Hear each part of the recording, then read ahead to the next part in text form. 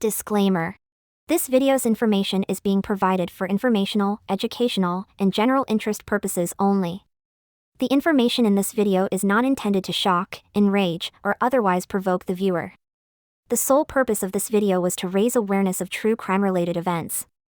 Copyright disclaimer. Under Section 107 of the Copyright Act 1976, allowance is made for fair use for purposes such as criticism, comment, news reporting, scholarship, and research.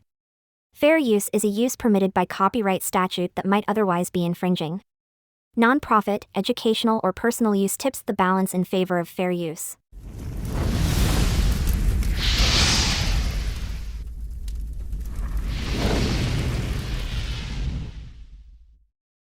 In the spring of 2010, Pan was in contact with Andrew Montemayor, a high school acquaintance who, according to Pan, boasted about robbing people at knife point when they were still in high school.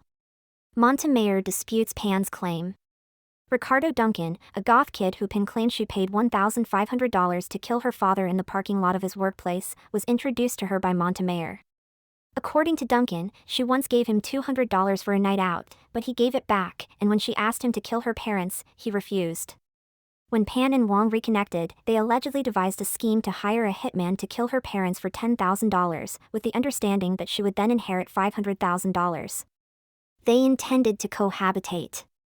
Wong gave Pan an iPhone and a SIM card so she could contact Crawford without using her regular cell phone. Crawford is a man named Lenford Roy Crawford who was born in Jamaica. Crawford got in touch with Eric Sean Sniper Carty, who then got in touch with David Milvaganam, a man from Montreal. Milvaganam and Crawford both had homes in Toronto, while Carty, who had previously lived in Rexdale, Toronto, at the time, did not. Milvaganam was allegedly one of the hitmen, according to the Crown, the prosecution. Later, Carty was found guilty of an unrelated 2009 homicide. The murder happened at the Pan residence in Markham, Ontario's Unionville neighborhood. On November 8, 2010, Pan spoke on the phone to Milvaganam before unlocking the front door of the family house. Shortly after that, Milvaganam and two other individuals with guns entered the house through the front door that was left unlocked. While Wong and Crawford were at work, the identity of the other two hitmen was not revealed by the Crown in the court testimony. Carty claimed that he was the getaway driver for the intruders and that he had chosen them and been involved in the attack's planning. He made no mention of being one of the three or of attacking anyone specifically. The trigger person's identity is still unknown. The three men led Bitch and Han to the basement where they were shot multiple times after demanding all the cash in the house and robbing the master bedroom. Han was wounded, but Bitch was killed. The three men then left after taking all the cash from the house, including the $2,000 that Pan had given them. Pan claimed that despite being restrained, she was able to free her hands and call 911. Pan received medical attention at Markham Stouffville Hospital before being flown by helicopter to a trauma center at Sunnybrook Hospital in Toronto. Pan had her initial police interview that night, the evening following the slaying. Later, after coming out of a coma, Pan told police that he remembered seeing Pan speaking in a friendly and soft manner to one of the hitmen. During her third interview with the 5th District of York Regional Police at the Markham Police Station on November 22, 2010, Pan was detained. In that interview, Pan acknowledged hiring the assassins, but she insisted that she did so because she wanted to be killed rather than her parents. In Canada, police are legally permitted to lie to those they are questioning in regard to the evidence in the trial as well as in regard to the strategies they are using. This is why William Bill Getz, the questioning police officer, told Pan falsely that he had computer software that could analyze lies in statements and that there were satellites that used infrared technology to analyze movements in buildings. Getz had gotten Pan to confess using the Reed method. On April 14, 2011, Milvaganam was detained at the Jane Finch Mall in North York, Toronto. On April 15, 2011, Carty was detained at the Milton, Ontario, prison, Maplehurst Correctional Complex. On April 26, 2011, Wong was taken into custody at his place of employment. On May 4, 2011, in Brampton, the final suspect to be taken into custody was Crawford. As a detainee pending trial, Pan was housed at the Central East Correctional Facility in Lindsay, Ontario. After being found guilty on December 13, 2014, Pan, Wong, Milvaganam, and Crawford each received a life sentence with a 25-year parole ban.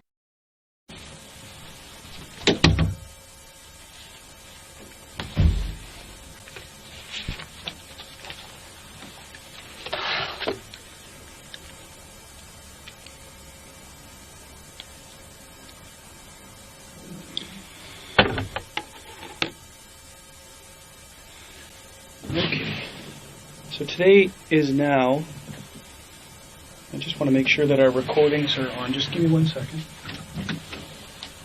Good to go? So today's the 9th of November, 2010. It's now, on my watch, 2:44 a.m. You're in a room right now that's being video and audio recorded. This is a digital audio recorder, and the reason I have that there is it's more of a fail-safe, that if something was to happen to the video system and recording, that I have another, it may not be a video, but I have a digital audio recording of what we're going to speak about. We're at 5 District. I want to go through a form with you. It may seem kind of, why you're doing this, but this is it's like you're swearing to tell the truth about what you're going to talk to me about, and it's also going to explain to you the penalties for not telling the truth.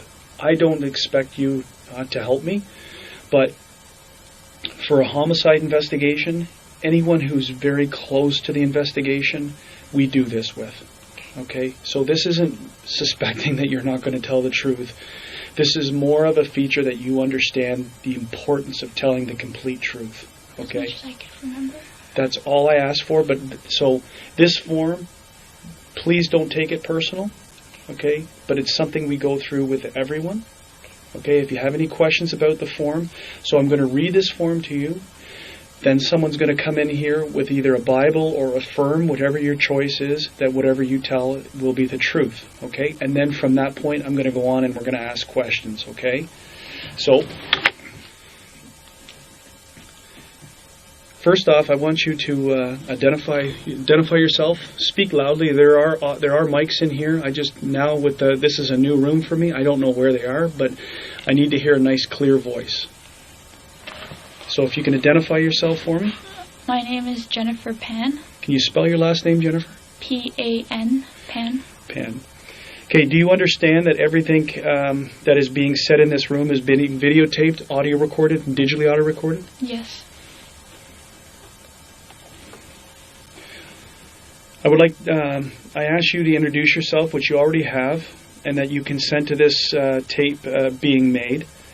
My name is Randy Slade. I introduced myself to you at the hospital. My badge number is 531, and I'm a member of the York Regional Police Homicide Unit. Monitoring this statement right here in the next room, okay, is Trevor Byard. His badge number is 1446.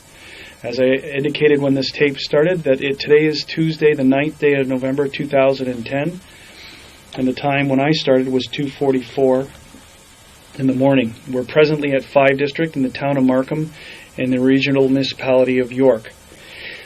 Is there anything I need to know in order to understand your statement? And that means do you suffer from any physical or mental condition, use of alcohol, drugs, or anything of any concerns that would influence your ability to give me a statement? No. We are investigating a murder. Okay, and you're aware of who it is. It's the murder of your mom. And can you tell me what your mom's name is? My mother's name is Big Ha Pan. Big Ha Pan. As a part of our investigation into the offense, I would like to interview on videotape and under oath or solemn affirmation or solemn declaration. It is my obligation to advise you of certain information before we commence this statement.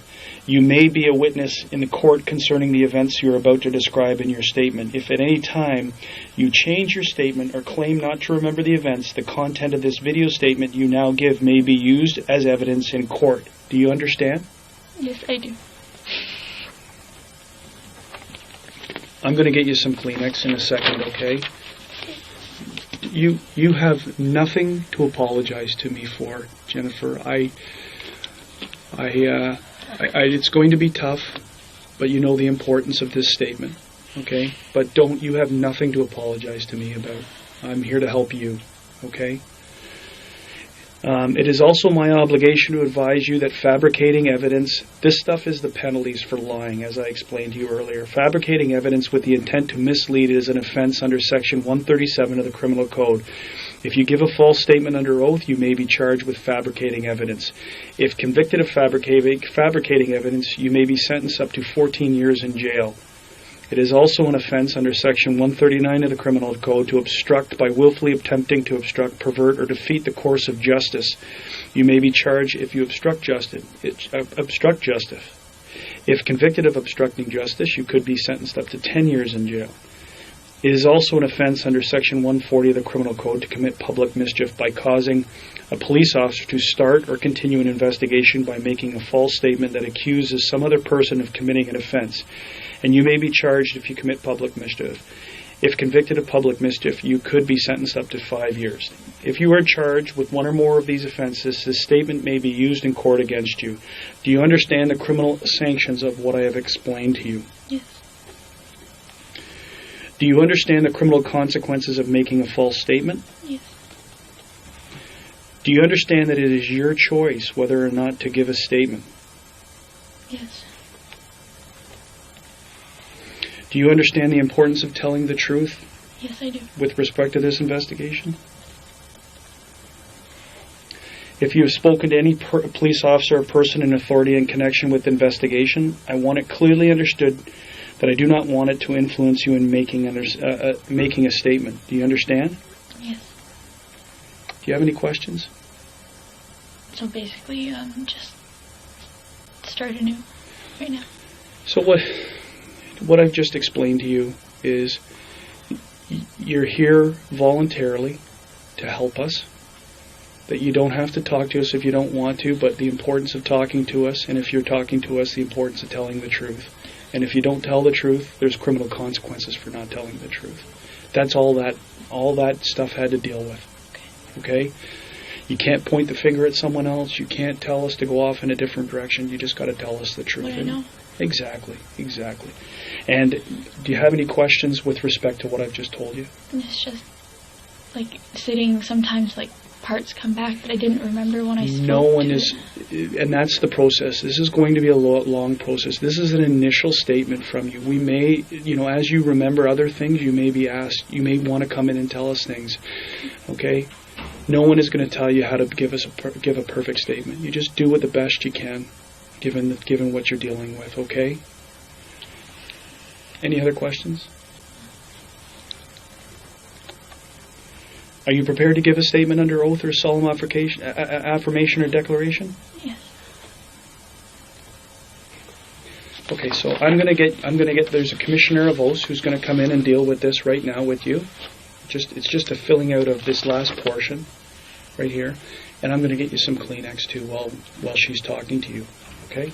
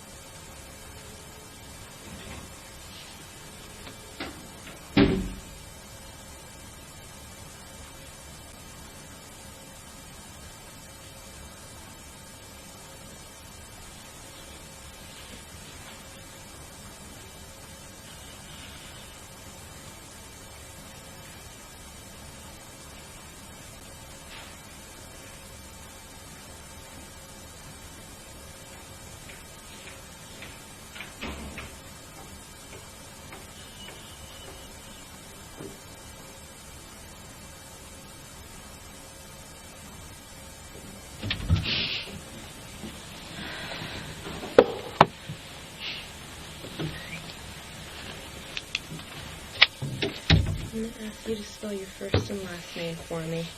Jennifer.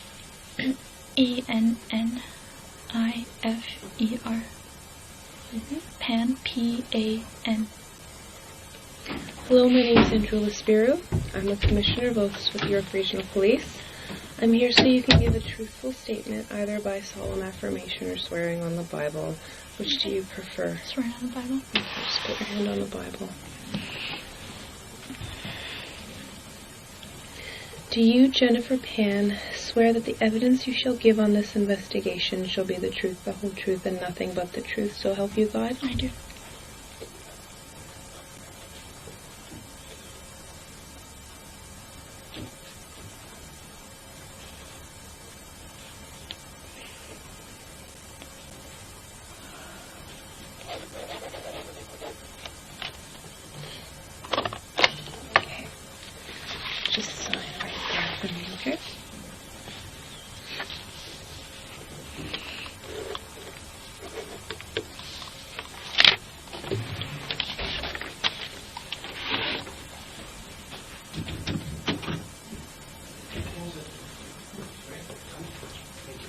just close that door for me.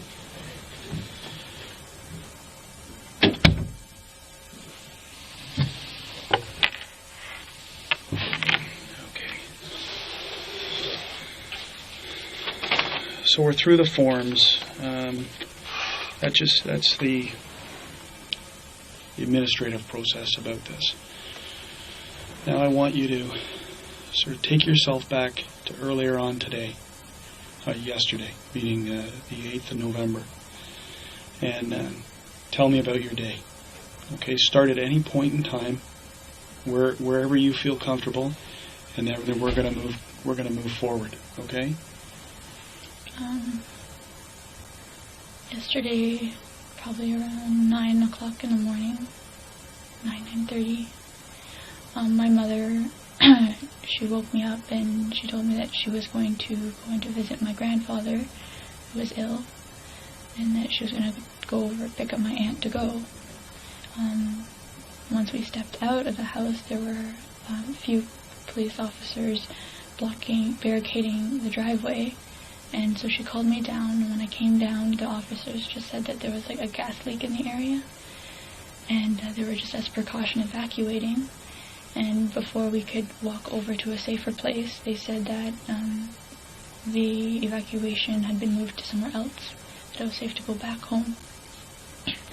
With that, my mom decided for me to stay home, and because I have some piano history stuff that I'm working on. So I was doing that on the computer, played a little piano. I forget what time my mom came home, probably around like 3:30. My father came home later than usual. He said that he had forgot to lock a toolbox and had to turn back, but I'm not exactly sure. He just was home later than usual. Okay. Once he came home, he phoned up my uncle and asked him to go to buy USB pen, I think, just to go shopping with him because my uncle doesn't drive.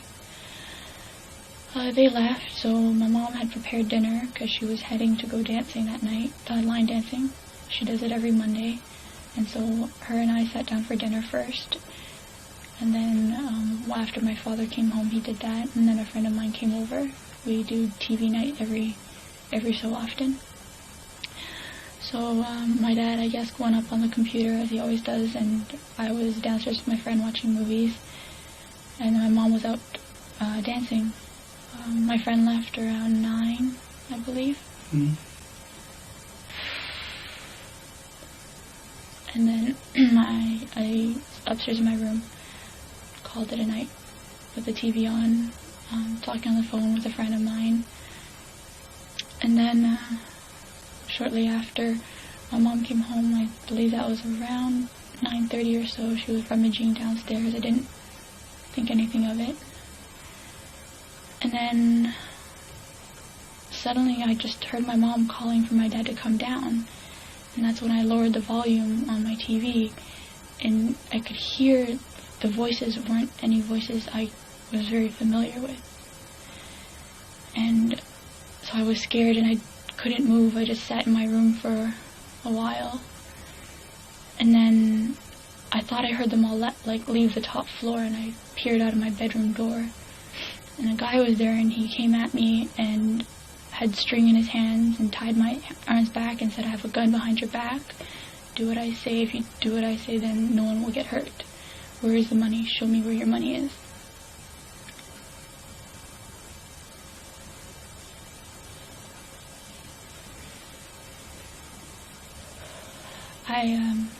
I have still a bit of money put aside from when I was waitressing, cash. So I showed him where it was, and he took it and put it in his pocket, I think. And then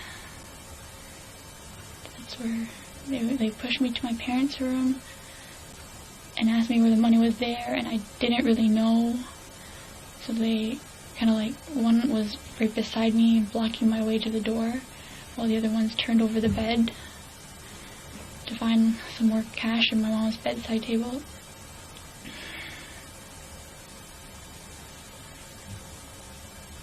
In which then they dragged me down the stairs and made me kneel at the bottom to telling me to face down on the floor while the other guy had a gun behind my head, and asked my mom where her purse was. My mom kept trying to get up, and they kept telling her to sit down, and so I didn't want her to get hurt, so I told her, "Mom, sit down." They were trying to find her wallet, but her English isn't good, so she kept saying purse. They kept pushing her down onto the chair. Okay. Take your time. Take your time. All this is very important, so take your time.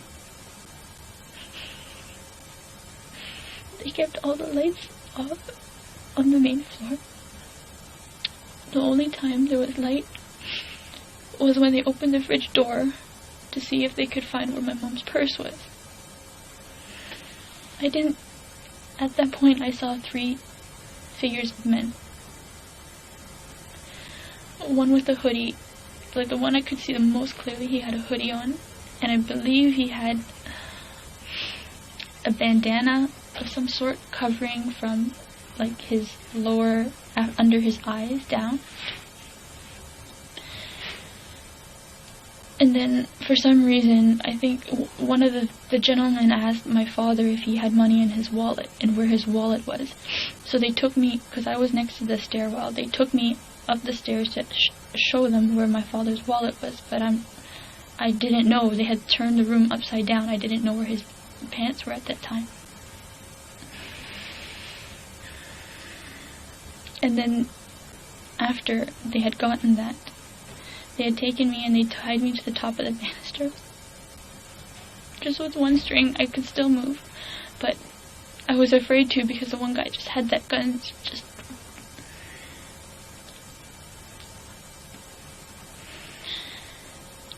Next thing I know, I think I heard my parents going down the stairs, and my mom was asking them for me to come with them.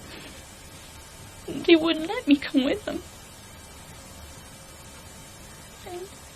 After they said, the last things I heard them say was, you lied to us, you lied to us." And then I heard 2 pops. My mom screamed. I yelled out for her. And a couple more pops.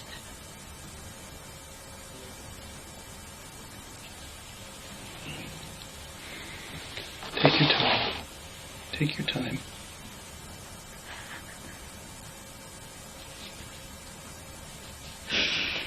And I think I heard my mom say or moan or something, and then they did one more before they left, and then one of the guys said, "We have to go now, it's been too long."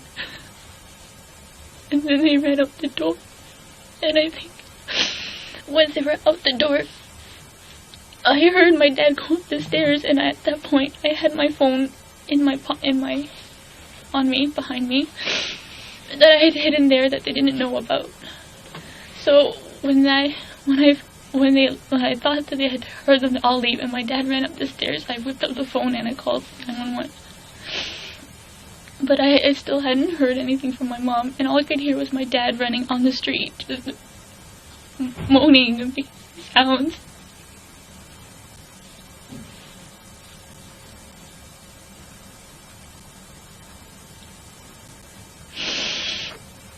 And that's pretty much what I've... So what happens? Continue on from now to the point that the police arrive.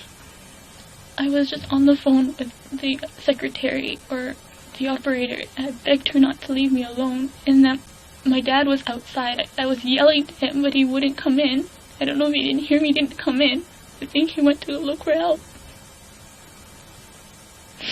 And I didn't get to see my dad at all until before I left the hospital just now. How did you get free? The cop came and he snipped the two strings off for me. I was asking them for so long, and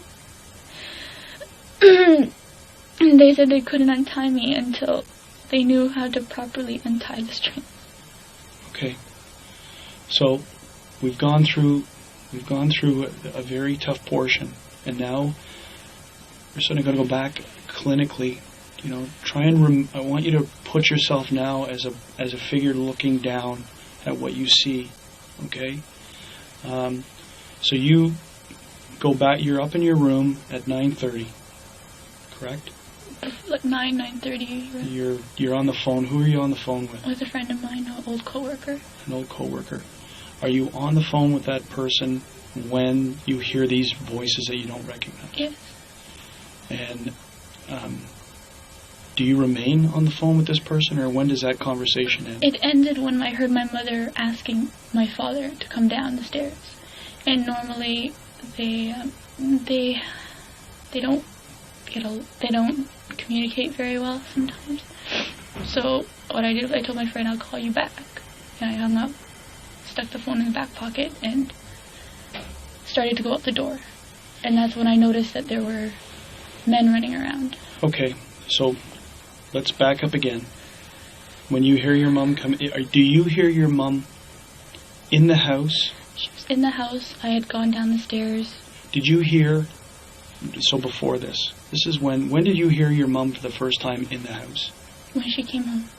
And what time was that? 9:15. Is there a time period, and where is your father at that time? He's just finishing on the computer, I think, and he was heading to bed. So did you physically see your mom?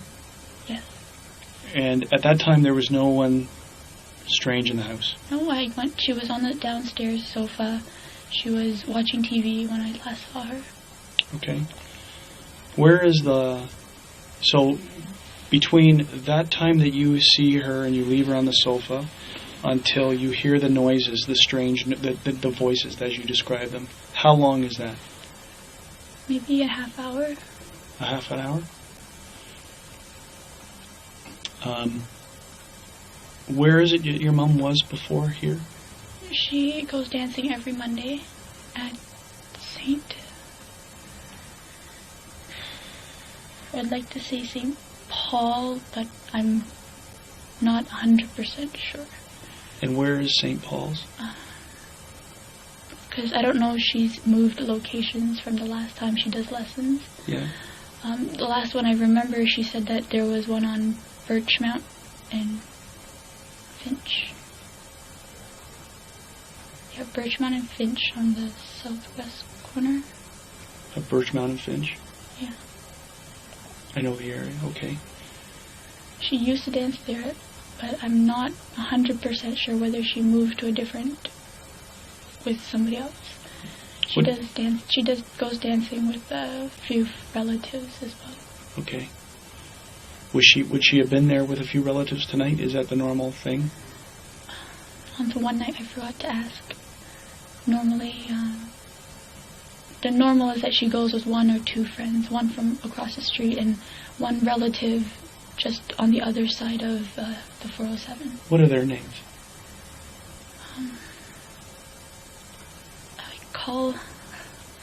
I only know their names by what I call them. Okay. I call one Bakmoy, and then the other one is my cousin, and her name is Vong. And the one who lives on your street, what number? The neighbor who lives on that she usually goes with? Across the street, about 2 houses down. I don't know the exact number, unfortunately. Okay, we'll find that out. So she's been going there for how long? She's been dancing for a long while. A long time? Maybe more than a year. Okay. What does your mom do? What does she do for a living? She used to work for Magna. Okay. But due to the job cutback.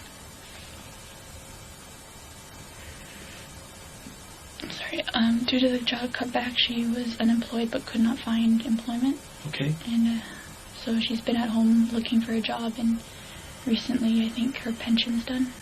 How long is she been out of work with Magna?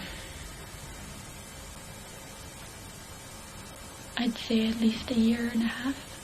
Okay. And what about your father? What does he do for a living?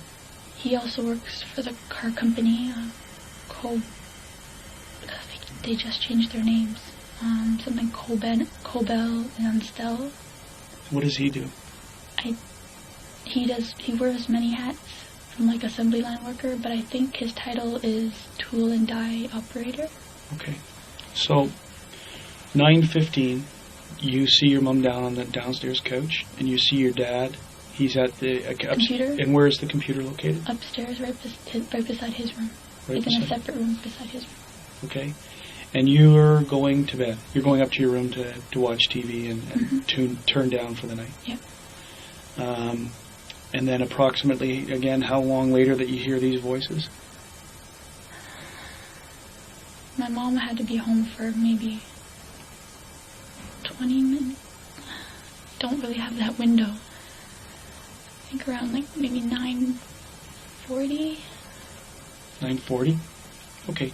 Estimates, it's fine. Yeah, I'm not expecting to hold you down to times because we can probably get that from who you were speaking to, right? Because how long after you end the conversation with the person do you hear the voices? They're already in the house. So you end the conversation because you hear the voices. You'll call the person back. Yeah, because I heard my dad and then I heard some strange voices is when I was like, I'll call you back. And who was it that you were speaking to? A coworker of mine. And what's that name? Ed?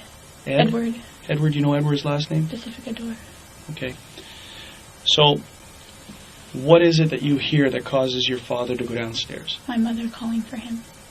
And what is she speaking in English or is she speaking in another language? She was speaking in English, which is why it also caught my attention. What language does she normally speak? At home we speak a mix of like Vietnamese is most fluent, but we do throw some Chinese words here and there. Okay. Or English words here and there. But the vast majority of it is Vietnamese?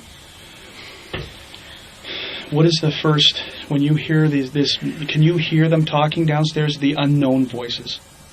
It's all a mumble. It's a mumble? Because I had the TV on, it was just all a mumble. When's the first time that you actually can hear one of them talking? When he was upstairs, and I thought he had left the upstairs, because I was frozen in my room for a while. Yep. Trying to listen in, but I couldn't hear over my TV, and I didn't want to startle them by turning it off or like diminishing the volume. So I was kind of pressed up against my door for a while trying to hear it. And I thought that all the people upstairs had gone down, so I opened up my door quietly and tried to peer out, and he saw me. And that's when he came. Did you have lights on in your room at that time? My lights were off. I only had the reflection off my TV, which is lower to the door. What do you see of this guy? And I'm calling him a guy because you said you thought they were all males. I think they were all 3 males. Okay, so tell me about this guy. He was medium build. Okay. I don't remember any of his clothing, unfortunately. The only thing I can remember was he had dreadlocks. He had dreadlocks. So can you describe his race to me? He was black. Was his head covered? Was his face covered? Do you remember anything about that? Just that his dreadlocks were kind of flopping all over the place. I couldn't really see his face, and they kept the lights dark as much as possible. How long were the dreadlocks? Were they like when you say they're dreadlocks and they were flopping all over his face? It's hard. I don't remember 100%. I think some of them were around his face were a little shorter, and then in the back there were longer ones. Okay. Now his complexion, there's various degrees of dark to medium dark to actually light. I'd say I wouldn't say he was the darkest person I've seen, but he was on the darker side. Any facial hair?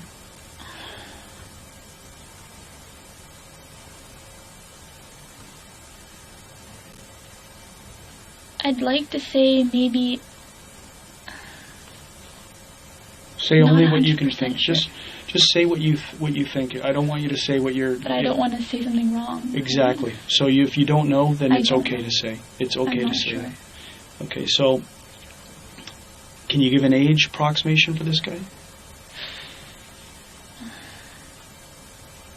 Well, when the other officer asked me, I was leaning along the ages of 28 to 33. So and someone who's established in life. I would assume so. Like not That's established just my meaning guess. world, meaning that he's been around. So a 20-year-old talks completely different than a 30-year-old, as you know. He seemed to be the one in charge. He seemed to be running the show. He's the one that had me. Like, he pretty much did not let me go. He was in charge of me. And all the money I showed him, he pocketed. Okay. Did he have a gun? Yes. Did you see the gun? I only saw the top part of the gun. What did it look like? Kind of, it was black. Yeah. And it kind of, not triangular, but it was slightly wider at the end than it was closer. Do you know the difference between what a pistol and a revolver is? Yes. Okay. Do you know if it was a pistol or a revolver? That particular one that he was holding, I believe, should have been a pistol. A pistol. Okay. Because the difference is the round part, right? So you tell me what's a pistol and what's a revolver. Which one has Okay. the round part? I would think that the revolver has the ones that the bullets go around. Okay. And it didn't look like that. It looked like more like a handgun. So it looked more like a pistol, Yes. what you're saying, not a revolver. No. The Okay. other gentleman, though. We'll go to the other gentleman. We'll go this in stages so that we're not dealing. We'll call this guy number one, Okay. because you're saying that he seemed to be running the show. He was in control. From my perspective, yes. He was in control of you. Yes. Is this the gentleman? Is this the guy who tied you up? Yes. Okay. I want you to But describe. he was the one that tied my wrist together. He wasn't the one that tied me to the banister. Okay. So where did he get the shoelaces, or whatever the laces were, or whatever it was that tied you up? I'm not sure. It might have been from my mother's room or the study room, or because my mom has a sewing table next to her bed. So when you open the door, where is this guy? He was just stepping out of my brother's, well, what formula would be my brother's room. So he's already on the upstairs. Yeah. Do you know where the other guys involved in this are? I know one stayed with my parents downstairs. Okay. The other one, I'm not, at that point in time, I was more focused on him, like, he was seeing me and he was coming after me. So you're Like saying him. there's three for sure? Yes. That's all? You saw a total of three at one time? You saw three people Yes. together? Yes, when I went downstairs, I Okay. saw 3 shadows. Okay, so this number one guy, and we're calling him number one because he was the one who tied you up, and he's the first one that you actually are confronted by. And he comes out of your brother's room, or what was formerly your brother's room, and he comes into your room. Mm-hmm. And what happens in there? He tells me to sit down, And and he shows me his gun. So it's not pointing at you, but you see Not it, yet. and where is it? It's like in a holster almost. Okay. And then he showed it to me, and he's like, "Don't move." And then someone else brought him the shoelace. Okay, can you describe the other person who brings the shoelace? He was the second person and the only other person that I encountered with. Okay. I only saw the third guy, but he didn't encounter with me at all. Okay. He had a hoodie and like a bandana over his face. Yeah. His complexion, and it was really dark, but I could tell that he was darker than the first guy, So he's a male black as well, but thinner build. but thinner build. So we got a medium build, thin build, and what about the height? Where are we in height scales? How tall are you? 5'7". So where are they in comparison to you?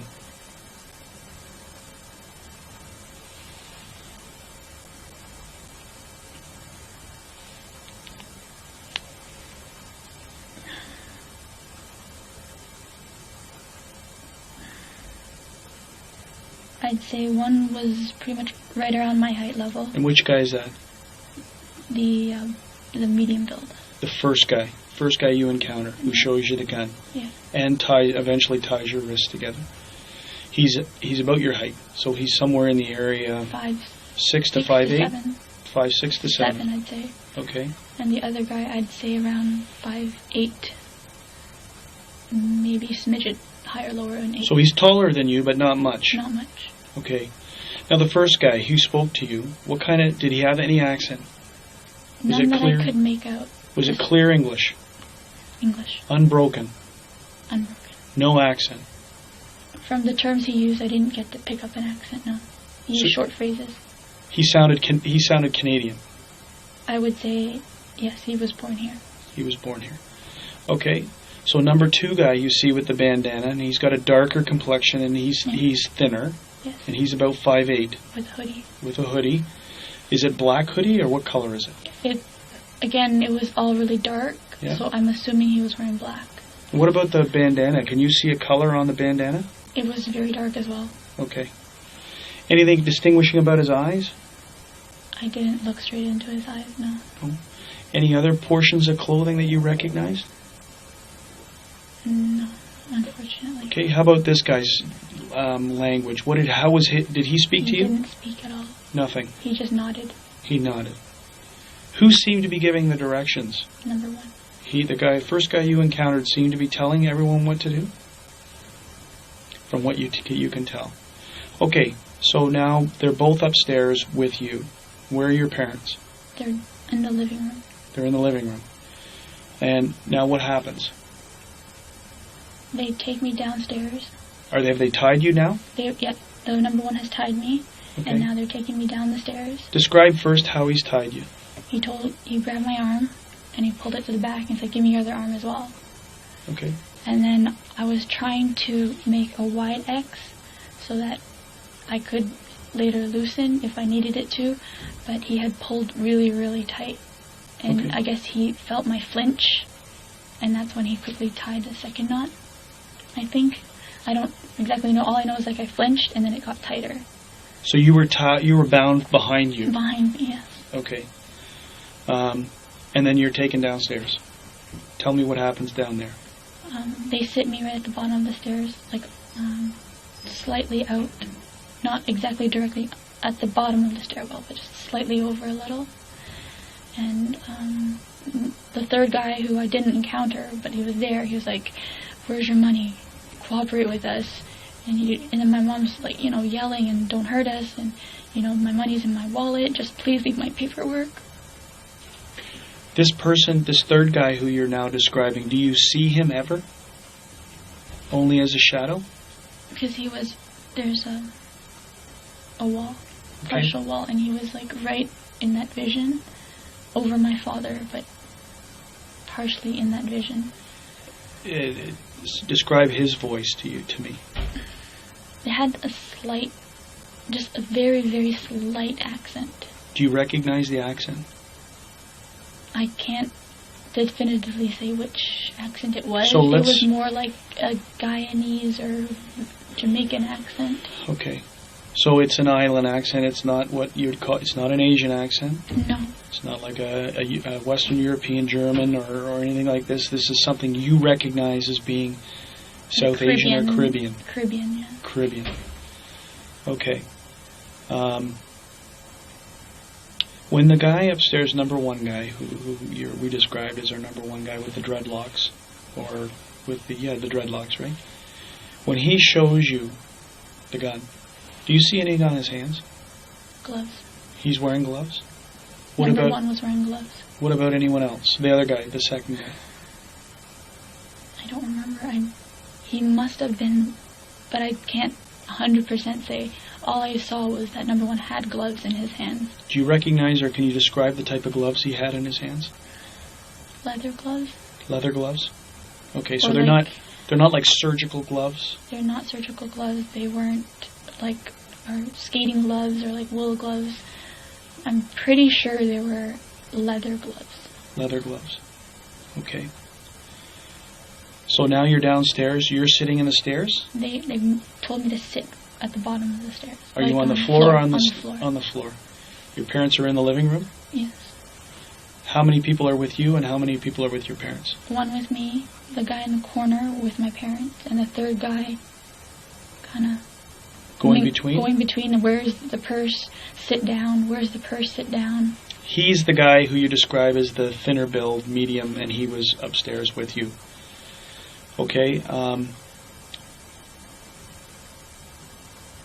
where do you go? What happens from this point? Now you're down on the stairs, and there's a guy going between. There's two, obviously, your parents in the living room. You're on the They're floor. looking for my mother's wallet, but she can't. She's.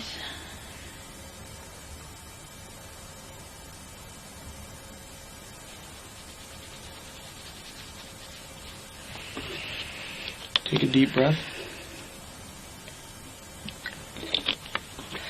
Best way to do this, the best way for you to on these parts in here, is to pull yourself out and be like you're an observer in this. Okay, it's not going to help you through or heal you through, but it's going to help you try and remember components, and it neutralizes what your mom said. You just are now hearing, you're echoing what your mom is saying to these people. Okay. After a bit, she had realized that she didn't carry a purse. She had just gone home from dancing, so her wallet would be in the bag, and that's where the money would be. And while that guy's searching for her and telling her to sit back down, the one behind the wall was asking my father if he had money in his wallet. And my dad said yes. And they asked how much. I think I heard my dad say $60. And then the one that was with me was signaled, and he said, "Come here, go show us where it is." He had a lower tone. Who's that? Who? Number one. Number one. A lower voice? Yeah. Okay, and this is, and you say the reason 28 to 30-ish, 33 is why? Why do you hear that as being the age of this person that you're dealing with? That he's... It's just the way he, like, his muscular tone. I don't know how exactly to say this, but he wasn't like built like muscular like a young man. What about the second guy you hear when you? How old do you think he would be in? I didn't hear his voice. I didn't get to see much of his face. Okay, so you don't know. But if I had to guess, I'd say younger than that number one though. Okay, so they take you. You're now there, and they're wanting to go to this wallet. Yes. So they're now telling me, like, dragging me by my sweater, get up, show us where it is. Okay. And one kept me at the door while one was inside looking. When you looked inside that bedroom, had it been, you said it was tossed, had it already been tossed? So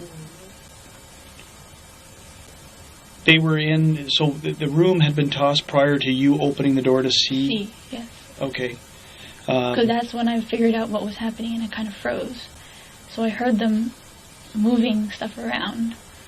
And how long do you think that they were in, that you heard between the time? I guess it's tough in the freeze time, but how long do you hear it and then moving around before you're confronted by one of them?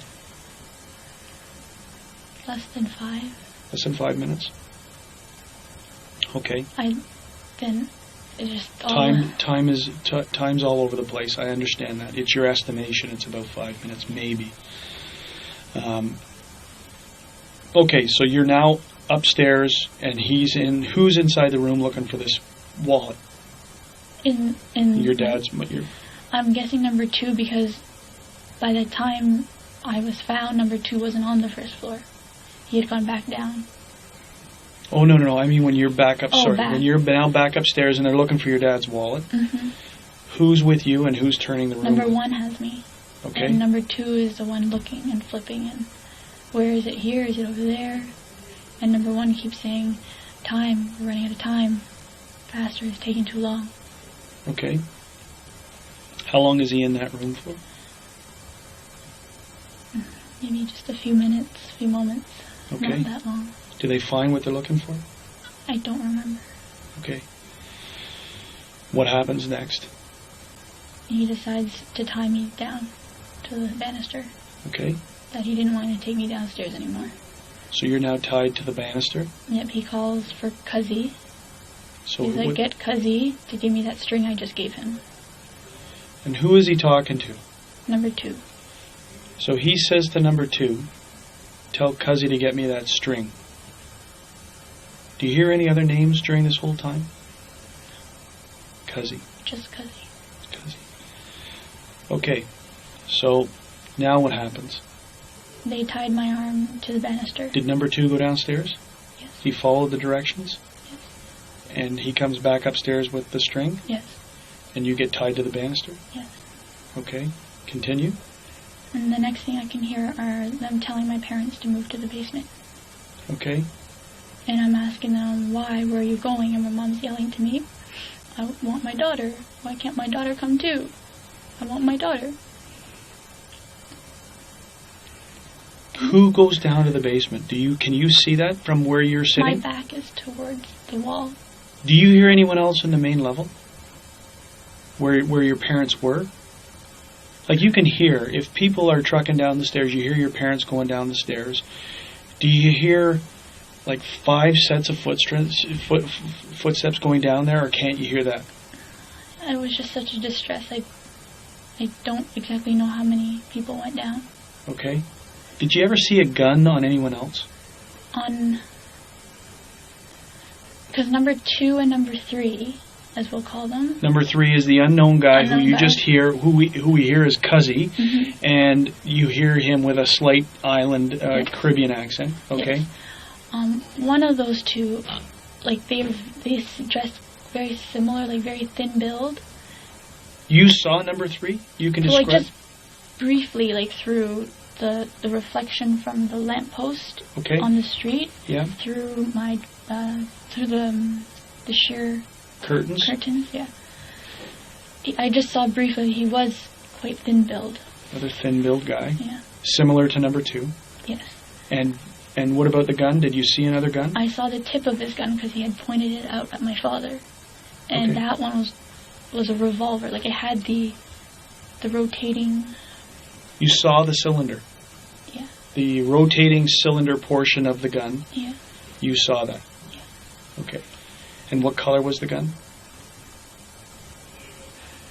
I was quite a bit away.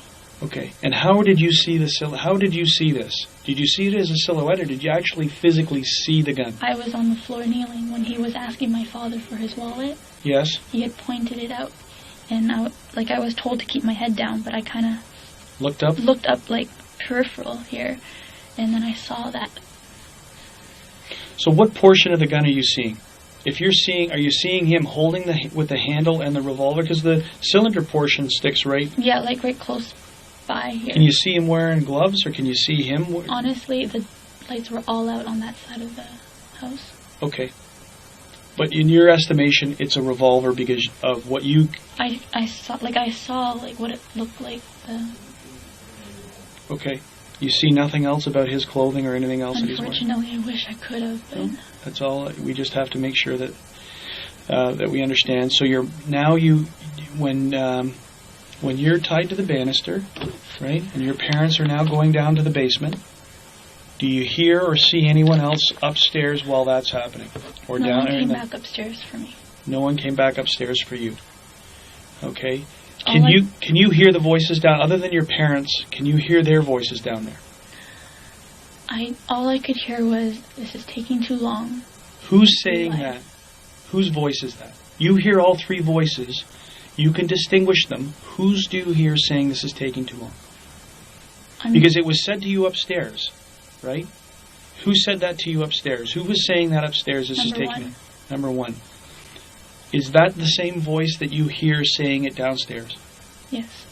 The only 2 of them voiced. Number 3 and number 1 voiced up. Voiced up. Yeah. Who do you hear yelling, "You lied to us," or to that extent? Number 3. Number 3. I'm assuming it's to my father, because he was the one asking for the wallet. Now, your mum with her wallet. Do you know if your mum had gone to the bank after her dance class, or after she had finished? She just went to the bank a few days ago. Okay. What type of car does your mum drive? And first off, did your mum drive tonight? What type of car does your mum drive? A Lexus. A Lexus. ES300. And she drove tonight? Okay. So, now you hear this commotion downstairs. You said you heard 2 pops. And you heard who scream? My mom. Your mum. And what was she screaming? Do you remember? Couldn't make it out. It No? was kind of like a cry yell, so it was just... Okay. Are they still talking? Do you hear them talking? I was focused on my mom. And No, I understand. I'm only going to ask questions that I can try and tweak your memory for, okay? So you hear the two pop noise, you hear your mum screaming, or crying, or screaming, or yelling, and then you hear some more. I hear you. Do you know how many more you heard?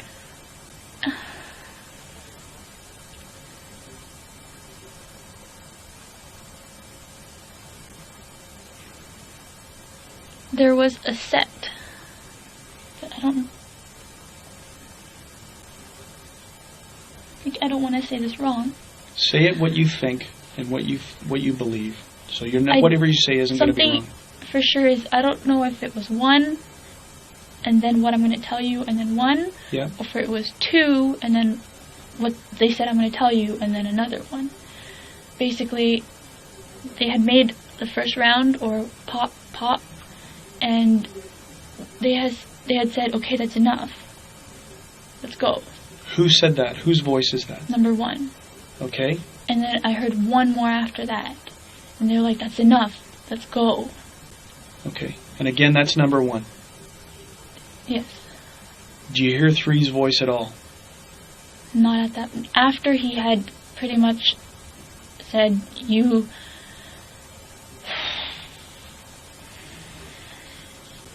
After he said that you lied to us, you just had to cooperate. And then they shot him, and that's the last time I heard of three. Okay. So, how many shots, not putting it in sequence, how many shots do you think you hear in total?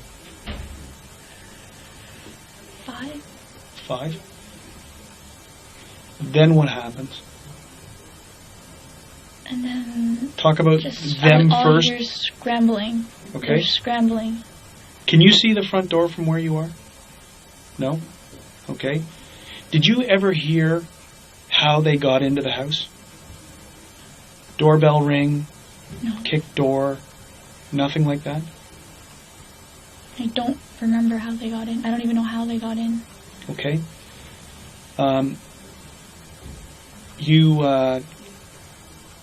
You hear scrambling noises.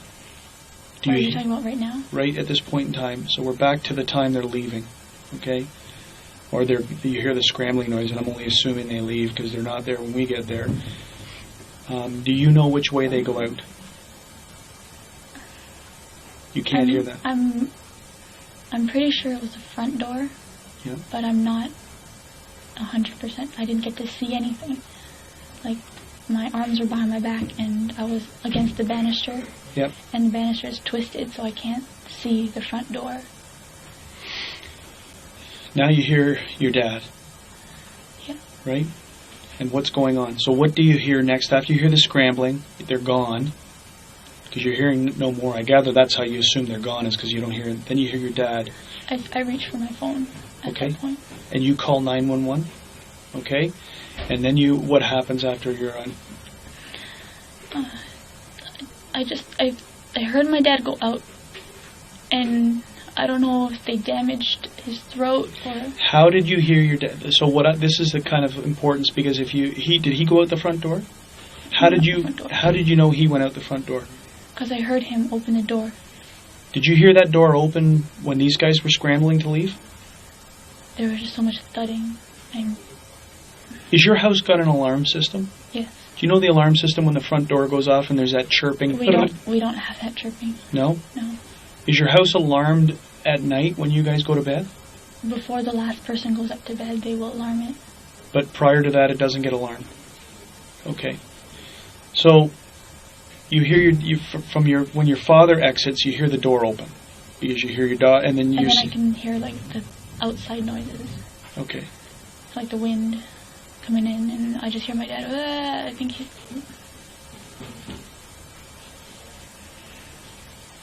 You think that he's sustained some kind of injury because he's not. You can't understand what he's saying. Okay. What about can you hear your mom? Okay. Where does your dad go? Do you know where? You never see your dad again until when we're at the hospital. I think that's what you said, right? I saw him when he was on the gurney, but the officers walked me around, so I really didn't. Okay, so now you're upstairs and you're on the phone with the 911 operator. Okay? You remain on the phone until the police arrived? And the officer is the one who gets you free? He first had to secure the place. Yes. It took me a while to get somebody upstairs. Okay. He And just kept screaming. okay. And I guess they went into my bedroom, and I have a pair of scissors that I cut my hair with. Yes. And they said that they cut it for me, but it was still a while longer until after they cut the string so that I could be free. Do you understand that they of the importance to clear that what they were doing? It wasn't to leave you in any kind of trauma or anything like that. I understand, but it's just... It's a very tough question considering all the things that you've gone through tonight, Jennifer, is any of the tying up, any of the binding, any of the things, were you sexually assaulted in any way? It wasn't that. This was strictly, they were after money. From what I saw, they were after money. They wanted it now. How much money did you turn over to them? From my personal, I had about $2,500. $2,500? And where was Roughly. that? And where was that? In my nightstand underneath the TV. Okay. And that was from work that you had done? Yeah. What do you do for a living now? What are you doing right now? I heard you were saying about piano. Are you in school? I recently lost all my students in piano. I had a few Yes. for a while, but they've gone on to university. That's why as of September I didn't have any more students. So you were a piano instructor? Yes, out of my home. Okay. Just for family, friends, here and there. Also, my family needed me home for a while, and I was doing some piano classes with a very good teacher of mine. Okay. And I'm going back to school in January Two. to study biotechnology engineering. Okay. Your parents, are they known to keep large quantities of cash in their house? Do they have a large quantity of cash in their bank? I wouldn't say that it was large enough to raise flags. It's enough to pay bills. Okay. My mom's very diligent on making sure just enough. Just enough. So she wouldn't carry around a lot of cash, is what you're saying. We did just come back from vacation, so we did have not a large sum, but a sum that we didn't spend over in the States. And when did you go away on vacation? It was the weekend. My cousin got married on 10/10/10. Okay. And where did you go? We went over to Buffalo. That's where the wedding was in Buffalo? Well, just within Buffalo. Yeah. Within the area of Buffalo. And when you say that you came back with a quantity of cash, how much money are we talking about? At least $1,100 in U.S. funds that my mom was going to go to the bank and put it in immediately, but family circumstances that we've been dealing with when we got back. So what are those family circumstances that you were dealing with when you came back? Well, my mom's sister was in town for the wedding, and then my mom, the weekend after that wedding, we took her to Montreal for like one last visit before she went home to the UK to her son. Okay. And then, honestly, I think probably like a day or two after that, my grandfather fell really ill, and he went to the hospital, and my mom and I were the two main people, because my uncle doesn't drive, so we were the ones driving in and out all the time. So, is this your mom's father? Okay. So that $1,100, did it get taken tonight? I believe so. And where would that have been? In my mom's bedside table. And you said you saw them. Did they go into that bedside table? And was that the second time that when they were upstairs and they were looking for your father's wallet? While they're looking for my father's wallet, they flipped the bed off, and they're like, "Oh, you missed that drawer." like number one told number two, you missed the drawer. So number one was the one that leaned over and pulled it open. Okay, you guys are inside the bedroom? I was just at the doorway of the bedroom. Okay. So, where in relation to this bedroom, and where is this? Very tight space. Okay, so he could stay with you and still reach around and grab this and open this drawer, and that's where they found... Well, he kind of pulled me with one hand closer as he leaned over, but it was close enough that you could maneuver. Okay. And so they grabbed that American money? Yes. You see it go? I saw him fold it and put it in his pocket. Okay. And did that seem to agitate them? Did you see any change in behavior after that? They're like, there has to be more. Who's saying that? Number one. Is saying there has to be more. Do they look anywhere else? Are they looking anywhere else? Not besides my mother's wallet, still in my dad's wallet. I don't even know if they got it. But those two things that they wanted to see. Whatever happened down in the basement, I tried to hear as much as I could, but it was too many people, and we have really creaky floors, so it's... When they're in that room, inside the bedroom, and now, is it lit any better? No, so it's still all in darkness? So you still can't see if number two has got gloves on or not? No, they had, like, something blind me. Like, number one, when we first got in the room, the light was on. And he's like, hold on. And he grabbed, I don't remember what he grabbed, jacket or sleeve or something, and he kind of, like, shielded me with it. And that's when he took my glasses and he, like, tossed them. So he took your glasses off? Okay. How did you get your glasses back? I asked the officer. Okay. And how bad are your eyes with your glasses off? Degree-wise, I'm about high 4, I think 475 and 525. Okay, so you have, with your glasses off, it's difficult for you to see things, right? I can see shapes, but no definition. But prior to all of this, you had your glasses on? Yes. So when you described the gun, and you described the dreadlocks, and you described number two, what about when you saw the revolver? Did you have your glasses on at that point in time? Yes. So all of these observations are made with your glasses. It's not until you're tied upstairs, they're Right before they tied me to the banister. Like when we went up the stairs the second time. Okay, and who ties you to the banister? I'm not sure if number two helped number one, but it was behind me. I'm not sure who did the tying. But number two goes downstairs to get the string to tie you up. And brings it up. And brings it up. From this cuz. Cuz. And you're sure it's cuz, like cousin, cuz. I'm assuming. So, no, I'm not saying that that's what it is, but it's on that line of cuz. Yes, go tell cuz. Okay. And again, that's number one who's saying this. Is there any reason to suspect, or anything that's happened in the recent weeks leading up, that would have you guys be a target of some type of incident like this? We live a straightforward, kind of almost routine life. Where is your brother right now? He's here. But does he live with you guys? In the summertime, he goes back in September, normally end of August, goes back to school. Okay. He moves out there. What school is he at? McMaster's. And what year is he in? Third year, I believe. Third year of what type of program? Engineering. Engineering. So there's nothing.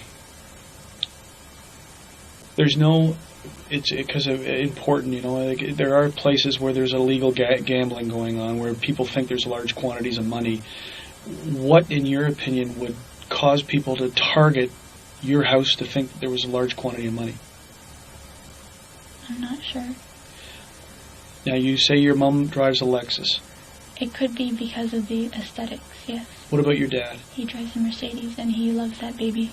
Is that right? So your mom drives a Lexus, your dad drives a Mercedes. The area you live in, what's the square footage of your house? Do you have any idea? 2,100. 2,100. And the only thing that happened tonight, that happens every Monday night, is your mom goes to dance. Yeah. And you think it's at St. Paul's, and that would have been in the Birchmount and Finch area? Yes. Southwest corner. Yes. She goes there at what time? She leaves the house at 7, picks up her friend on right off of Kennedy, Yes. and I believe she starts at 7:30 to about 9, and then she's usually home around 9:30. Usually home around 9:30. And so nothing was any different tonight, other than the fact that she may have been home a little bit earlier than that. Is that right? I think you said 9:15. No, my father after work. That was the only difference. Your father being late because Coming home after coming home after work. And what time did he arrive home? Well, sorry, we still haven't updated all our clocks Yeah. on the daylight savings, but I think around 4:30 or so. Normally he'll be home by 10 to 4. Okay, so 4:30. And does he leave? Does he go out for the rest of the night, or is he in? Well, he came home, Yeah. and then Oh, he went with his... my uncle. Yeah, he Yes. went with my uncle. I don't know where they went. All I know is that he came back with a heat vent. I don't know. He bought something for the heat. Okay. He said he doesn't like how the draft comes up. He likes it to be focused. Oh, on. so it's like a heat deflector. Yeah. Okay. For the For the floor heat. floor seating, the heating elements on the floor. Okay. Yeah. The registers, yes. Yeah. Okay, so and what time does he get back? I had finished eating. He probably got back around 6:15. 6 or 6:15. Does he go out again? No. Is he on the computer for? The remainder. What does After he do? dinner. He ate dinner first. What does he do on the computer? He reads Vietnamese news Okay. and Vietnamese soaps, I guess. And your mother, you believe, comes home at 9:30, like normal. Around that time, more or less, there's nothing unusual about her time of coming home. And it's 10 to 15 minutes later that you hear the noises? You hear the different voices? I'd say. Okay. Maybe a little later. It could be closer to... It could have been 45. Is there any way of finding out for sure where your mum, where this place was that they did dancing tonight? I believe my cousin might have gone with her. Okay. Might be very important for us to find out exactly where she was, where this was tonight. Okay. Okay. You just sit tight for a minute, okay, and think about anything else that you can that might help us in this. We've gone through a lot of the details, and I just want to talk. I just want to talk to the officer who's monitoring it, and I also want to talk to the lead investigator just to see if there's anything else I need to ask you about. You've explained the scissors which were found upstairs in the area. They were used that you would cut your hair, but an officer came and brought them to you to cut you free. Okay, is that correct? Okay. Did you ever go down into the basement? No. Well, and where did you go I once? went to the basement earlier in the night when I was with my friend watching movies. No. I mean... During that? During the time. And who was over watching movies with you? What's her name? Oh, his name, Adrian. Adrian, and Adrian's last name? Timkovitz. Tinkovitz. And where does Adrian live? He lives on Birchmount. No, sorry, Brimley. Brimley and Finch. Brimley and Finch. Okay, and how long have you known Adrian for? More than 10, 15 years. So this Like is high a school. kind of a regular occurrence for you guys? Yep. We meet up once a week, if not once a month, depending on how busy our lives are. Yeah. And we sit and we watch our usual shows. Okay. And so that's what happened tonight. Mm-hmm. And what time did Adrian leave at? 9. At 9? 10 to 9, 9 o'clock. Okay. And Edward is who you were on the phone with? Yes. Okay, until you got off the phone because of the noises. Did you tell Edward what was going on? No, I basically just told him, I gotta go, I'll call you later. Okay. Do you know what show you were watching when this was going on? What you had on the TV? Sorry, multitasking. I was watching Gossip Girl, and then I was watching K+8. K+8. It's just the time, what we're doing is to time stamp things, right? Not only the phone and whatever else. Now, as part of the investigation, we have your cell phone right now. Mm-hmm. We're going to ask you if you would consent to your phone records to help us on the investigation, and that will, again, that's part of the time stamping of things, of who you were on the phone with, who you were talking to, and when this happened. I just don't, I talk to people on the phone, but I don't really want them to know what's happening with my... The unfortunate thing is that probably Edward and Adrian are people who were probably going to be interviewed because they were in the house and they were on the phone with you. So as much, and I'm telling you that the media is going to be around this case, and that's that, we have no control over what they say and what they do. My only advice to you is don't read the papers and turn the TVs off. Right? They may come and go and very quietly disappear because something else pops onto their radar. But,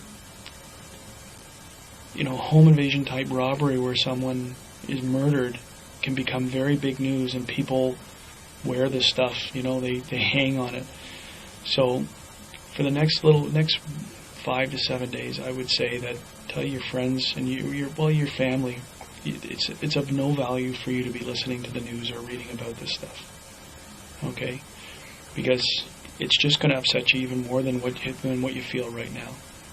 So just bear with me for a minute, okay? I'm going to go and it may be a little bit longer than a minute. I'm just going to go and talk to the officer who's monitoring it to see if there's any clarification questions, and also the guy who's investigating it, if there's something else, when I brief him, if there's something else I should be asking you about, okay? And we're very close to being done.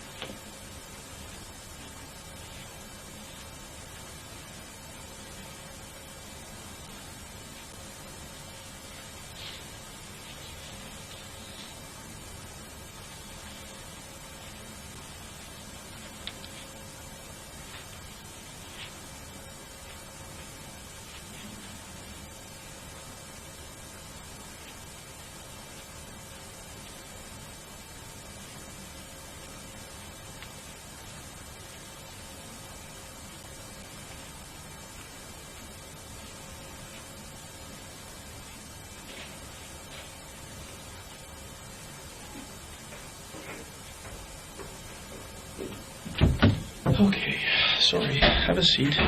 We got just a couple more questions. We're going to give your phone back to you. Okay? And your brother is just being interviewed next door.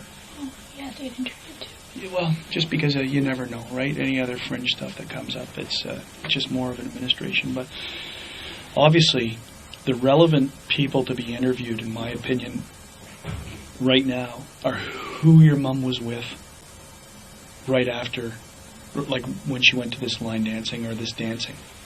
So we can clarify where it was and, you know. Like, I'm 90% sure that it's there. Okay. It doesn't take a rocket scientist to figure out that could she have drawn them here from where she was because of the type of car she's driving and where she's driving to. It's very possible. It's something that we obviously have to explore. So how am I going to find out who she was with tonight? I don't have her number at home. Is there a way on your my phone? Uncle, Can you use your phone to find out who the people she was with tonight? I could phone one of my uncles and ask them for that girl's number. Okay. It's one of his nieces. I'm going to ask you to do that, okay, if you can do that for us. Who are you with? What phone service are you with? Rogers. With Rogers? Okay. We're going to prepare a consent for you for the phone records. And then I'm going to give your phone back. I'm going to ask you to call this uncle so that we can find out where she went, who she was with, and where she went tonight. Mm-hmm. Because we need to obviously find out, confirm where it was, and confirm who she was where and if there was any problems. Okay? The cars. How many cars? Yes? Oh, thank you. Thanks. You want to check to make sure that's your phone? Yeah. Are you the owner of that phone? Are you the on the plan? Is it under your name? Okay. I just asked them to put 2 initials on because I just, like, caller ID when I call in, it's not my name. It's not your name, but it's still your phone and you use this, and right? I pay it. And Okay, what's your cellular phone number? 647 965 2118.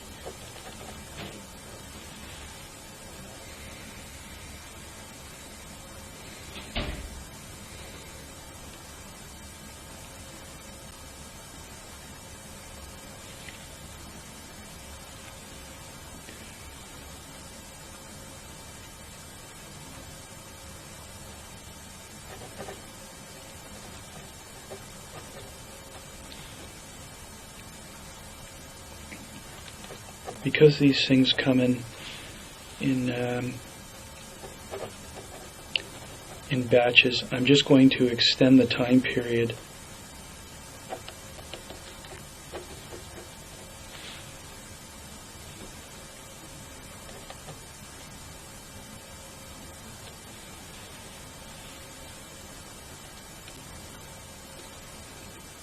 Just because I give it from the 1st to the 9th, because they may even give us more time. It's just the way that the information comes off of their reading, okay?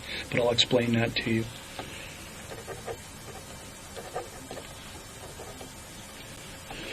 I'm sorry, your mom's first name?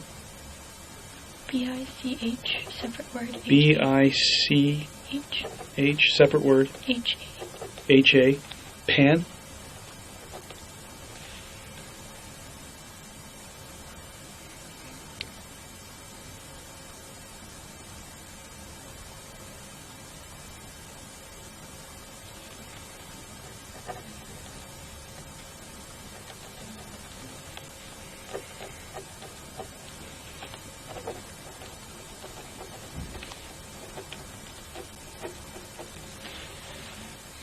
So,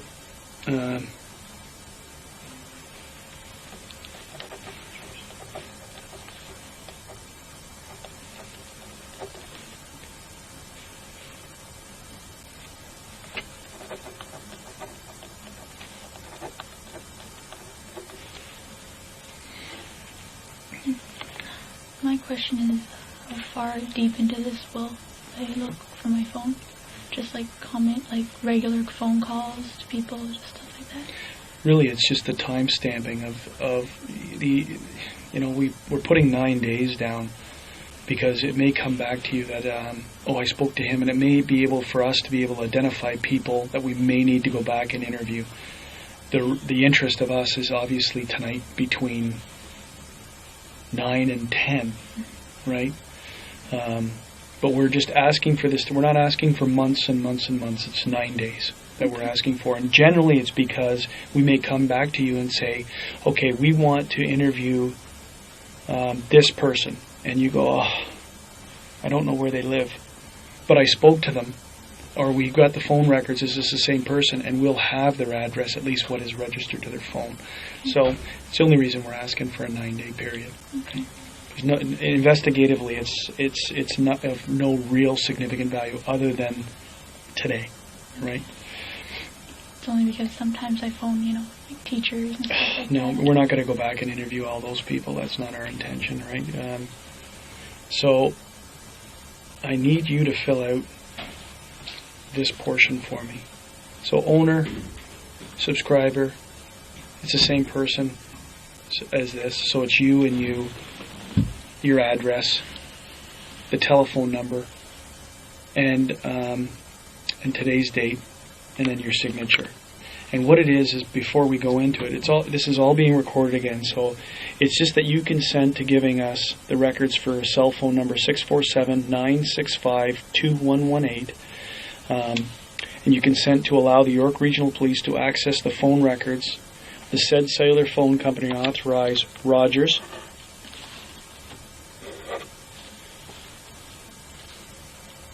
for the following: billing records, incoming and outgoing numbers dialed, registered owner information including credit and payment history. This is really how we link phones to people, how we confirm that it's your phone, and the tower site location if requested for the above mentioned times and dates.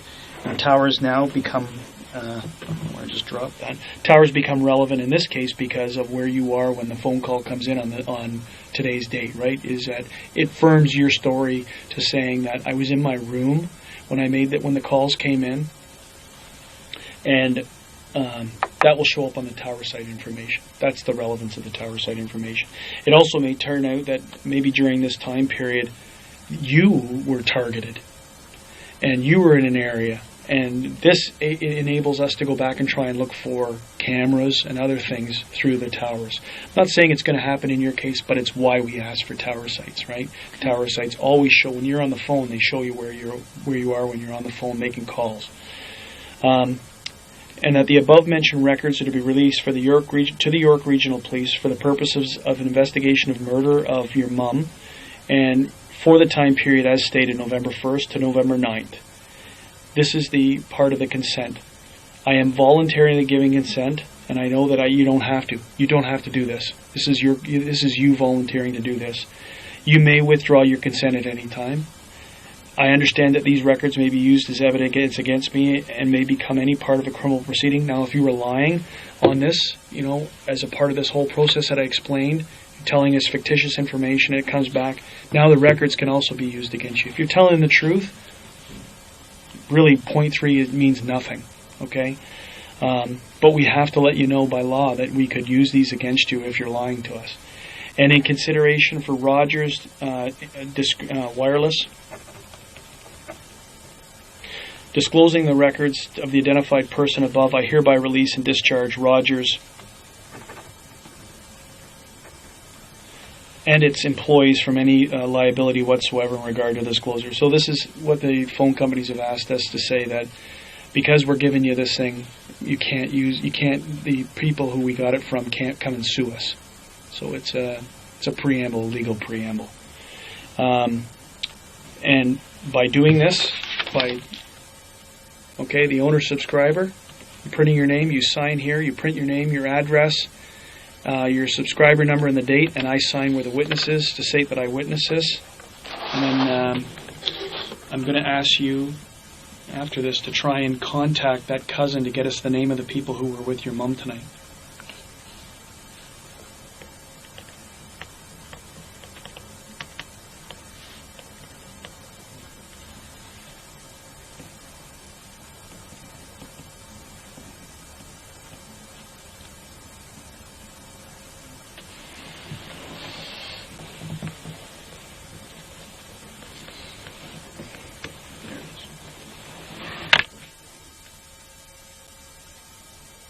need the full address? Yeah, Markham. Yeah, Markham, Ontario, just to state.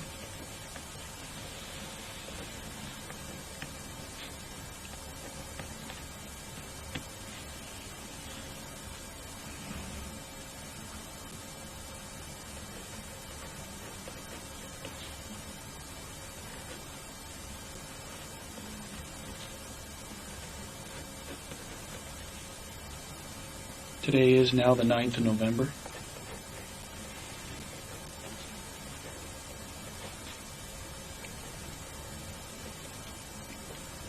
And I'm going to sign to witness it. So will I be informed of who of my, if anybody, if they're contacted on that? The chances are, if you're going to be, so you can almost guarantee that Adrian and Edward we're going to need to speak to them, right? Because Adrian was in your house. Remember, if they're doing forensic testing in your house to try and get DNA and anything else in there, they're also going to need stuff to eliminate people, right? So Adrian was in your house. Yes, he was. So we need to try and, when we shut this down, because it doesn't need to be disclosed on video about their personal information, I need to get Adrian's contact information. I need to get Edward's contact information. I don't know if we're going to contact them tonight or this morning, but sometime today they're going to be spoken to. Okay? Our priority is who is with your mom. That's our priority right now. Okay? But I just tweak me back. How many cars does your family own? The Mercedes and the Lexus. And where do your parents park these cars? My dad always parks it on the right, and my mom always parks it on the left. Inside the garage? And where do they enter the house when they park in the garage? Is there an entrance through the garage? Okay, so that's the normal course as they park. Unless we plan on going out somewhere, we leave the car in the driveway instead of having to go through the garage. When you left tonight after this incident had happened, did you see the cars in the garage? I did not, but I believe that one of the officers went and checked and said that the cars were still in the garage. The garage doors were closed? Yes. Okay. Is there any video equipment, video cameras, or any video system in your house? To record? No? No. Okay. Is there anything else that you can think of that might help us right now in this investigation?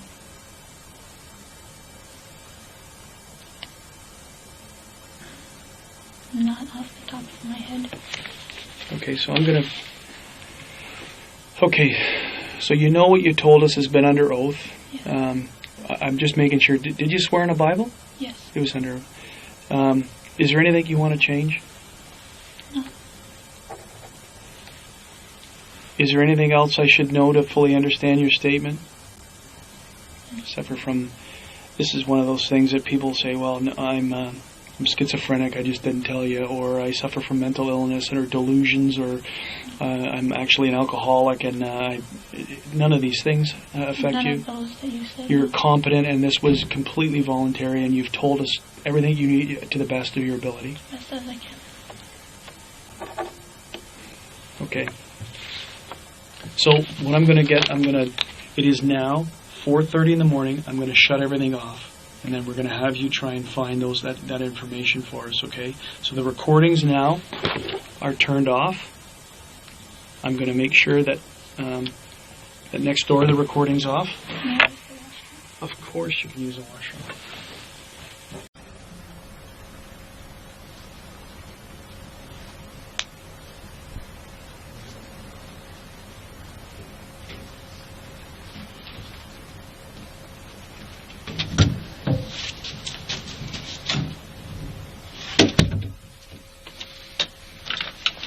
Okay, Jennifer, I'm going to explain this sworn video statement form, and as we're now being recorded, this is not new to you. We've done this once before, okay?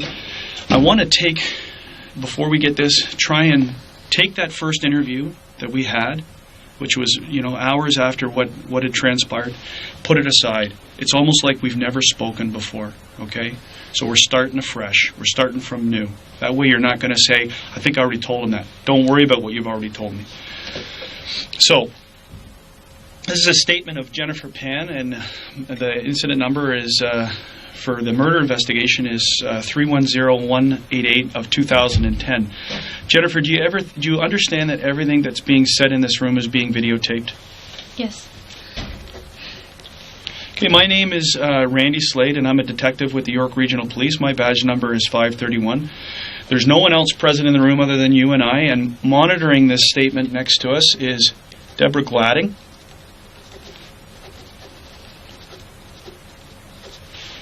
Today is Thursday, November the 11th, 2010. The time on my watch is 9:43 in the morning. We are presently videotaping at 5 District in the town of Markham in the regional municipality of York. Is there anything... We're back to this question again about, is there anything else I need to know in order to better understand your statement? And that is, do you suffer from any mental illness? Have you been drinking? Did you take any drugs? No drugs, no drinking. So there's nothing that's going to influence your statement?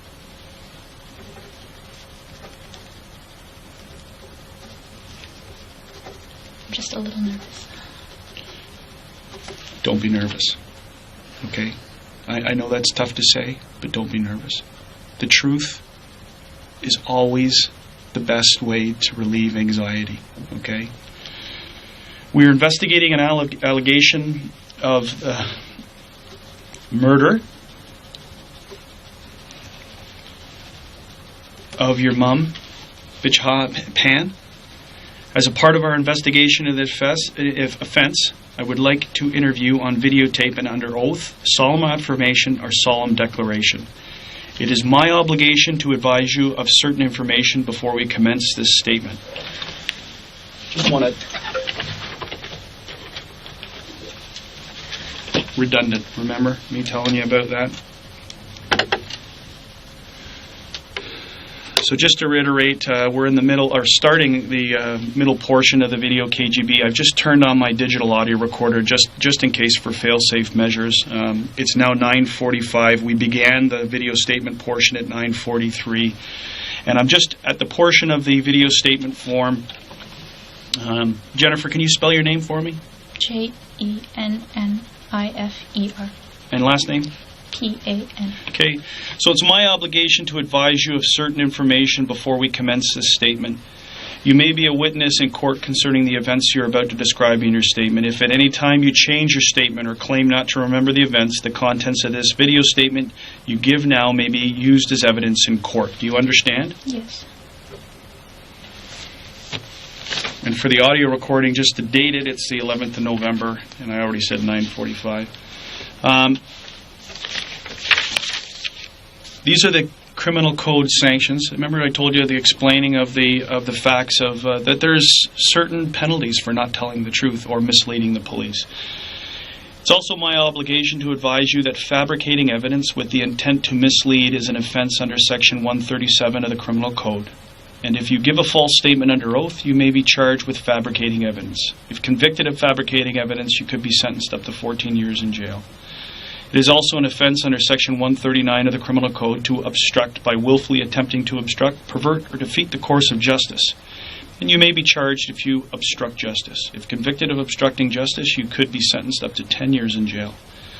It is also an offense under Section 140 of the Criminal Code to commit public mischief by causing a police officer to start or continue an investigation by making a false statement that accuses some other person of committing an offense. And you may be charged if you commit public mischief. If convicted of public mischief, you could be sentenced up to 5 years in jail. If you are charged with one or more of the above offenses, this statement may be used as evidence against you. Do you understand the criminal sanctions I've explained to you? Yes. Do you understand the criminal consequences of making a false statement? Yes. Do you understand that it's your choice to whether or not you want to give a statement? Yes. Do you understand the importance of telling truth in regards to this investigation? If you've spoken to a police officer or any person in authority in connection with this investigation, I want it to clearly understood. I don't want it to influence you in making a statement. Do you understand that? Yes. Have any questions? No. Are you prepared to give a video statement under oath or solemn affirmation or declaration at this time? Yes. Okay, I'm just going to bring the commissioner in, and then we can get on with it.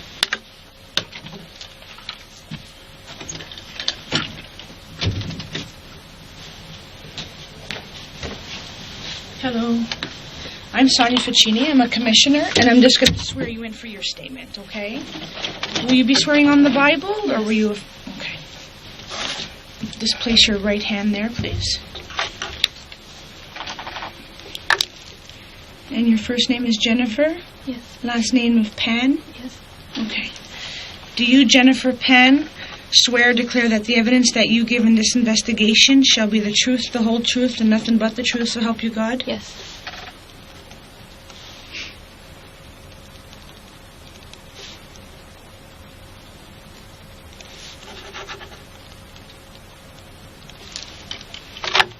Okay, thank you. Thank you, Sonia.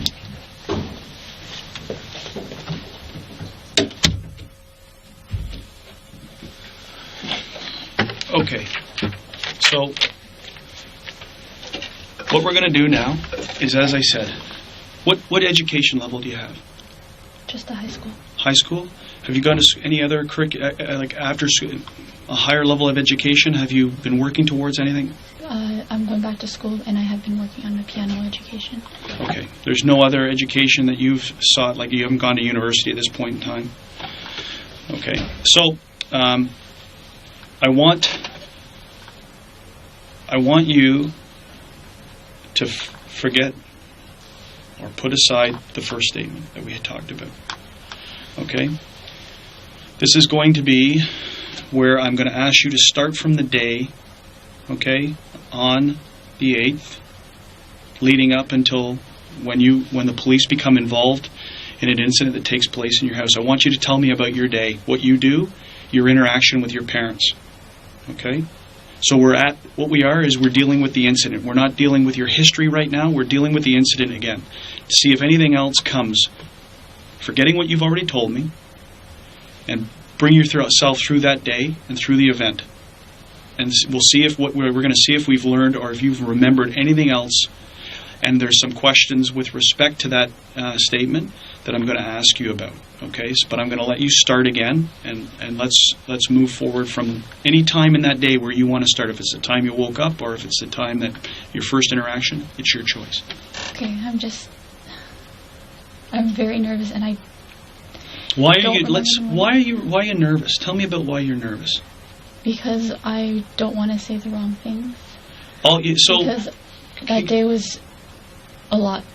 You're right. And I've been scattered, and so bits and pieces are here, and some pieces aren't here, and I'm just... So, I want you to sit back in your chair, okay? Just sit back in your chair. Take a deep breath, okay? Close your eyes. Just follow my line. Just sit back in the chair for a second. Sit back. Relax the best you can. Close your eyes. And just breathe for a minute, okay?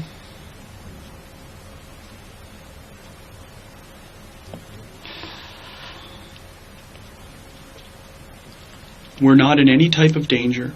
We're nowhere. We're in a very safe place, okay? And we're going to work through this. And don't worry about what you forget or what you mix up or whatever you're doing. Is you start and push the play button for that day. And if you stick to everything that you remember happening that day, it will come out in sequence. Okay? And I'm going to show you a technique after we go through this that will show it to you. Okay? So let's just start. You've taken a deep breath. You've relaxed. You're in a good position right there. Let's start from the beginning of the day, when you wake up, and let's start moving forward from there. What I can remember is when I woke up, I had some breakfast, and I went upstairs to do some piano history, and I was on the computer. What time is that around?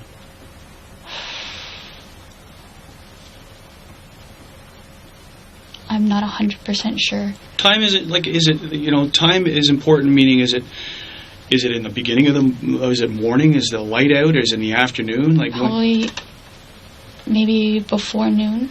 Before noon, sometime before noon. Yes, Okay. before noon.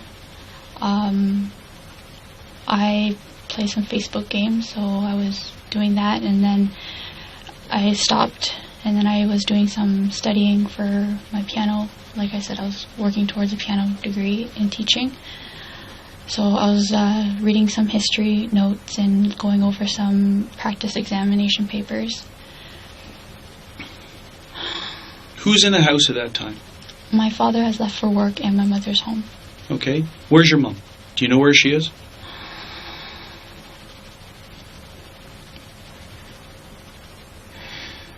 Don't remember at this point. Okay. I'm getting the last few days all mixed up together. I believe she had left with my aunt to go and visit my grandfather that morning, Okay. or early afternoon. He is residing. He resided at Manchester Nursing Home, and he had just gotten back from the hospital Saturday. Okay. So she went in. I don't remember if she took my aunt, but she went in to see if she could see how the nurse got any updates on him and see if she could feed him. When she had left, she had called me and she asked me to come out because there were some police officers on the street. And I went out and I asked, the police officers came up and they said that there was a gas leak on our street and to exit our house. So I said if it would be possible, could I go in and grab a jacket, because I was still in just regular clothes. So I went in, and when I came out, my mother said that they wouldn't let her take out the car either. So we decided we were gonna walk across the street to a relative's house there. And before we could get to our relative's house, the officers got a message or a memo from their fellow officers saying that our side was secure and that it might be from another area. So from there, I went back into the house. Do you remember what time that was? Again, it was before noon. Before noon, okay. I'm pretty sure it was before noon. So before noon, and now your mom's come back from... No, not yet. She's on it. She was leaving to go out, yeah. Okay. So she left to go pick up my aunt and go in to my grandfather's, and I went back up on the computer to do a little studying, taking a break, and playing some games. But after that, Do you remember speaking to anyone during the day on your phone or on Facebook? Later on in the day, yes, I spoke to a longtime friend, Andrew, who I went to elementary school with. But just the usual, he just asked if we could hang out anytime soon, but I explained to him that I wasn't able to leave the house and I couldn't meet up with him. So I asked him how his life was, how his girlfriend, how his job was going. I believe that was later on in the day, though. That wasn't in the afternoon. We'll go in later when we talk about your past, about why you couldn't leave the house. Okay, so that hasn't gone unnoticed, but we're not going to talk about that right now. We're talking about that day. Okay. So continue on. I think my mom came home at about 3 or so. I'm not sure where she went with my aunt. She came home and unpacked and started preparing dinner.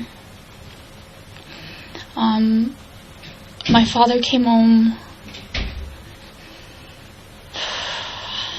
My father came home about 4:20, 4:30. It was later than he usually does. He normally comes home about 10 to 4.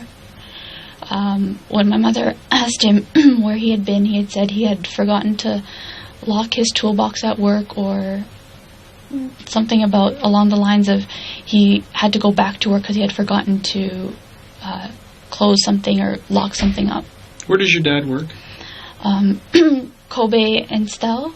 It's Middlefield and south of Finch. Okay, continue. So he's home now late at 4:20, 4:30. 4:30, and he phoned and asked my Uncle Nam if he wanted to go buy some like heat covers and a USB pen. So he immediately left, not shortly after that, maybe 4:30, a little bit after that. And on Monday nights, my mother goes dancing. So she had finished dinner, and me and her ate dinner first. What time did you guys have dinner around? 5:30. Mm-hmm. And then then my father came home and he had dinner. And what time did your dad get home?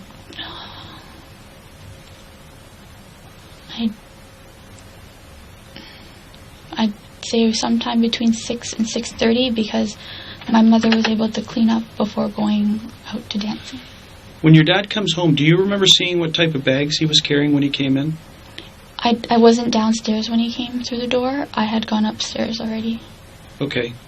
So you don't know where he went shopping at?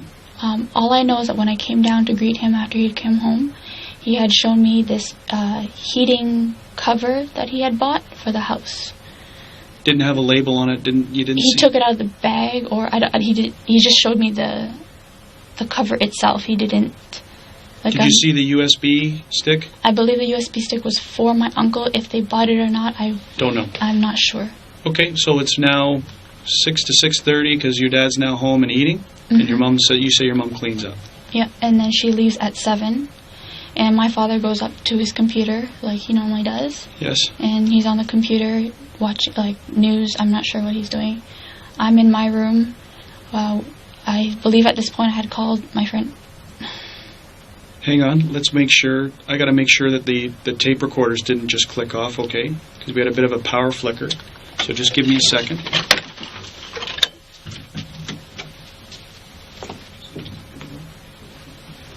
Okay, so we're still.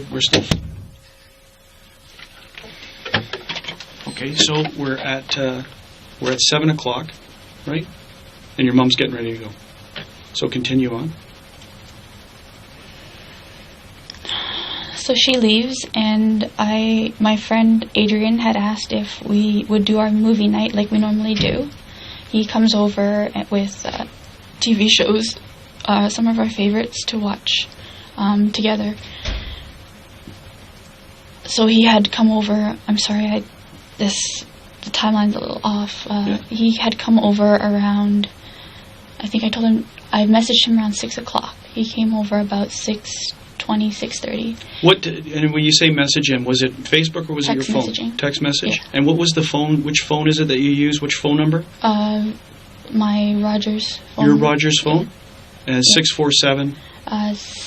965-2118.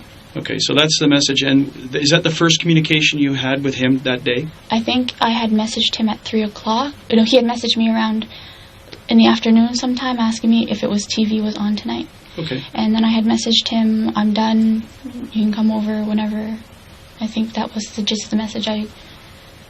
So what time does he arrive again? He arrived around between 6 and 6:30. So your mom and dad are both home? My parents were home, and he came in. He greets them as usual. They ask him how everything was going.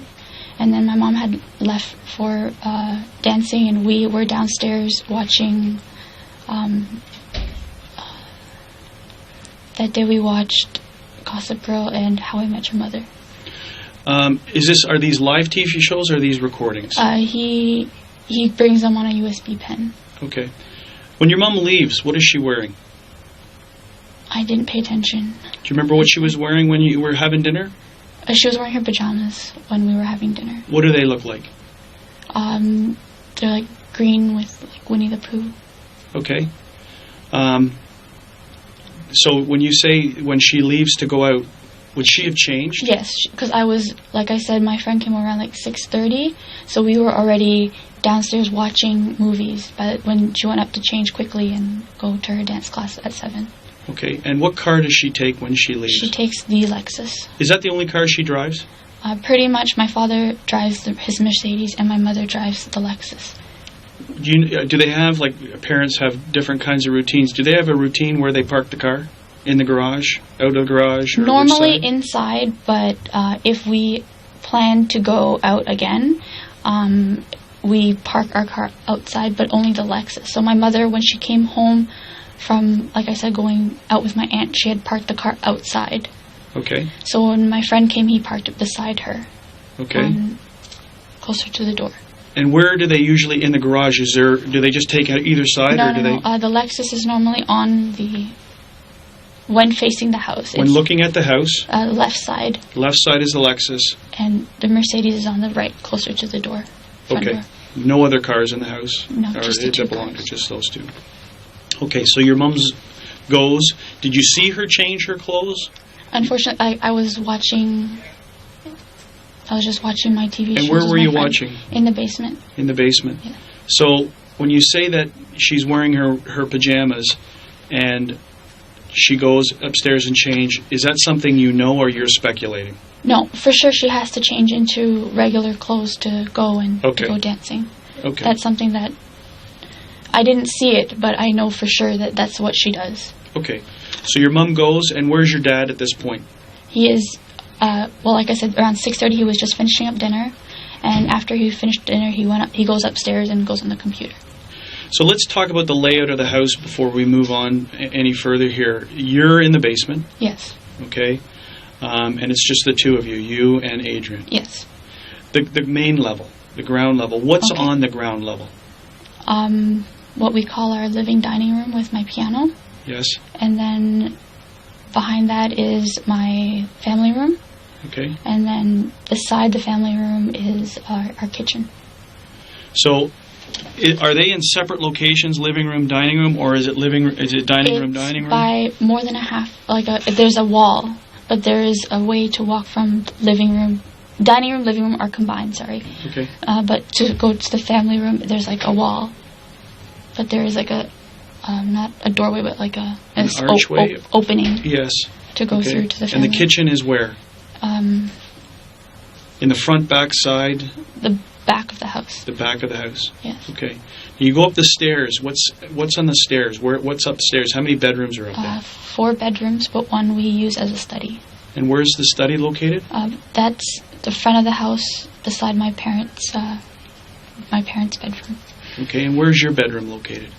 The back of the house. And is there another bedroom back there too? There's one more bedroom back there, and that's used for my brother or my cousin, depending on who comes home.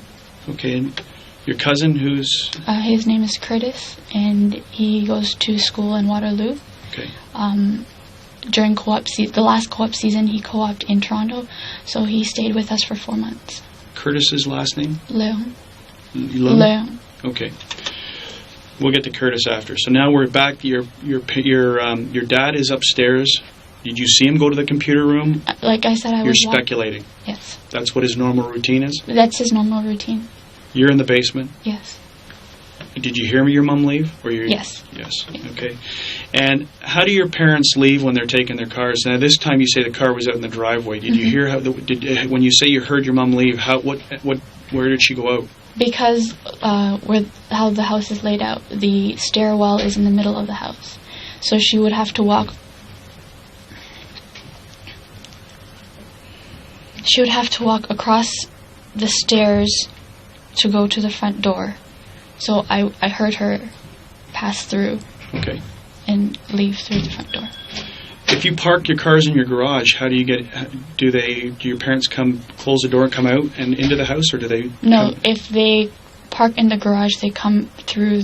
There's an entrance from the garage to the house, inside the garage. How many ways are there to get into your house other than breaking a window? Like how many? Doorways, 3. So there's there's a door from the garage. Yes. The front doorway and the backyard. In the backyard. Okay. So,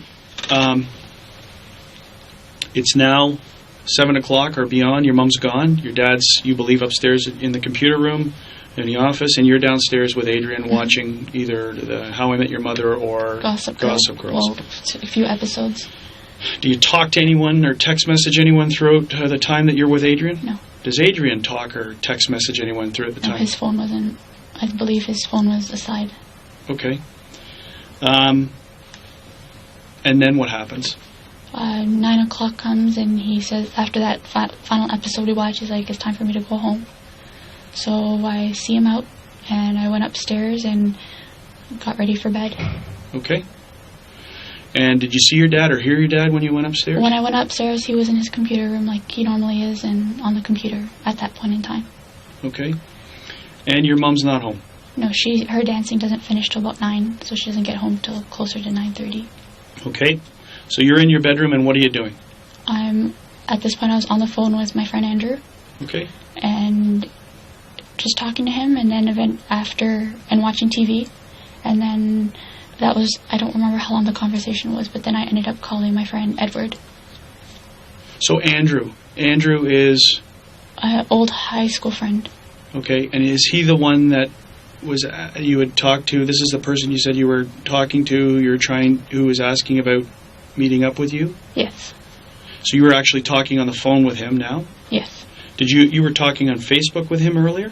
No, I was text messaging him. Messaging him. Were you talking to anyone on Facebook at the same time? Because I know you guys can multitask. No, I believe my Facebook, there's a chat window, and I keep that as offline. Unless I intend to speak to one of my friends regarding one of the games I play. So when you're talking to Andrew, you're not talking to anyone else? No. When you're talking to Edward, you're not talking to anyone else? I don't have a computer in my room. Okay, so that answers the question, is that there's no computer in the room. No. How many computers are in the house? There's one computer. I'm not sure about towers because my brother recently took one to school with him. But I know there's one fully working computer, and my mother has a laptop. Do you use either? Like I said, I was on the main computer earlier. Yes. And the laptop I use occasionally, but not too often. Did you use it that day?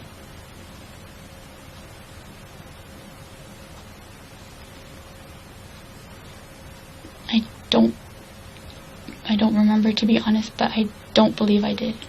And what services do you use when you're using the laptop or the other? What you say you're on Facebook? Is there any other chat lines or any other? Sometimes I have an MSN open, but rarely. I don't like to be on MSN too much. Okay. So now we're at 9 o'clock, and you're into the conversation. You've finished your conversation with Andrew, and now you're speaking to Edward. What time is it, do you think? 9:15, 9:30. When you're talking to Edward, have you heard your mom come in yet? I heard my mom come in, so I asked him to hold. Okay. He had hung up.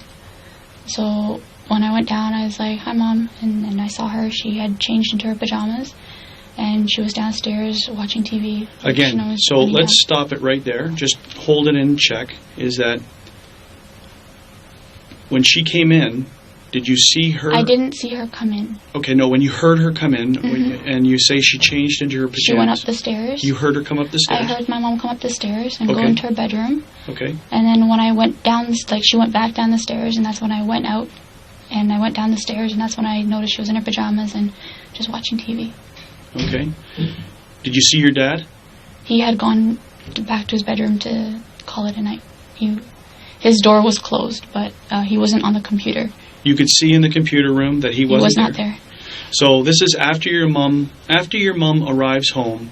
You've heard her come up the stairs, go in the room. You're suspecting she's changed because by the time you follow her down the stairs, she's in her I didn't follow her. She went down, Yeah. and then I went after. Sure.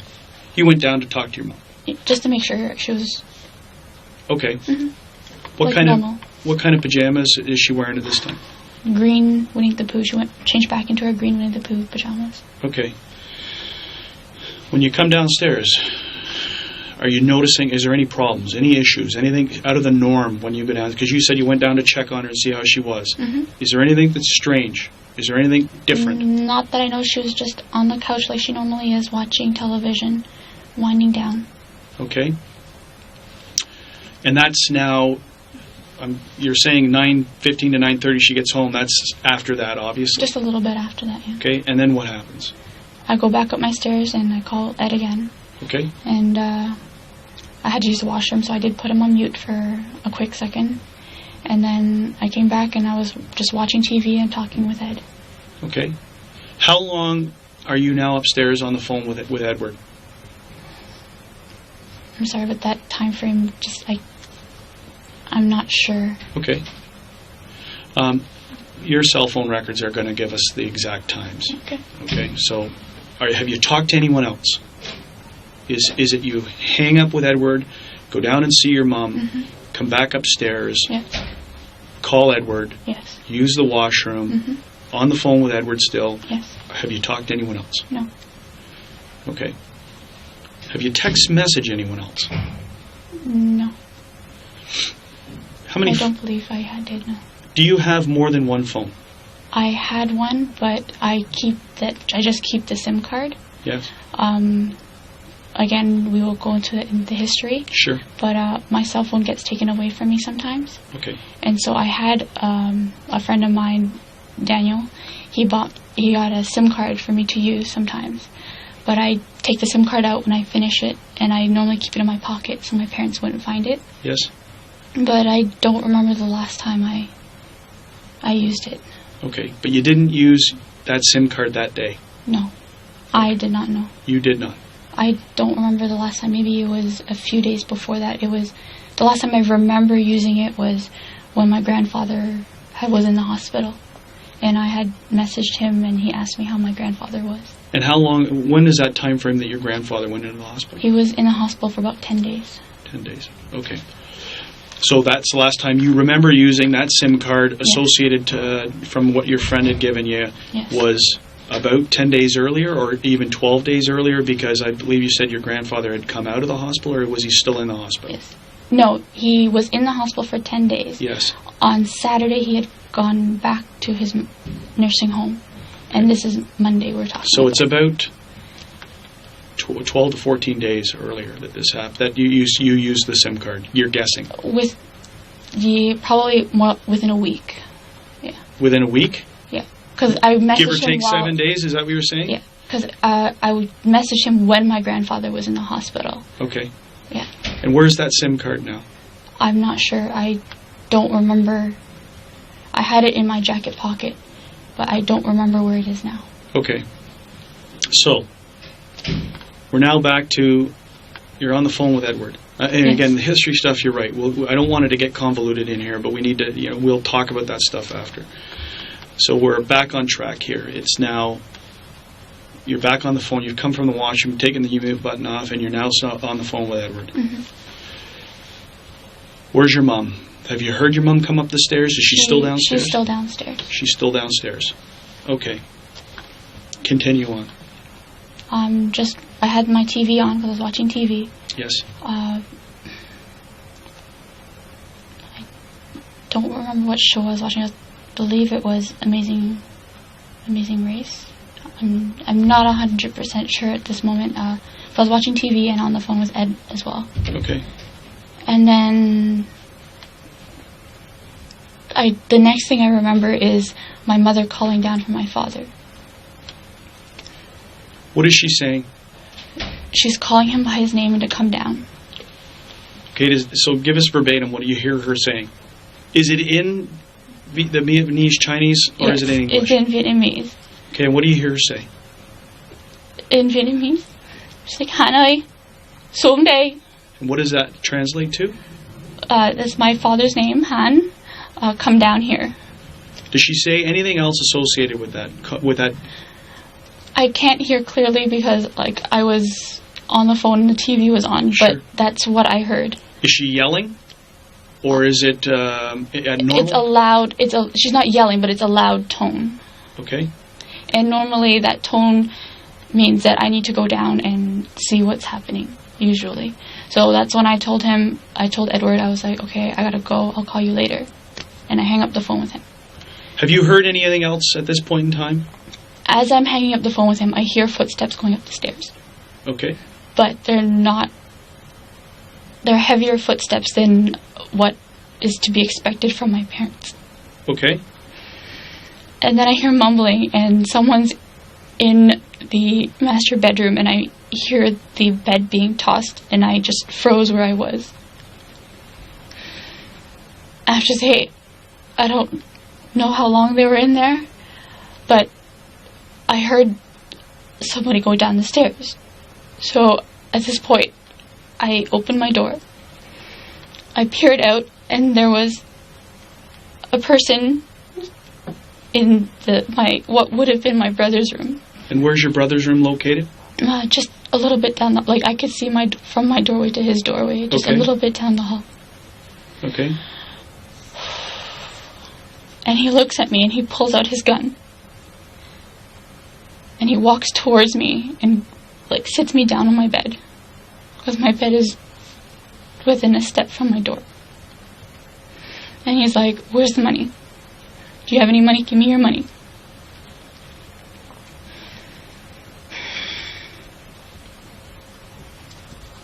So I had some money that I had saved up from serving, and I was also planning on buying a new cell phone because my contract was finishing with Rogers. And the phone I'm currently using has not good reception, so I had about $2,000 saved up. And so I opened my drawer and I pointed at it, and he picked it up and took the cash and put it in his pocket.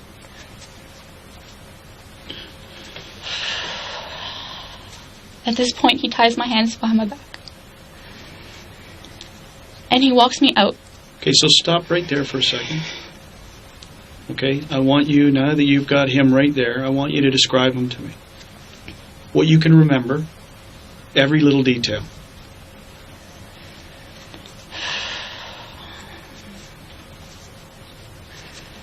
He's black, with dreadlocks. How long are the dreadlocks? About. Show me on your own body where you would see them. About shoulder length. Okay. But they were long enough that they were able to move. He's medium build, and he is slight. When I was standing, I was almost eye level with him. And you're how when tall? He came up to me, I'm about 5'7". Okay.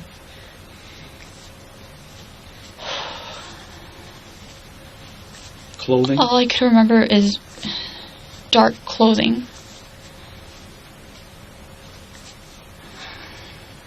Now you've got a gun pointed at you. Yes. Describe and then the gun. he told.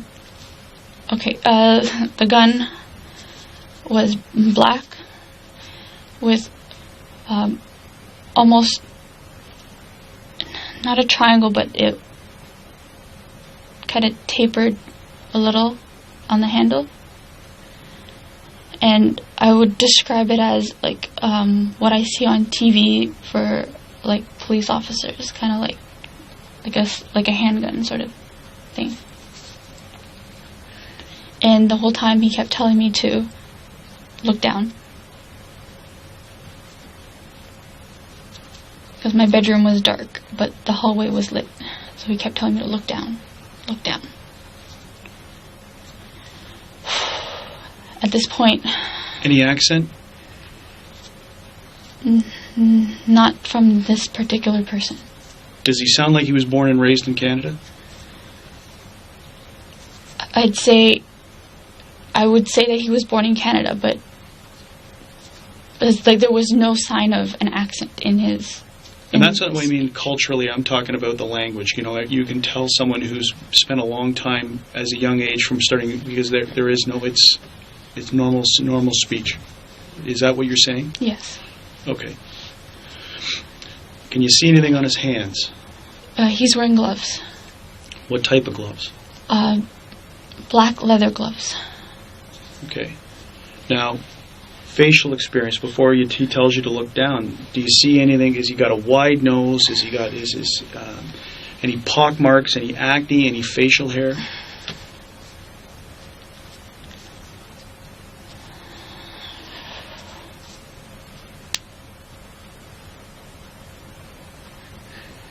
The only thing I can really make out is just the general shape of his face. Which is? Because the only thing the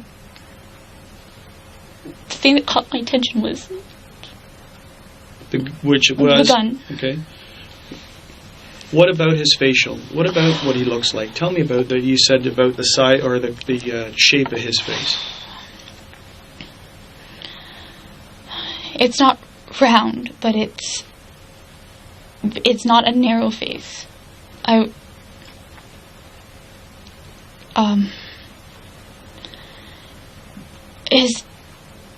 He didn't have, like, his cheeks were protruding, but they're not like the normal people.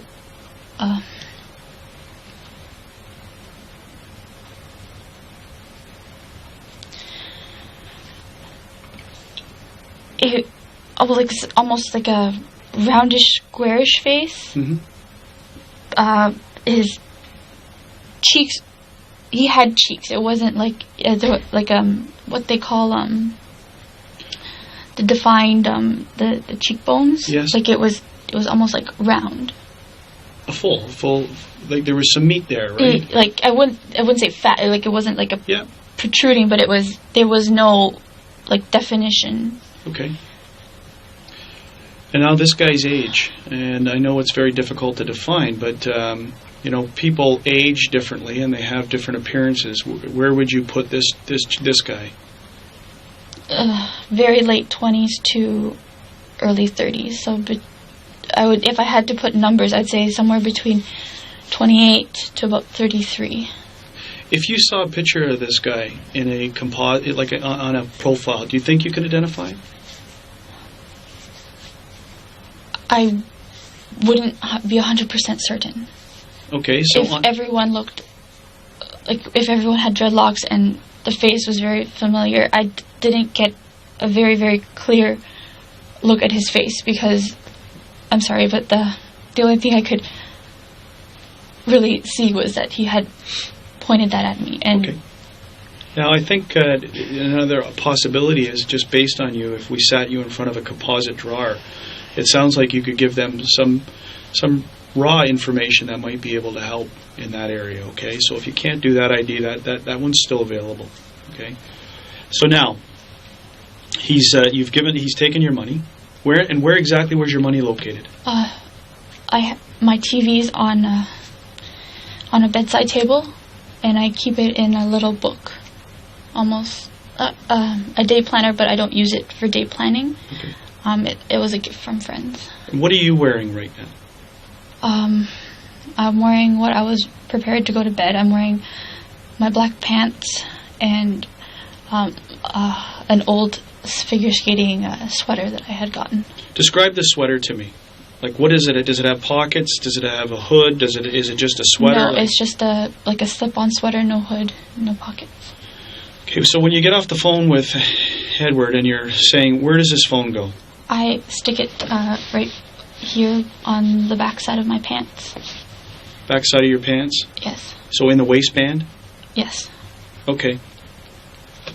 You open the door, you see this figure, he's come in, he's taken the money. And the nightstand is on what side of your bed? If you're looking at the front of your bed this way, where is the nightstand? It's in front of my bed. Okay, so it's right beside the door. Yes. The nightstand, the TV, and my bed is long towards the TV to watch. Did he take anything else from your room? Not when I was there, no. Not when you were there? No. Okay. Did he toss your room? I don't... While you were there? No. Okay. So he takes you, you're led out of the hallway now, and what happens? And are the lights in the hallway still on? Yes, but he's telling me to look down. Okay.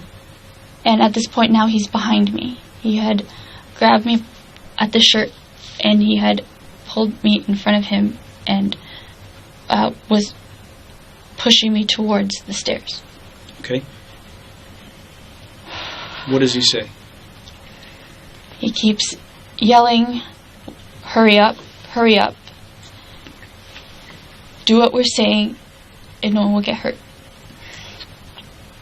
Okay.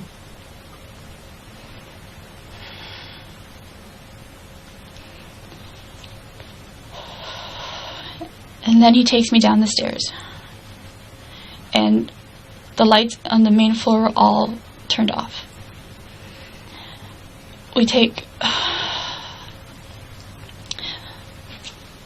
My stairs are a little curved, and we just went, he made me, pushed me down by my shoulders and told me to sit on the floor.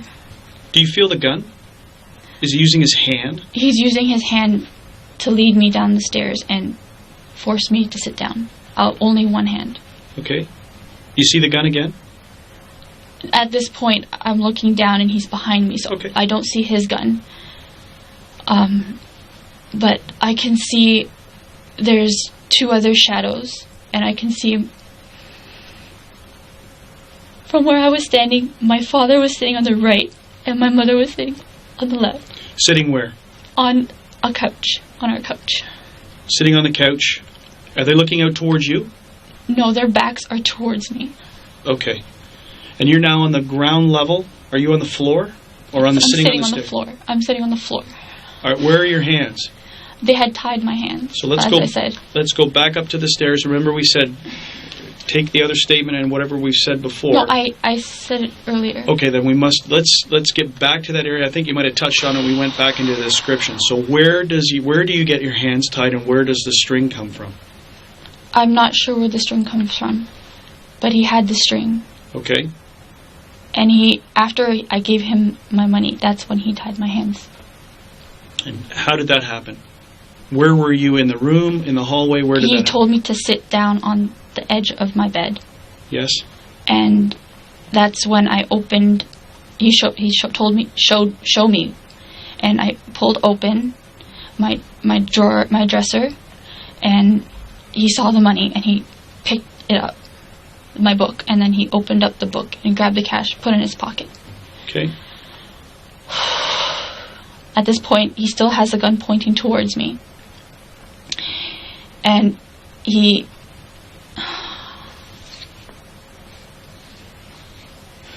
doing great. You're doing fabulous. Okay? So he's got the gun pointed at you. And how do the hands get behind your back? He told me to put my hands behind my back. Okay. Continue.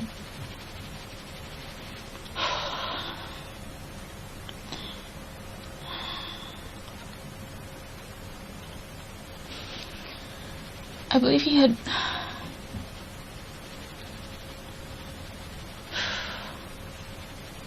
I'm sorry, I'm just trying to be 100% certain. Mm-hmm. And it's pieces that I'm... Then roll through them. We'll put the pieces together.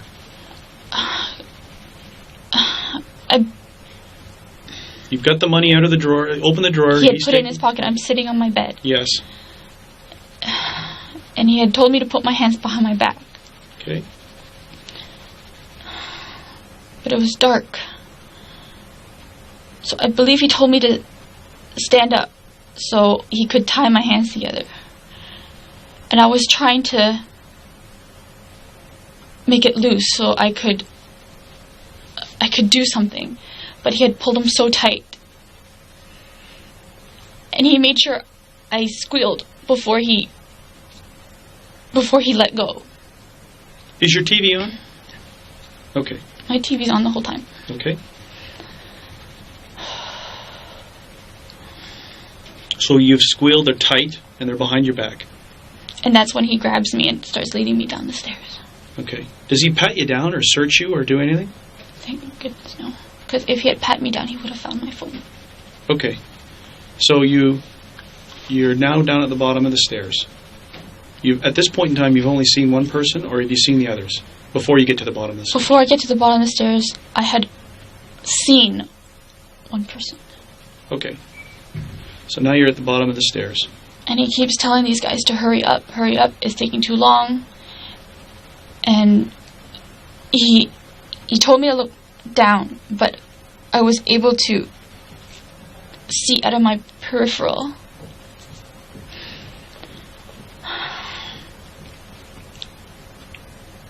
A man that I will call number 3 because I associated with him the least. He had a gun pointed at my father, asking him if he had money in his wallet and where the money was in the house. And he asked my father how much he had in his wallet. And my father answered him $60. And he kept yelling, "You better not be lying to me. Is there more? Where is the rest?" And another person who was hiding behind the wall in the kitchen, from where I stood, I couldn't see him at first.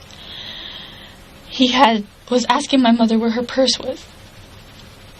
So hang on a second. Who is this? Is this another guy? Is this a number? You've gone from a number 1 to a number 3. Yes, I call this guy number 2. Okay, so number 3. Let's stick with number 3. What can you describe of him, if anything, including the gun? I could only see that there was a round, kind of like a revolver. Sorry. That's okay. Remember, if you have to stop and take some deep breaths, that really does help the process. His gun had what you call I believe a revolver. It's like one of those things you see in old Western movies. And I could just see almost like a silhouette of it from the light coming through the curtains. So in proximity now, you're looking through the peripheral, okay? You're looking right or left from where you are? Right. You're looking right. So you're looking over here to the right, okay? And you can see your backs of your mom and dad who are sitting on the couch? Yes. Can you see what they're wearing? I can't see what my father's wearing. Can you see what your mom's wearing? At that point in time, I couldn't see what my mother's wearing. It was later on that I saw what she was wearing. Okay, so we'll go on to later on then. So there you can see them in the back. And where is the silhouette in relation to your mom and dad? Standing in front of my father. Okay. So is a house what lights are on the ground level? None. They cracked open the fridge a few times for light, but the only light on the main floor was the one shining through the windows and doors. This number 3 guy, you hear him speak. What do you notice about or know about his the words he's speaking, accent, if any? He's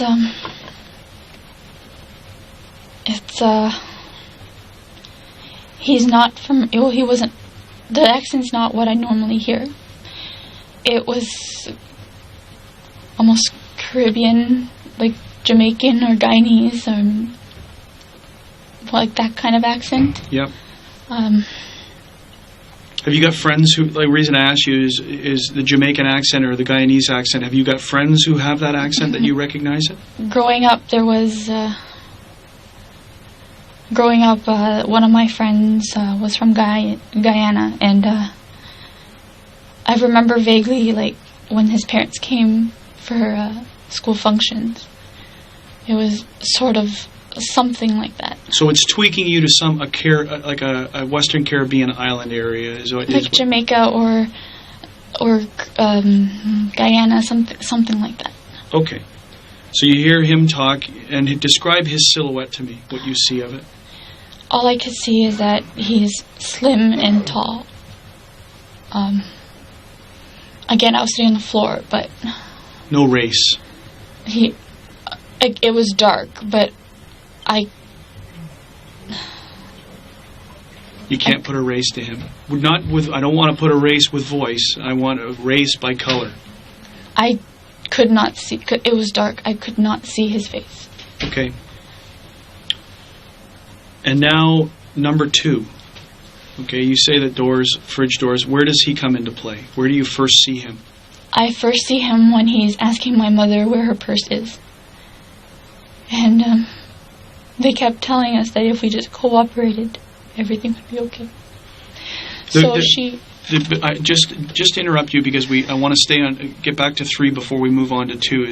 Is number 3? How is his interaction with your father when he's telling him about demanding the money and the only money and not lying to him?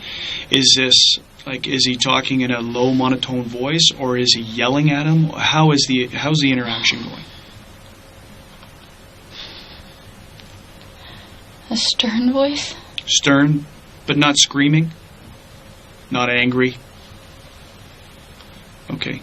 So I interrupted you. Now back to number 2, where he's asking your mum for her wallet. Her purse. Her purse. Her purse, at first. And this is at the point where my mother stands up, and that's when I saw her clothes again. Okay. At this point in the night, obviously. And what is she wearing? She's still wearing her Winnie the Pooh pajamas as she was when I had come down earlier. Okay. And all I could see was that he had pushed her back onto the couch, and she Who kept, pushed her? Number 2. Okay. He was pushing her back onto the couch, and she kept saying, "Where's my purse? Where's my purse?" And the guy kept telling her to sit down, and I didn't want my mom to get hurt.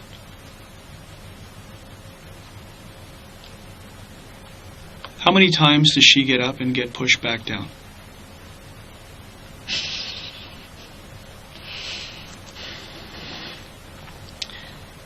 I'd say she got up twice. And then they told it. The first time she stepped back and sat down, but the second time she was pushed back onto the couch. This is only by number 2? Yes, because number 1 was standing behind me. Is he saying anything during this process? He keeps uttering that we have to hurry up. It's taking too long. And at that point, he kept saying, "Hurry up. It's taking too long." Is there any other demands from either 2 or 3 or 2. 1 about wallet or purse? Is there any other? 2 was the one talking to my father, asking about his wallet. And number 1, and he kept saying, "Where's the rest of the money?" And "Where's the purse?" was coming from number 1. Number 1? Yes. Behind you? Yes. I thought. But number 2 didn't speak. Okay, well, you just said number 2 is the one who's making demands of. No, he's the one looking. Okay. He's the one looking. So number 2, as we're stepping back to, because I don't want to confuse this thing. I want to slow it I'm down. sorry. No. Don't be sorry. We're just going to slow it down. Okay, you're getting agitated and you're anxious. So we're going to slow things down again, because it's very important in this area, right? As you had said, that number 2 talks to your mom and says, "Where's your purse?" Okay. and pushes her down. So now you said that number 2 didn't speak. So let's clarify that. Okay. What I meant was number 1 had asked her where her purse was, and she was mumbling, "Where's my purse?" And number 2 was the one that pushed her. So your number 1 is talking to your mom from behind you. Yes. Okay. Where's your purse? Where's your purse? Yes. She gets up, and number 2. Number 2 steps forward, and that's when my mom steps back and sits down. Has number 2 uttered a word at this point in time? I can't remember hearing him. Okay. So we're just correcting what you said earlier, because you said earlier that it was number 2 who was asking where the purse is, what are the purses, and now you've said now it's number 1 guy who would initially. I'm sorry, it's just. No. It's all a purpose. The purpose here is clarifying what you're saying. So number 1 I just is don't want to. number 1 is the one who's doing the talking about the purse. Number 3 is focused on your dad's wallet. Okay. Number 2 pushes your mom back into place, into the scene. Now, at this point in time, can you see number 2? Can you see his description? At this point in time, all I could see is a hoodie and slim build. A hoodie and slim build. Do you see a gun on him?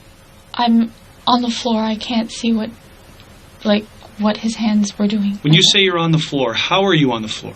How are you? What's your position? Are you lying on the floor? Are you sitting on the floor? I'm sitting on the floor, cross-legged,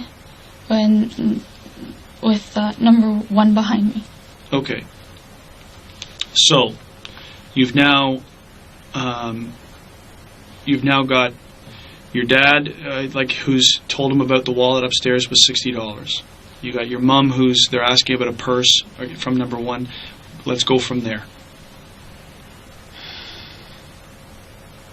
How is your mom dealing with this when she's getting up and getting pushed back down? Is she responding to them? Is she talking to them?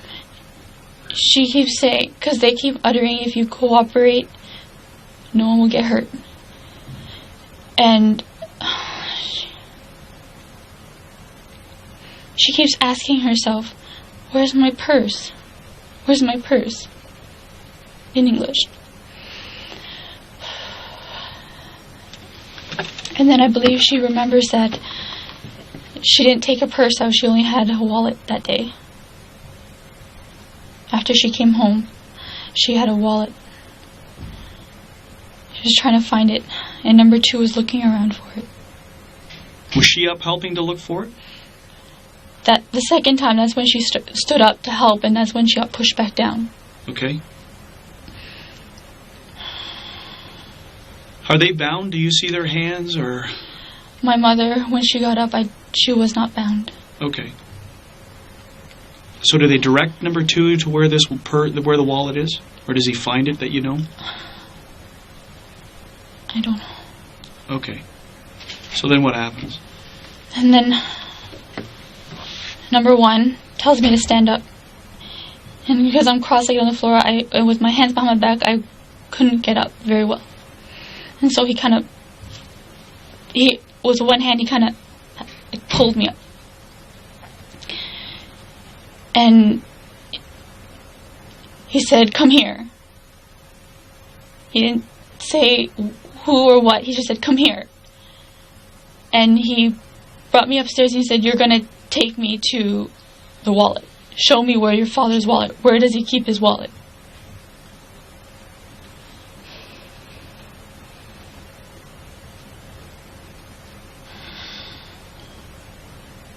And at this point, number 2 had come upstairs.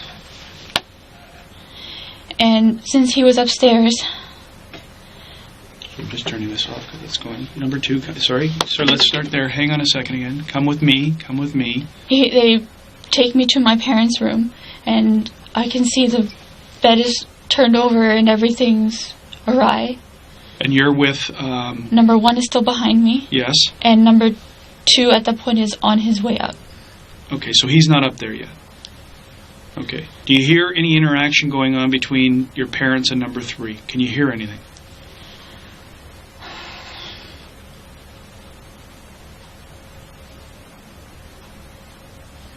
I don't recall anything. Okay, so you get to the top of the stairs. And he takes me to my parents' room. Where are you standing? At first I was standing at the doorway, like in the middle of the doorway, and then he pushed me aside to my left a little, so that number 2 can come in. Okay. Do you get a good look at number 2 now of what he's wearing? All I could tell was he had a vest, and his face was like a long oval face. He had a vest? No, hoodie. Okay. Dark hoodie. Okay. And was there anything on his face, or could you see his face? Again, he kept telling me to keep my head down, and every time I tried to, he used his hand, and because he had me by my shoulder, he kind of just let go for a second, pushed my head down to make sure I wouldn't look up. Okay. Is the lights you said in the hallway upstairs were on? Are they on still? Yes. Okay. When you're looking down, can you see what number 1 is wearing on his pants or his shoes? He was not directly behind me, and there was just so much in front of me that had happened, and I don't recall. Okay. So where are you facing? If you're at the doorway, when you're looking in, are the lights to your mom and dad's room on? Are you now facing into the room? And what do you see? You said you saw the bed turned. So the room has been rummaged through. Is that the state of your parents' room? No. Okay. It like they had flipped the bed. Okay. And when you say you moved to the left, are you still able to look inside the bedroom? Where do they have you look? Where are you looking now? Almost like I'm right beside the wall, and my mother has a sewing table there. Okay. So I'm just staring I'm like looking down at the table. And peripherals you can't see where... No. And where is number 1 at this point? He's still behind me. Okay. So what's going on inside the room with number 2 now in there? He's looking for my father's jeans, and he's asking me where is it. But I don't know where it is because they had turned the room around. And okay. Then number 1 pulled me backwards and told me to sit at the top of the banister and tied my hands back. Tied my arm to the banister. Okay, now, did you see them recover anything inside your mom and dad's room? I did not see anything, no. Are you sure? Because when we spoke the last time, there was some mention of some other money that went missing.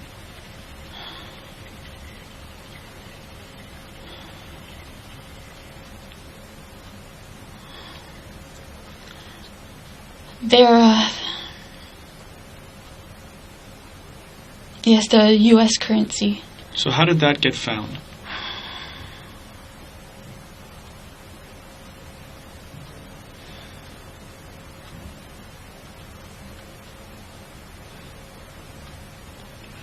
I believe when they were looking for my father's wallet, they had opened the drawer, and it was in an envelope. What drawer would that have been in? If you're at the door where I was standing on the left side, the bedside table. Whose side of the bed is it? That's my mother's side of the bed. Okay. And approximately how much money? I'm not sure how much she took out for our trip, but I can only estimate about a few $100s. Few hundred, because at the time, the last time you told me, you were pretty adamant about $1,100. So I'm curious to know how you came up with that number.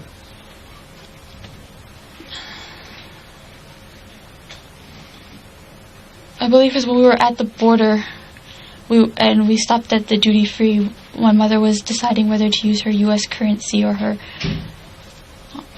U.S. currency or her Canadian currency. So it was at that time you remember hearing $1,100, and is that the inference you're saying? Is that because you're pretty solid saying that it was $1,100 that went missing, that was taken, and that you saw it when we spoke, and who took it? Who took possession of the money? I'm sorry. It's all right. Were you ever inside the room? Did they ever take you inside the room? Did you ever make it past the threshold of that door?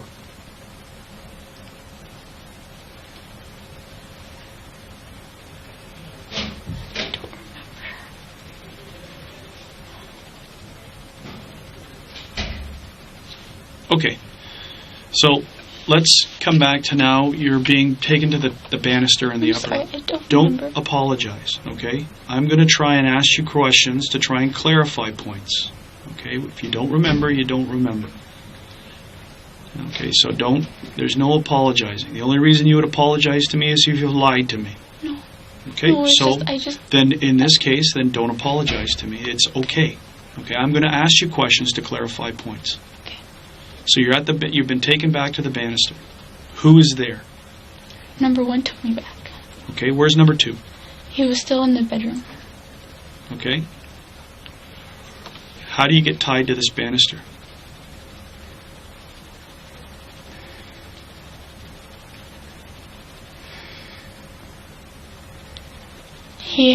Number 1. Number 2 had come out of the room, and he had told number 2, go get Cuzzy for the string. No, it was go get Cuz.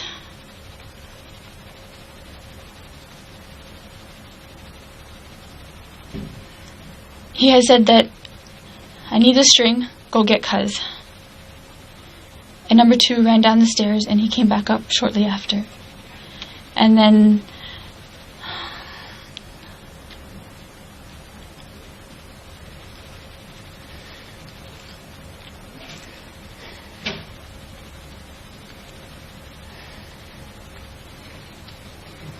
I believe number 2 was the one that tied me up, because number 1 was still holding the gun in front of me.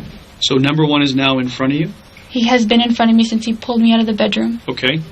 And he sat me down, and he was in front of me, making sure I was down.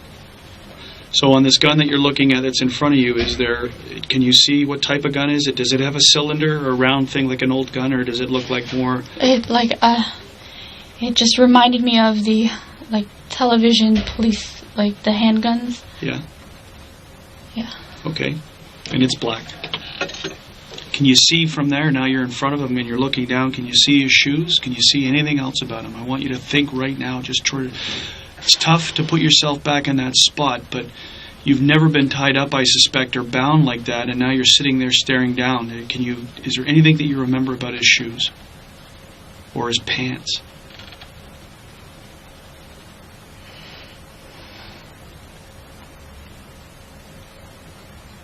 Any idea where this string came from? Does it when you're seeing it come around because it's now lit? Does it look like it's come from clothing or from shoes that you might have in your house? Or you don't know? It just looked like a black shoelace. Okay. Any interaction, any communication going on between you and number one and number two while you're being bound? My mother's calling for me. Okay. And they keep saying that to shut up. Who's saying that to who? Number 3 is downstairs and she's telling her to shut up. She's telling him to shut up. What's your dad doing? I can't hear my father. Okay. You're now bound to the railing. Can you show me? Can you stand up and turn around and tell me? Just show on the camera how your hands are bound and how you are against the railing. You don't have to sit down. I just need to see how you were.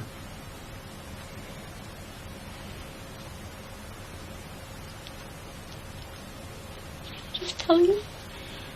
The only reason that I need to do this is that I'm also going to ask you so take this back take it out of a traumatizing event, which it is, and put yourself into a more clinical position, because I want to see how you could physically get your phone out of your waistband.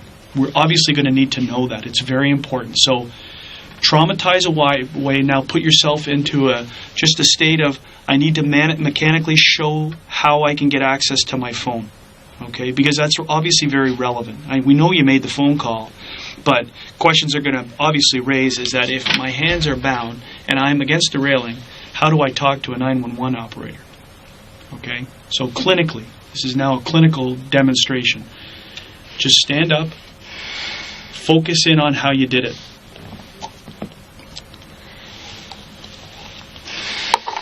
And I want you to stick that in your waistband as an example. Okay, so take your sweater off, because this will be a very smooth, very quick thing. It's a one-time demonstration. I'm not going to ask you to repeat it, but I need to go through it. Okay, so just take your sweater off.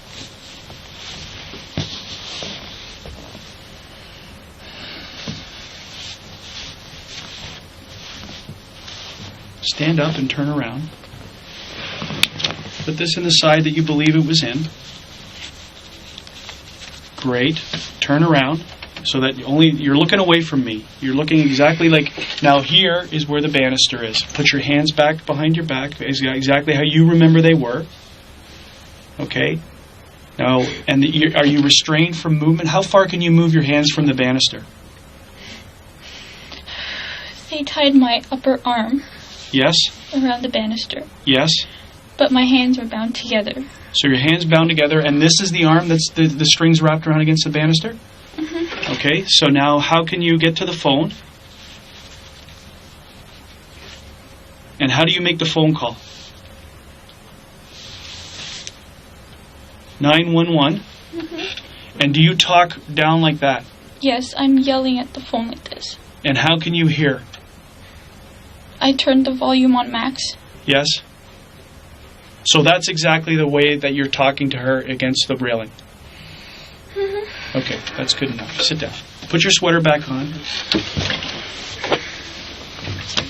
You just put your sweater on. Yeah. You want some more water?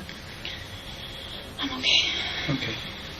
I really appreciate that. Obviously, it's very important to see it because we can't put you. It would be absolutely physically impossible to put you back into the same position, but We just needed to see how you get the phone out and make the call.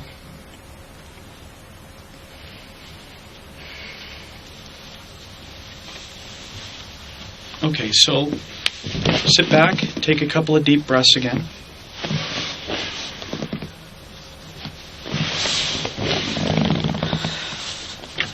When you're up against the railing and now you've been bound, and is number 2 and number 1 still there, or are they gone? Number 1 was there for a little bit. Number 2 ran down the stairs. What is number 1? Is he saying anything to you? He's saying you obeyed and to shut up and don't move. And he continues yelling downstairs, hurry up. Hurry up, it's taking too long, hurry up.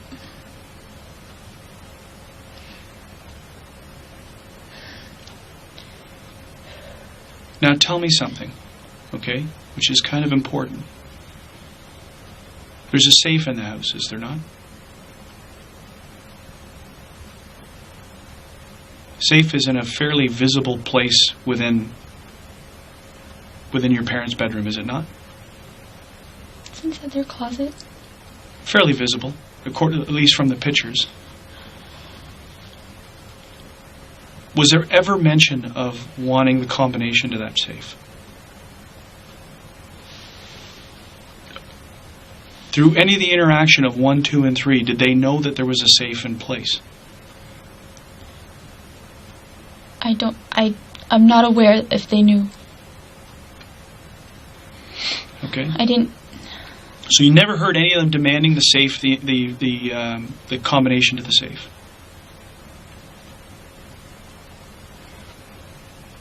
Was there anything else they were demanding in their yelling? Was it what was the focus of what they were looking for? Cash. Cash.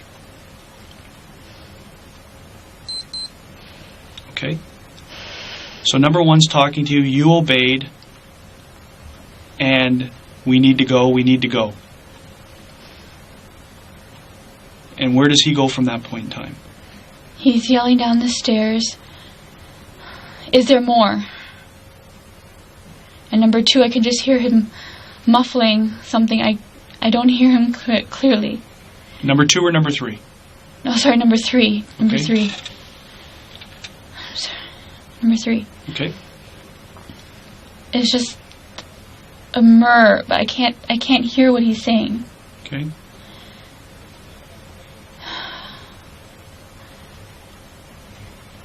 At this point, I start hearing my parents get up.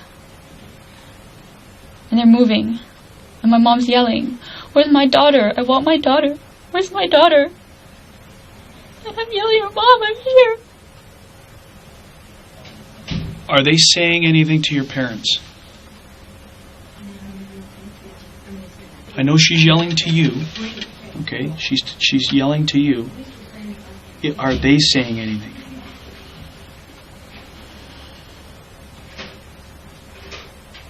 Like, are they giving them directions as to where they're going?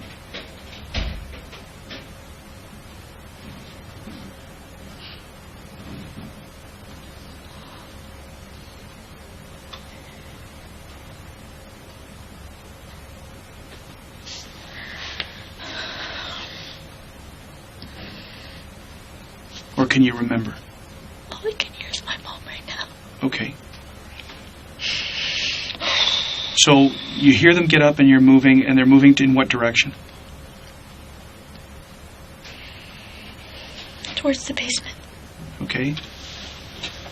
Are you still hearing 1 and 2 or 1 and 3? Are you hearing all 3 of them? Number 1. And what's he saying? Hurry up. Is there more?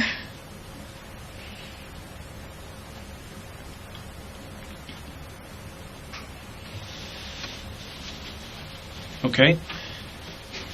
At this point, he throws my glasses. Then he walks down the stairs. So he's still up there with you. When do you and at this? So you've had your glasses on the whole time. When does he take them off? Right before he leaves. Right after. So you're tied to the banister. You're just before he leaves to go down the stairs, your glasses are off. You have had your glasses on the whole time prior to that. Okay. So now you hear your parents up and they're moving towards the basement. What do you hear? Where's the rest of the money?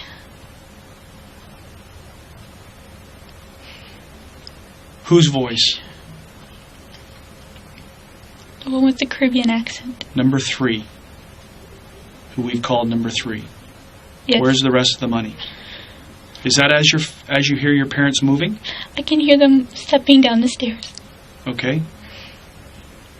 And then, after number 1 joins them, after he took my glasses, You heard him go down the stairs as well? number 1 then left me, Yes. and he went down the stairs. And I asked, my mom was still calling for me, and I wanted to go, and he says no.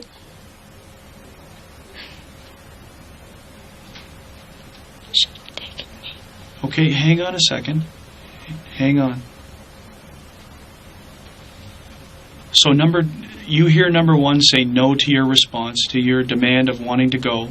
Do you hear the questions coming, or your mom saying, where is she, where is she? Are they starting to go down to the basement? Are they on the stairs leading to the basement? Can you hear, I'm going to ask you to focus in, because it's very difficult, I'm going to ask you to focus in. Are you hearing all of them going downstairs? Can you hear that many footsteps? That's 5 sets of steps.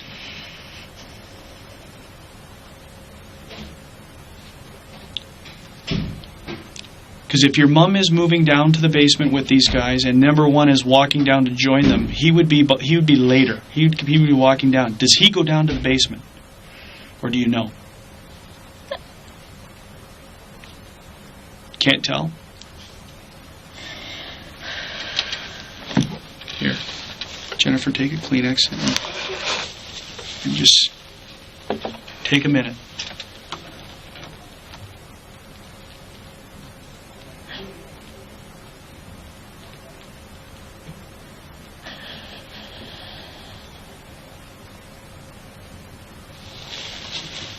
Okay, so we're now down in the basement. They're down in your parents are down in the basement. You don't know who's down there with them. You can't tell how many people went down. You know that number 1 left and was heading down in that direction, but you don't know by footsteps who's down there. I wasn't paying attention. That's all right. Whose voices can you hear now down in the basement?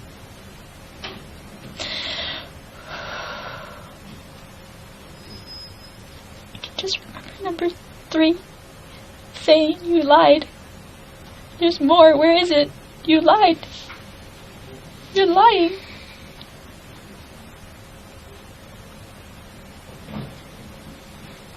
Okay, and then what do you hear?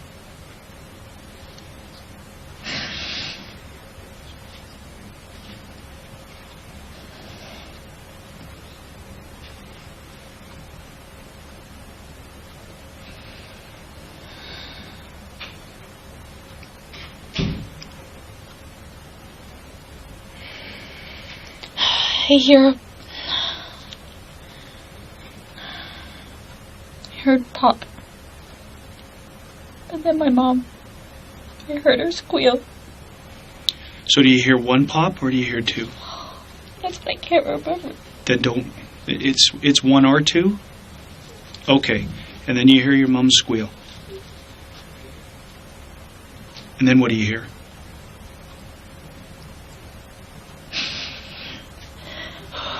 Another 1 or 2 pops. Do you hear any voices in between other than your mom squealing? Do you hear number 3 say anything? All I can remember was like calling for her. Okay. Don't apologize. Okay? This is nothing to apologize to me for. This is something that you're trying to remember. So you heard a pop, you heard your mom squeal, and then you heard another. Any idea how many more pops you heard?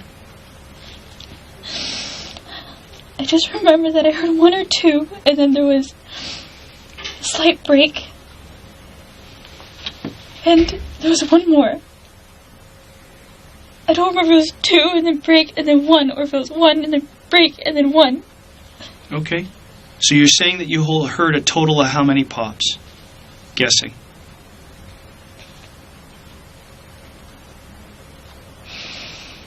4 or 5. 4 or 5. Okay, so you hear, after those popping noises, what do you hear? After the last popping noise you've heard, what do you hear? That's it. It's too long, let's go. From number 1. That's it? It's too long, let's go? Okay. And then I just hear a bunch of foots going. Does it sound like they're obviously coming, does it sound coming up the stairs? Do you know where they leave?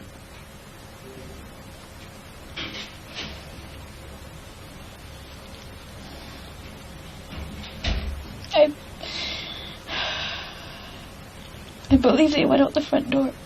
Okay. But I couldn't see anything. It's what I heard. It's what you're hearing. What else do you hear next? Then I heard, once the door closed, I heard my father. He ran up the stairs and all I could hear was moaning. And once I heard him starting to move, that's when I pulled out the phone and I was trying to call 911. Okay.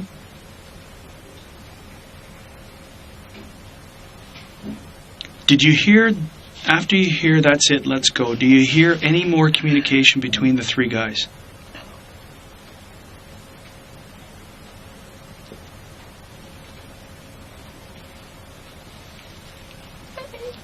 Okay.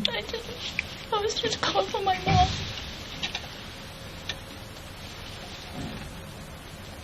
Okay, so you're dialing 911, you've called the police, you're on the phone with the dispatcher, you're updating him as to what goes on. And I hear my dad going out the door and he's like yelling on the street. Okay. And I'm calling for him, but this dispatch lady, I'm trying to...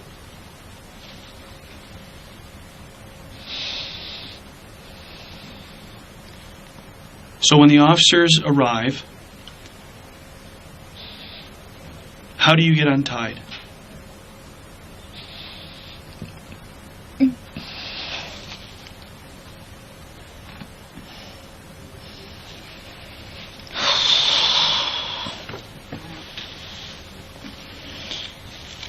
Do you remember? At first, they were all outside and I was screaming for them. Yeah. And finally, someone heard me. And they came up the stairs.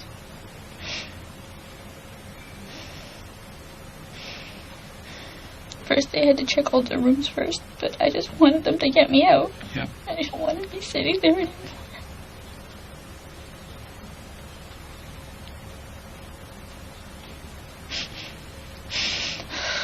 So how did they get you free? They grabbed a pair of scissors from my room.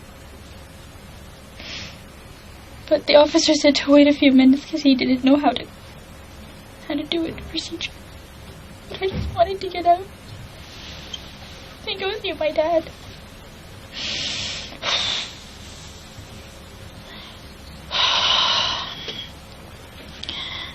He cut me.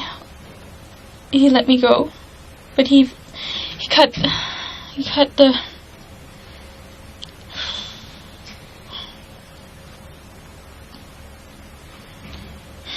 Now when you took off your sweater to show me the demonstration, there's still some marks on your arm. Are those the marks from the string? No? Where are they from? From before. Okay. So history-wise, we'll go into that, okay? So, now, as an event, as to try and see, this is the little technique that we use to try and see if there's something during the course of what you've told me that, boom, might trigger something, another memory, okay? We're going to start right now. We're going to start at the point that the officers arrive, okay? And we're going backwards. Not nearly as, I don't need you to go into we're not going to be stopping here and going through to, well, what about this and what about this? It's you may come across something. It's the reverse chronology of what you just described, okay? Leading us back to the time you're upstairs talking to Edward. So I want you to start right now with your police officers arrive and they're cutting you free. And now let's start going backwards from that.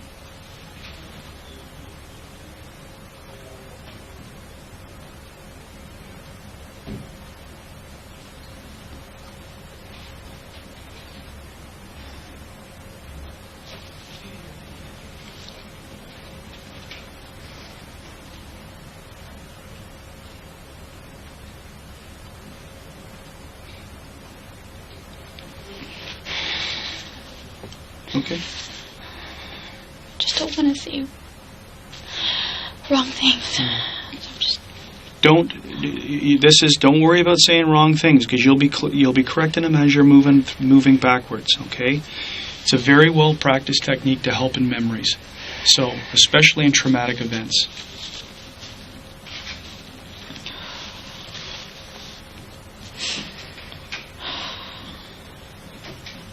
So my dad he had been out the door.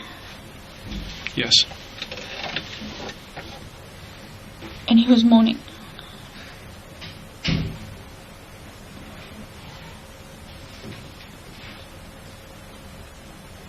And just before that, they had left. The people had left.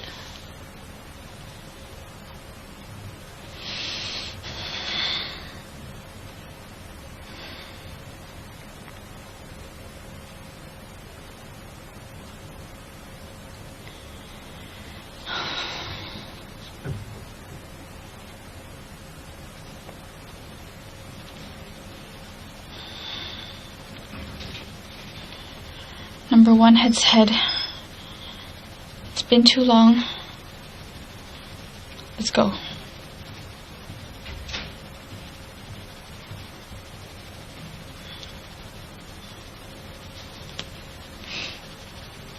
Before that was a gunshot.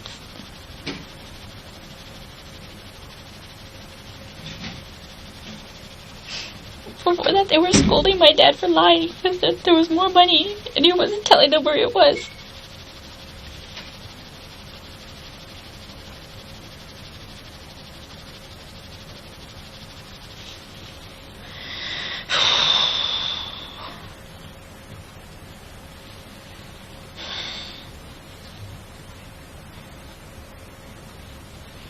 Before that,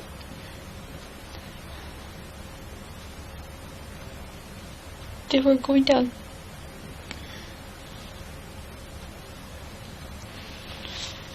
You're doing great. Okay, you're doing great.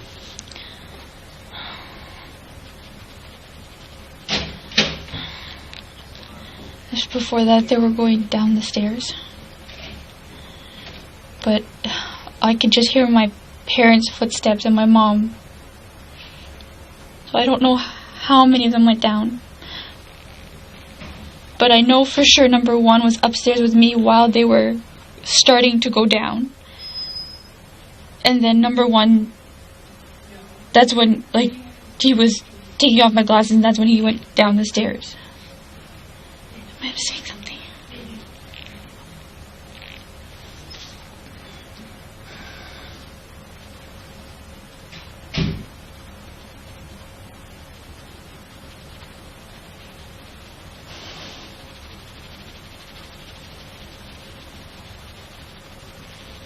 Before that,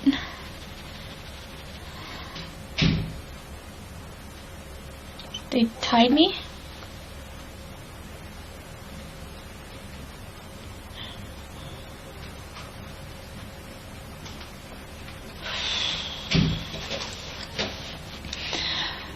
Before that, number two was upstairs as well. And he was helping number one tie me to the banister. Before that, number one turned to number two and said, get me the string, go get Cuz.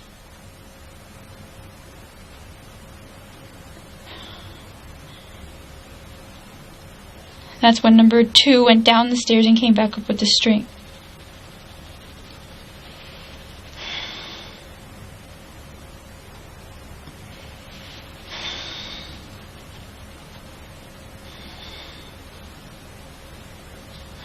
Before that,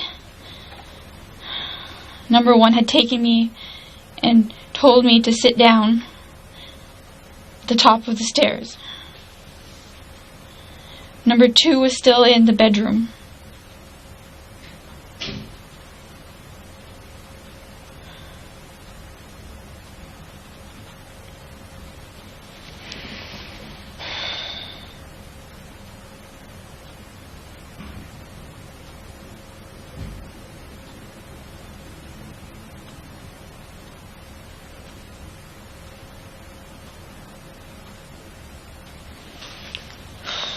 Before that,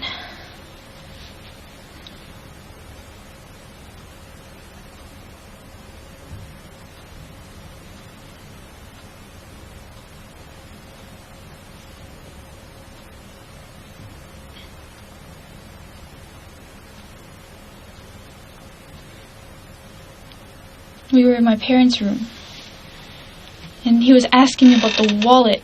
Where's my dad's wallet?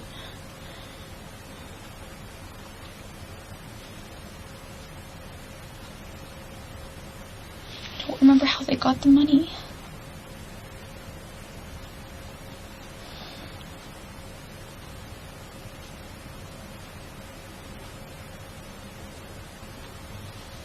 Don't worry about it.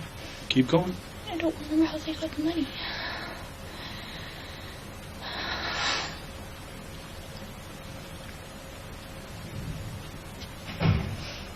Before that, I was downstairs. They were looking for my mom's purse. Number 3 was asking about the wallet. Number 2 was looking for my mom's purse. My mom kept standing up and sitting down, and they pushed her.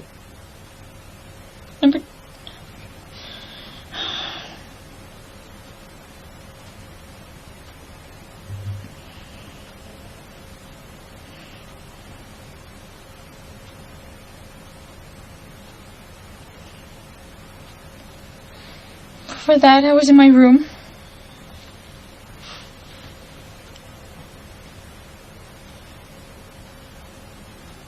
That's when he tied me up.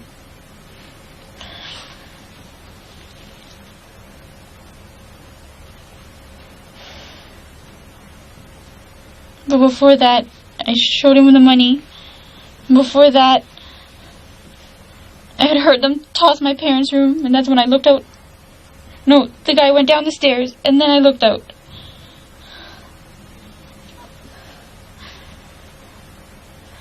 That's when he came, and he pulled out his gun and told me to sit on my bed.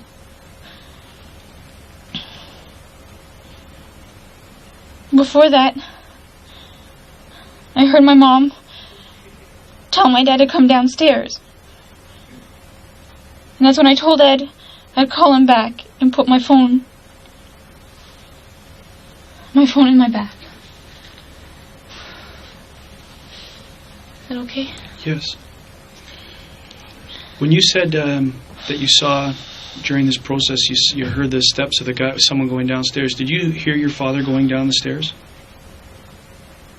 At that point in time?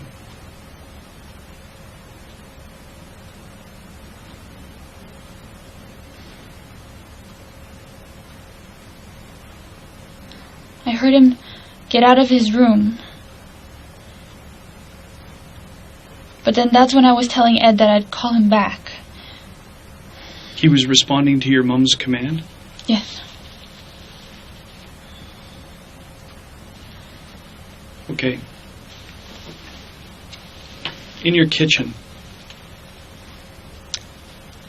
there is rear sliding doors. Is there not? In the back area to get out to the back of your house? Is it sliding glass doors? Yes. How is that normally? What is the normal position of the blinds or whatever when during the day? Do you keep them covered? Are they exposed? Can you easily have access to get out to the backyard, or do you have to open them? Like, how is the normal routine?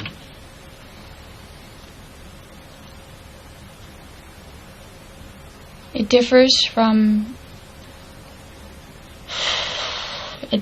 time of day and time of year. My mom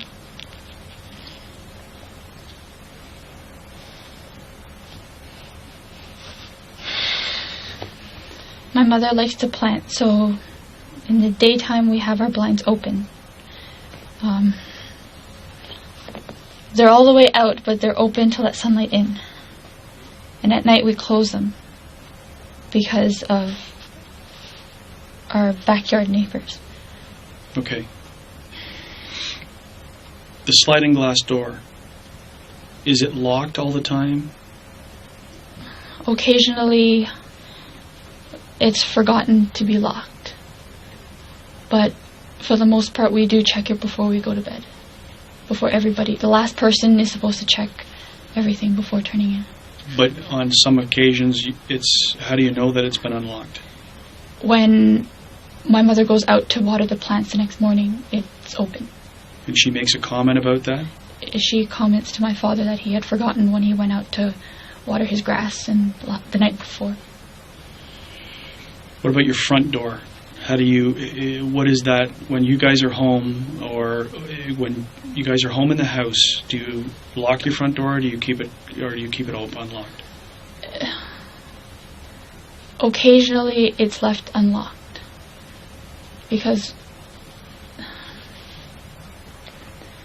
the way our family is, we have family that come over after dinner, so sometimes we leave the door unlocked, but it will always be locked before bed, the last person going into bed. The last person always locks it. Yes. And you said something about activates the alarm as well? We activate the alarm before we leave the house. So it's not activated when you're in the house and you're going to bed. It's only when there's no one in the house. Yes.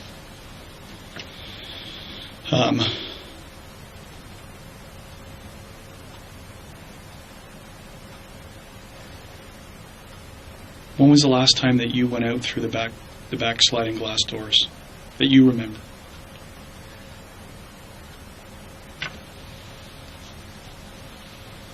Oh, a while, I'd say. The only time I go back there is if I'm barbecuing. The occasion my mom needs help carrying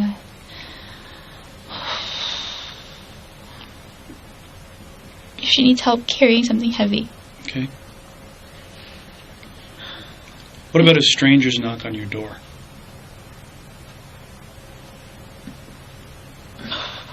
Whoever's downstairs normally goes to answer the door. Will they look out, or will they just open the door? No, they tried to look through the sheerness of our curtain. Have you ever heard your mom or dad, like if there's someone at the door who they don't recognize, to go away and they won't open the door? Or will they always open the door to find out who, even if they don't recognize someone? Well, they try to go as quietly as possible. And if they don't, like a telemarketer or something, they just walk away. Okay. So, I think if there's something else that pops into my head or when I go out to talk to them later, if there's something else that they want to ask me, I'll come back to it. What I want to do now is I want to go into your past, okay?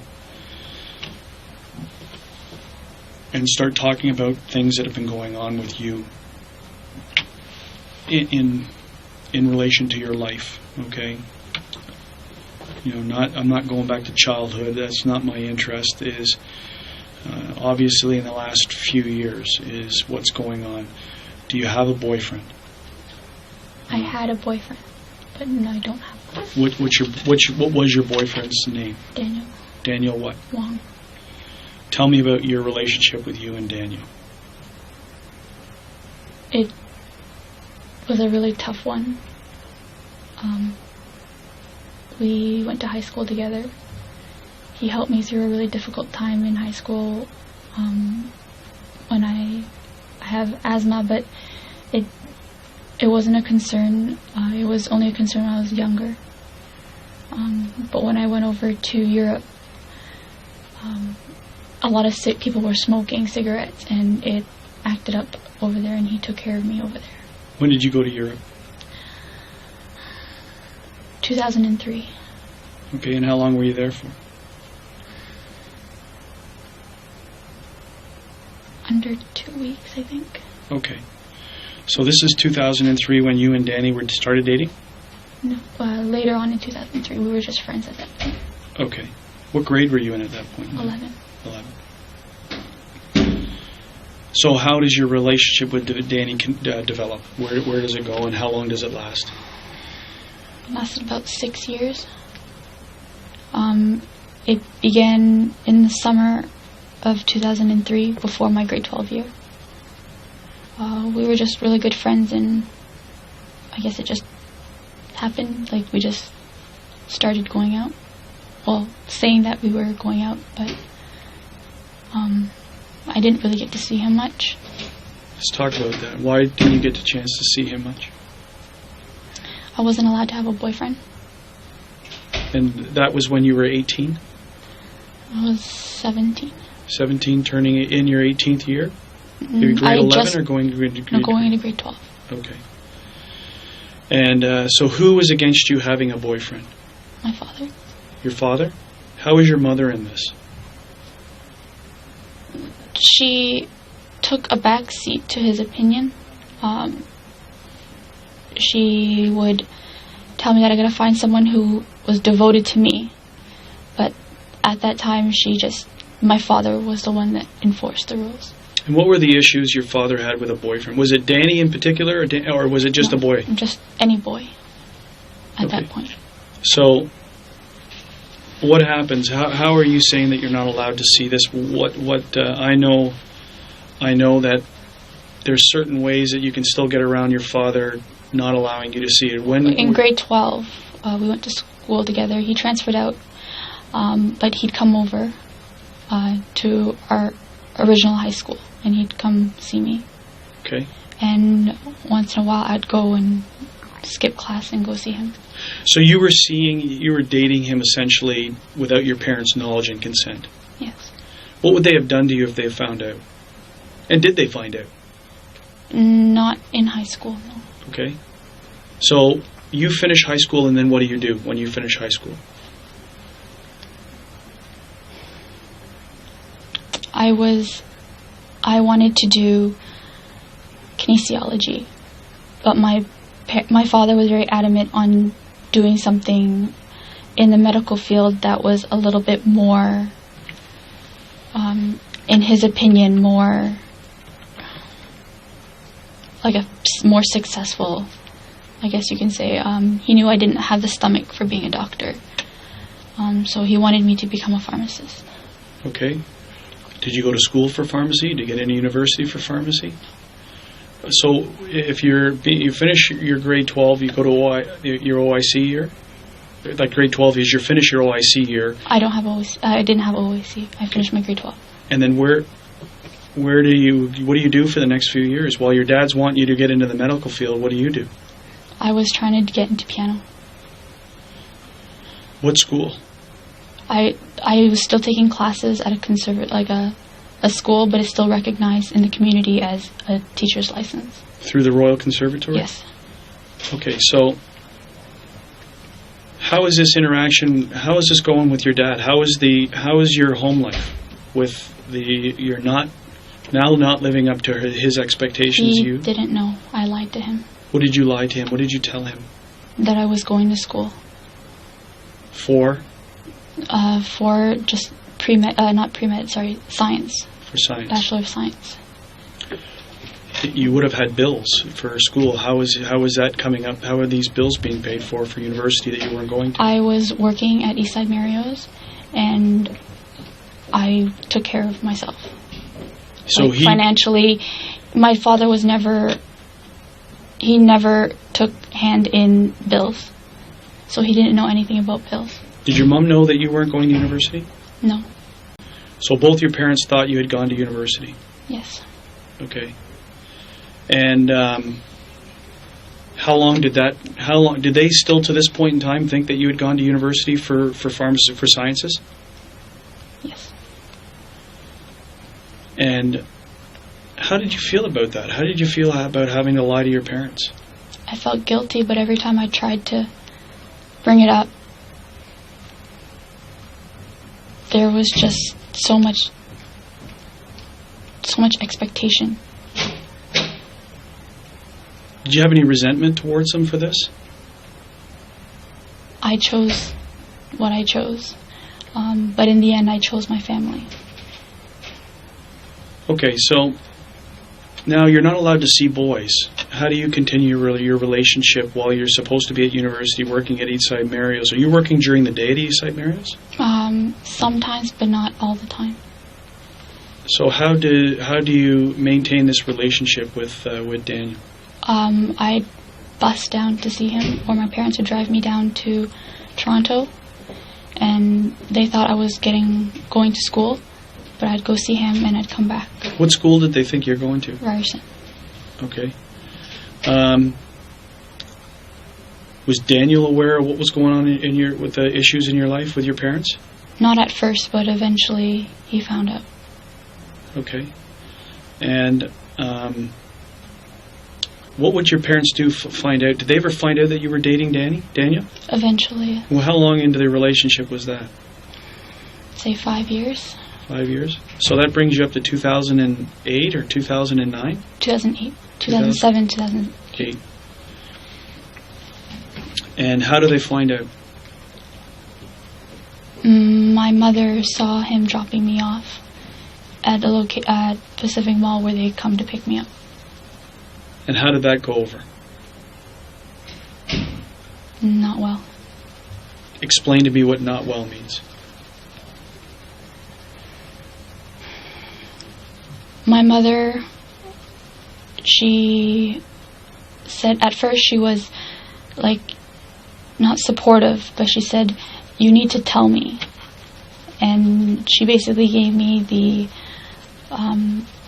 sex talk, which basically was, one moment could ruin your entire life. But once my father found out, without even knowing him, he automatically put judgment. What kind of judgment did your father pass on him? He blamed my lying and even racial profiling on him. And what does that mean? I don't know about the racial profiling. He is half Filipino, half Chinese. Yes. And my father associated him with Filipino and said that, he wasn't a good match for me.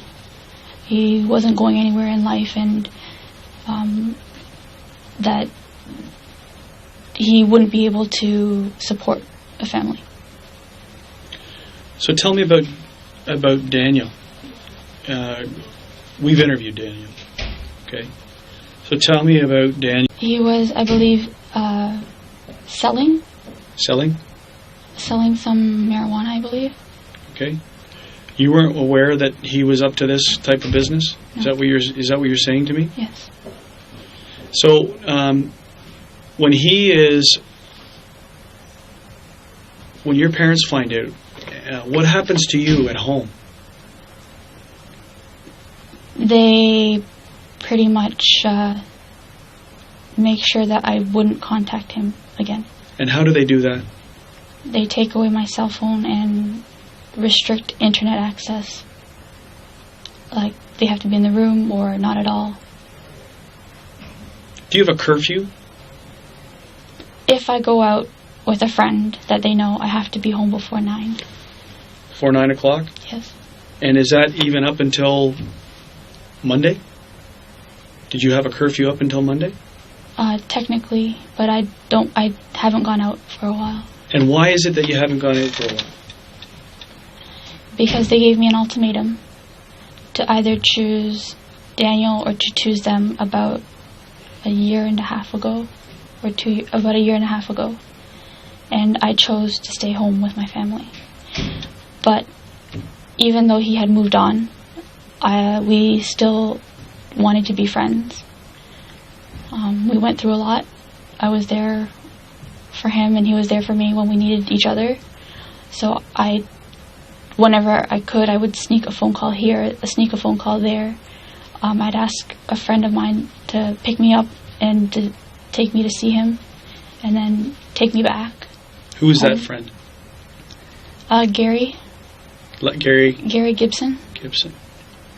I met Gary through Daniel, and he picked me up and took me to see Daniel, and he made sure I got home afterwards.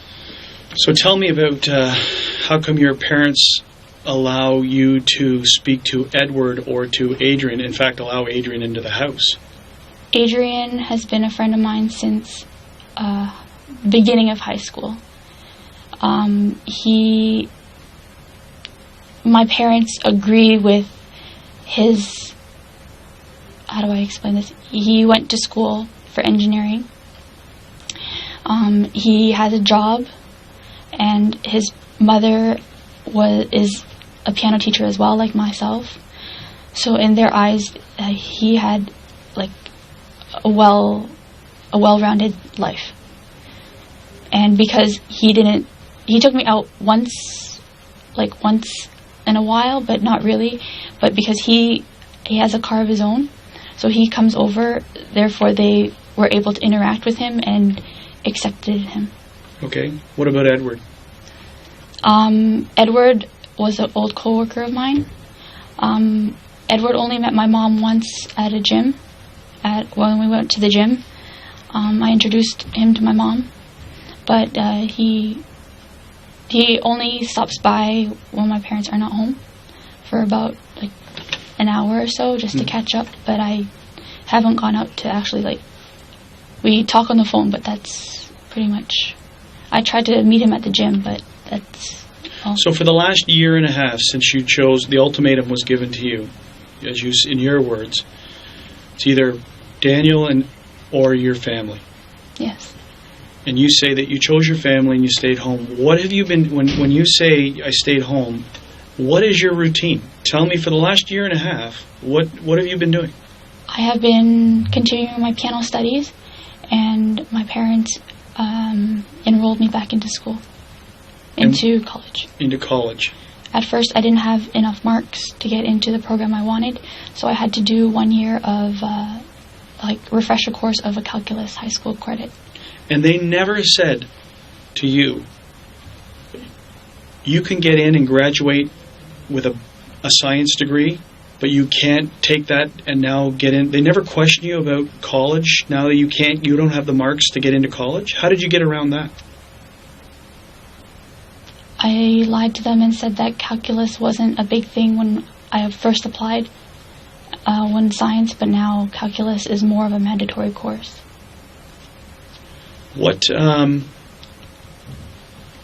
And when was this happening that you were going back to school? I went back last summer. Which college? I went to high school, yes. Summer school program. It was at I believe it's Bray-Buff. Bray-Buff? On Steeles in Bayview.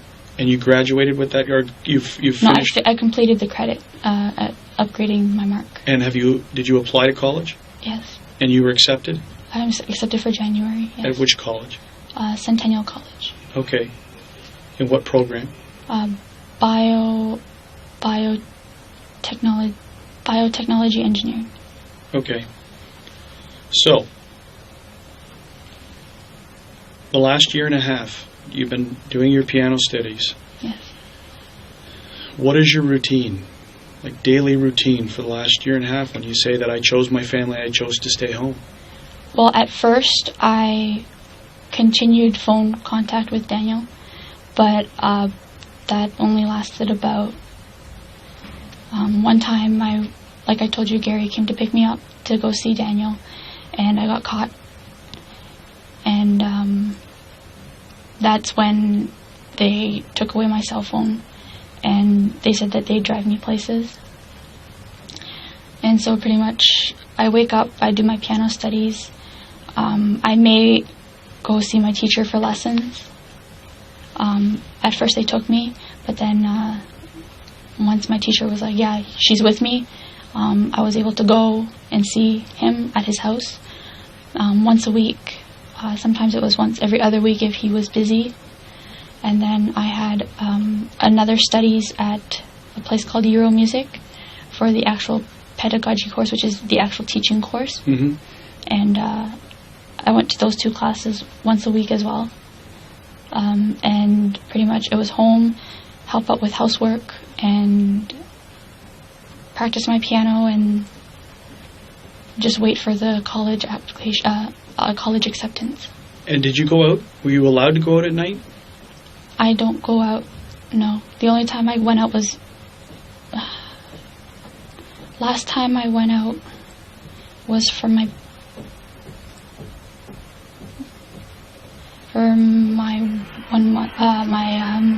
my birthday, and I was able a week ago to go see my friend on the night of Halloween. My mom went out to a dance thing. Sorry, it was Saturday night, not Halloween night. It was Halloween weekend. Saturday night, my friend Topaz and I had made plans, but my grandfather, we wanted to go skating because I love to skate, and since they know Topaz and they confirmed that she was in fact going with me to skating, and they have her number to call her to make sure I was there, and that I'd call when I got to her house. Mm-hmm. I got there, and because I had let my friends know that my grandfather was ill and that I wasn't 100% sure. Okay, so this SIM card that you say was in your jacket pocket, which jacket is it that you're talking about? I have a black jacket with a furry hood. Yes. That I use in the fall. And the last time you knew about it, it was inside that jacket? Yes. And you would believe there's no reason why it wouldn't still be there? Yes. Okay. And where would that jacket be located? Either hanging in my room or hanging behind, by the garage, the door. Mudroom area, what we call the mudroom area, the garage door. Is it a laundry room where you come in from the garage? Yeah. Okay. Not a laundry room, but it's like a little nook. Little nook. The laundry is downstairs? We took the laundry downstairs. Okay. Danny and his activities, his drug-related activities. Did you ever engage or assist him in this practice? No. I told him I did not want anything to do with it. It's a tough question, right? Are you involved in any type of illegal activity that would draw the attention of these type of people to come to your house looking for something? I've never. What about your parents? Not to my knowledge. Well, not to your knowledge. Are your parents... Is there any source of money coming into your house that is unaccounted for? No. Would it be something that your parents would engage in, gambling or illegal drug activity? No. Well, I help my mother with all the bills and everything, and nothing. She never doesn't have anything. How new was that basement? The setup of the basement? Graduated in 2004. We moved in 2004. I believe we moved in for about a year, so I'd say either 2005 or 2006. They moved it. You guys moved in there. We renovated. Renovated? Yes. And at that time the basement was completed? Yes. Were your parents working both at that time? When we first moved in 2004, my father was unemployed. He had got laid off from Magna. Yep. My mother had transferred up to a place in Newmarket. Then my father found the job at where he was currently working at Kobe and Stell. And then I forgot the year. My mother got laid off, I believe in 2008 or so. And she's been looking for a job and been at home. Now,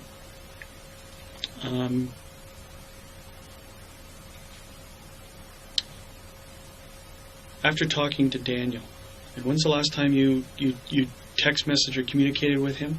Was when my grandfather was ill.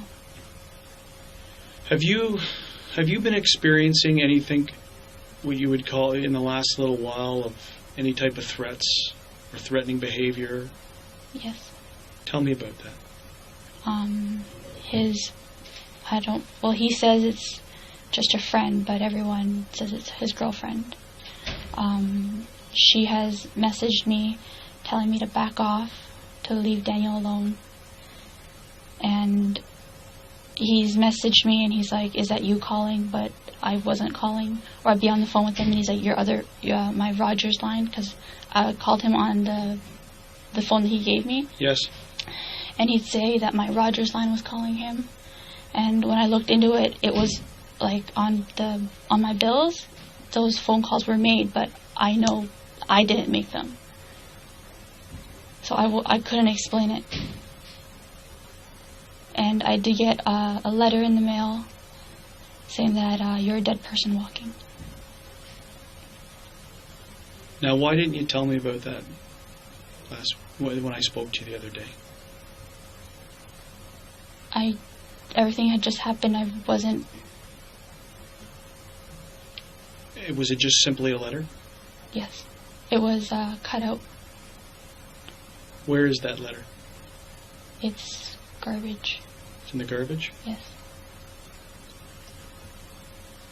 I didn't think too much of it at the time. And what did you equate it to? Just jealousy. You still are equating it to the friend or the girlfriend? Well, I don't want to... I don't know 100%, so I don't want to point fingers. Why? So if you're not 100% and you don't want to point fingers, why do you believe it's her? Because she has personally messaged me on Facebook telling me that I'm stupid and to back off and to leave Daniel alone. Okay. And sometimes when I text him, she texts me using his phone telling me that he's with his girlfriend Christine and to leave him alone.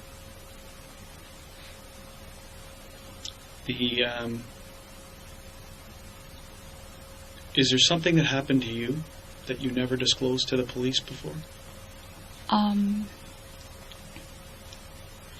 That is something I lied to him about. Okay. Tell me about that. I told him I was raped, but I was just very depressed and... Sorry, this is very embarrassing. You haven't reported it to the police, right? This is an interaction between you and an ex-boyfriend, okay? So you're not in any trouble for this, and it's important that we clear it up because he's telling us stuff, yes. And then we're coming back to you. So, yes, but this is something I lied to him about.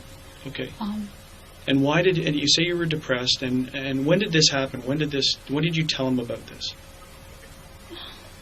Maybe a year ago. A year ago. And what was it that you told him? That someone came to the door, and when I went to open the door, they pushed me down and raped me. Did you give descriptions? Did you provide descriptions to him about it? I might have. I don't remember exactly what I said. Okay. But you're telling me to my face that this never happened. This never happened. Okay. So this isn't something that we need to be looking at as something that's tied to this. No. That was my lie to him. Okay. For attention, isn't it? Now, what was his reaction to that? Report it. But it wasn't real, so I didn't report it. Okay. Now, did you ever have a figure if Daniel stopped being a drug dealer or engaged in, or is he still dealing with that? Again, this is not criminal. It's more in lines of, what would link someone to think that they're coming to your house for a large quantity for money, which is an obvious question. I've asked him what he's up to, and he just says doing runs. But I don't ask him into detail. So when he says he's doing runs, you're equating that to he's still running drugs? Running errands, running drugs, seeing people. You just didn't ask him? I just kind of went blind ear because I'm not with him. Okay.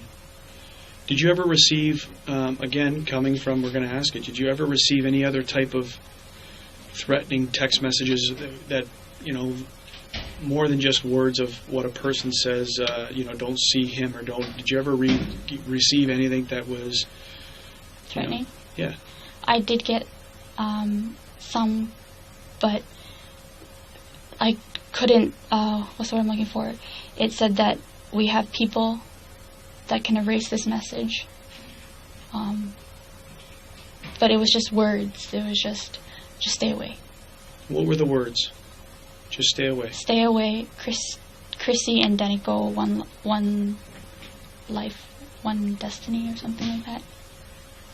So it was more in line with Danny and more in line with the relationship. Just pretty much just leave, for me to stay away. There was never any threat to you from any other anonymous. It always seems to you to have the air of Danny's girlfriend or friend that's sending these threats. He says that it's not her, but from all the messages are pretty much just to leave him alone so he can be happy. Okay. But there's no phone number that these things are coming back from? No. Being sent from? No. Did you ever... I know it's absurd, but I couldn't explain it. No, I don't... with the technology today, anything is possible. I'd never be able to look you in the face and say that's not possible, because what kids can do with computers and do with technology, anything in my opinion is now possible. But it was just words. It was never more than that. Anything to the effect of seeing bang, bang, bang? To me? Yes. No. Are you aware of someone else getting a message like that? Daniel said that he got messages saying fun, fun, fun, bang, bang, bang. And what did he ever equate that to? Did he tell you? He just said these messages basically kept telling him to make sure I stayed away from him and to make that girl happy. Okay. And that they knew what he was up to.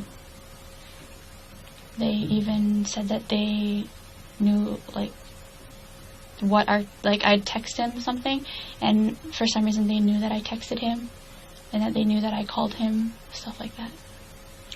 Do you have you ever received, other than that letter? That other thing I also made up, the bullet in the mail, I made that up. And how long ago was that? Just a few months ago. Okay. And was that an attention grabber for him again? Yes. You still have feelings for Daniel, don't you? Yes. Okay, so you're having trouble with that. You're having trouble getting over the fact that the relationship is over. Because of the terms of how it happened. I've accepted that it's over, but I still want to take care of him. Yeah. But unfortunately, I made a decision and I had to stick by it. Your relationship with Daniel was broken up because of your parents' ultimatum, not because you didn't care for him anymore. Yes. That's an obvious what you can say, right? Because yes. You still have feelings and you're still trying to trigger him with the bullet. Even just that are these text messages you're receiving, are they fictitious? Are you making that up? No. 100%? Yes. Okay. Now, the letter you received, is it fictitious or did you make it up? Is it fictitious or is it real? It's real. It's real. And how... Sorry? No, it just happened, before most of this stuff happened, so I just brushed it aside. Okay, so it happened before most of what stuff happened? Most of, before I knew about her, and before I knew, before she messaged me ever. Okay. Now, how often did you use this other phone? You said it was back when your father, that's the last time you used it. But how many times would you, from the last year and a half? Maybe once a day. Once a day? Or usually, once a day. Who was paying for that? Daniel. Daniel was paying for that.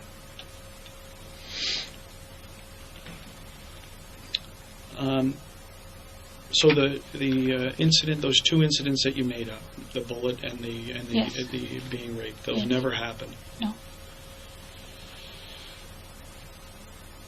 Is there anything else you can think of in this Were you dating anyone else? Did you see anyone else during No. this year and a half No. layoff? Dating, no.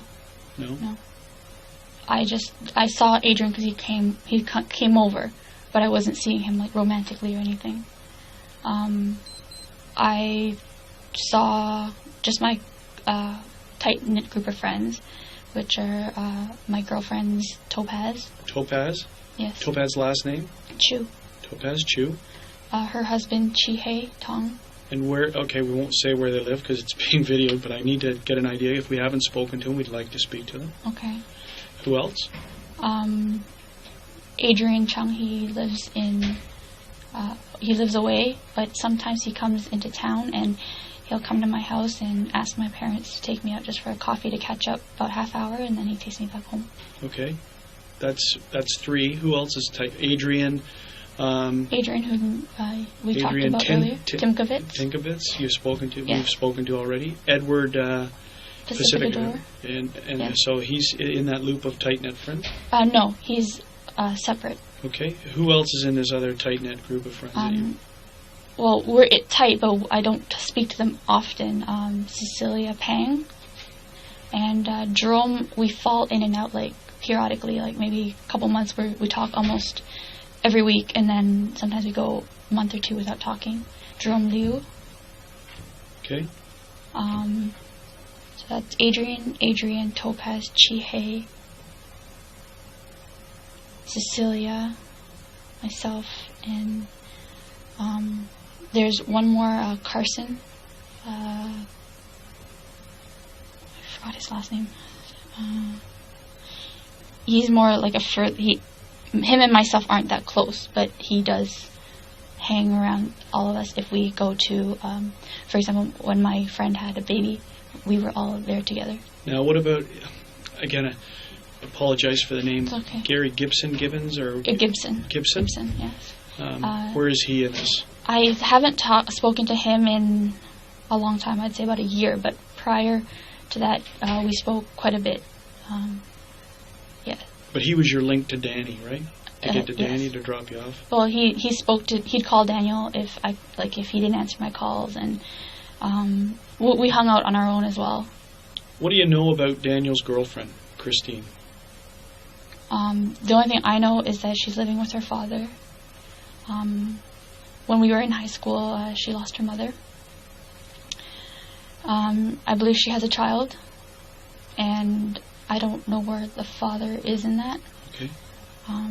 Daniel's told me that, this is just what Daniel's told me, that she's going through a custody battle, and that every time I ask him, like, what are you doing? He's like, making runs with Christine.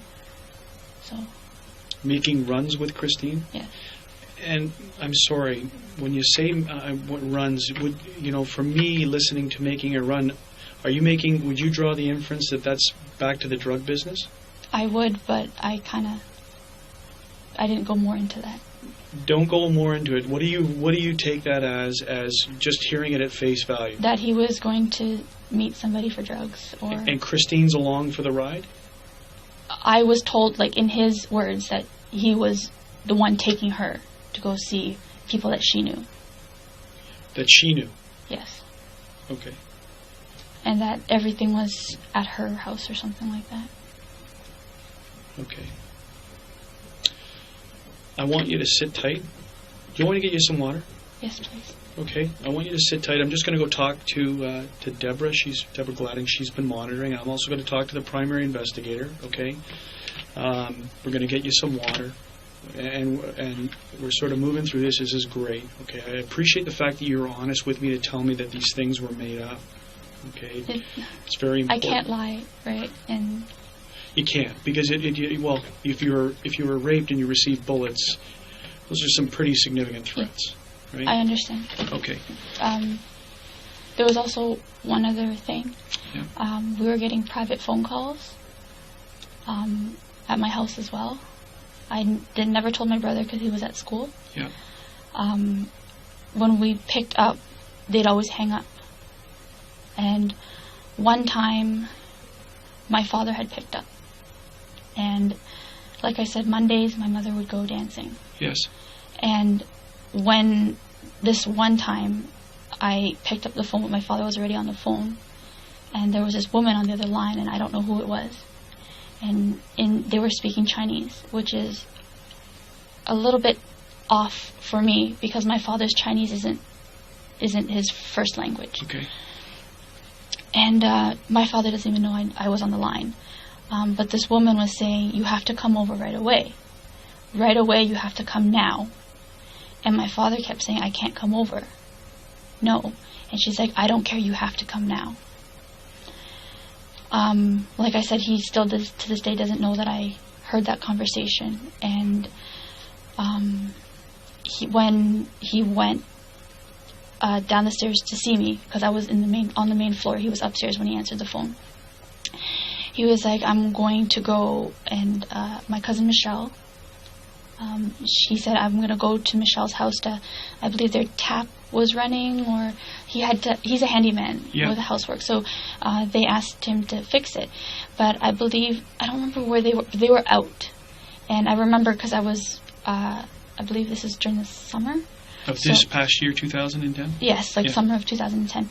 And me and Michelle, we go to the gym together. So she had mentioned that day that she had, I'm sorry, I don't remember what, but she had an errand to run with her mother. And I was like, I think it was a doctor's appointment or something. And I told my dad that I believe they're out, they're not home. And he's like, I'm going to go. So he left. And when he left, I had called my aunt I believe my aunt had called me back, or I had called her. Somehow we connected with each other. And they said that they were not home yet, but they're on their way. They would be there in about a half hour. My father never came home. And my father says he was driving around their block, waiting for them. But when I confronted him, I said, I thought they said that they weren't home. And he's like, I was driving around the block. But when I didn't know how to process this, and so I confided in Michelle when we were at the gym. And she said that when she came home, she did drive, because they have, her garage is in the back of her house. Mm-hmm. So there's like a streetway that's just garages. And when my father goes over, he likes to use the back door and knocks on the door in the back door because it's convenient because everyone's in the back of the house, usually with a kitchen. So she said that she drove in 2 circles before, she drove around to check before she went in, but my father was never there. Does Michelle speak Chinese? Yes. Yes, she does. Is your aunt? This is your cousin is Michelle? Yes, my cousin Michelle, yes. And your aunt's name is? Huida Le. And so was your father ever at that house? Eventually, she said that he did come over, and he helped them out, and came back home. But when you listened on the phone line, did you recognize the female as being Michelle? Or it was not. It was not her and her mother. I know that, but it was a voice I've never heard before, a lady's voice that I've never heard before. And like I said, these phone calls were happening periodically, but every time we answered, they'd hang up on us. Meaning you or your mom? Yes, because my mother and I had voiced it, and we voiced it. And a few days later, I was home by myself, and I got a private call, and I didn't hear them hang up clicking. So I yelled in Chinese, "Do not call this number ever again." And they called probably once after that and never returned. The private call stopped. And so when did this stop? When did this happen? So you said the summer is when that happened? By the end of the summer. The summer, so August, September? Late August, early September. And is this to the house line? Yes. And what's the house line phone number? 905-477-3867. Okay. Sit tight. Is there any other incidents that jog your memory?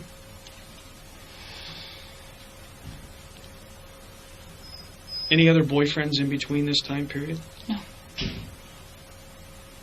Okay, sit tight. Let me get you some water. Let me ask some questions, okay? If you want to stand up and walk around, I understand.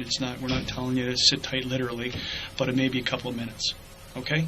Okay. Do you need to go to the washroom? No, I don't like being by myself right now. I'm going to leave the door open a little bit, okay? Okay. Does that work for you?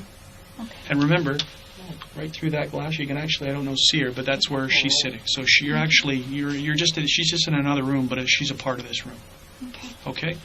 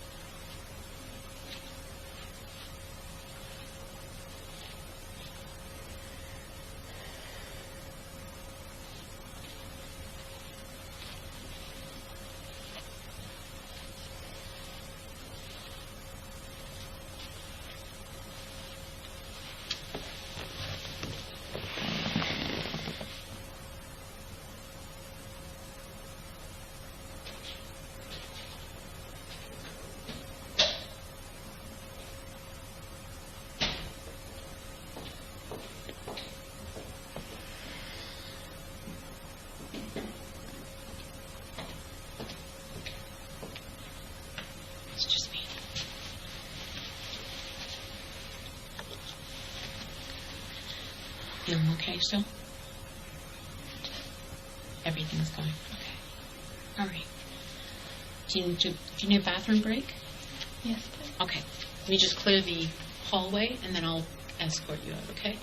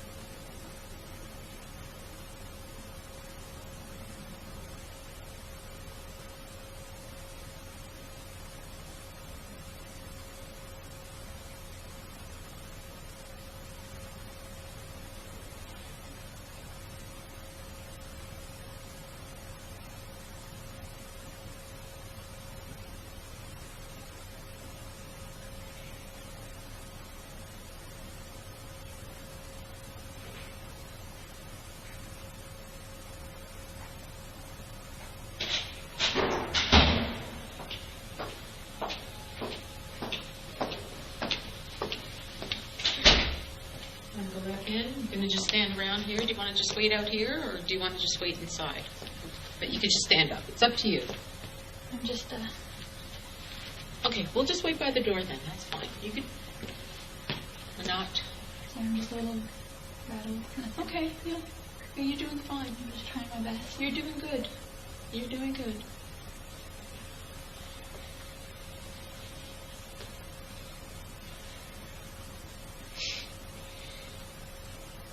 Are you hungry? No. No?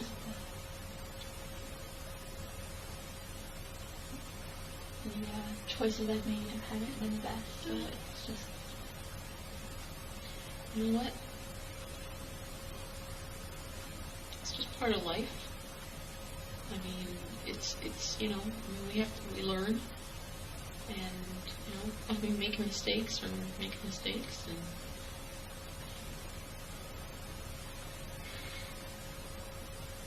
being honest, it's just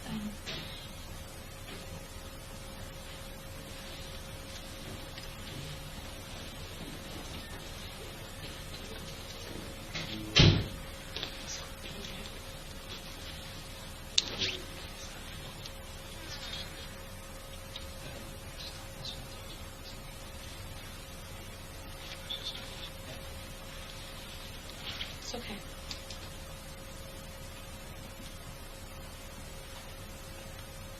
I've also done some of those things. Instead of just saying some of those things like my parents don't know yet, so it's just... You know what? You can't worry about that. It's not, you can't focus on that. I mean, you did what you had to do, right? And it was something that you felt that you needed to do at the time.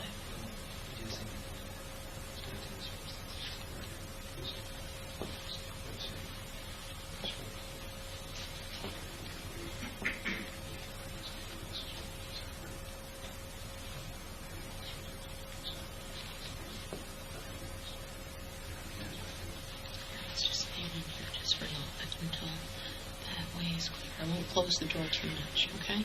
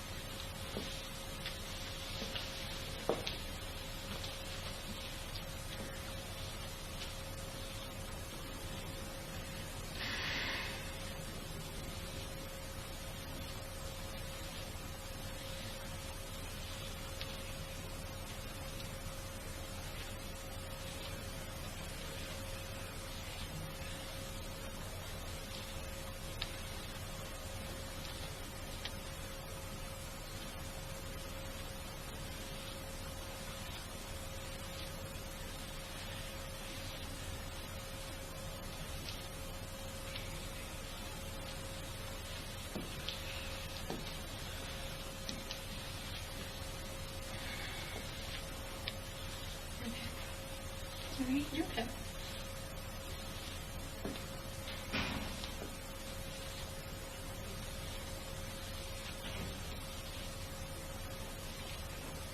I'm just going over everything in like pieces and I'm just going it through everything, and it's just like pieces here and pieces there, and I don't want to say something wrong or like just because I think I'm overthinking everything, and it's just like Well, I don't think you can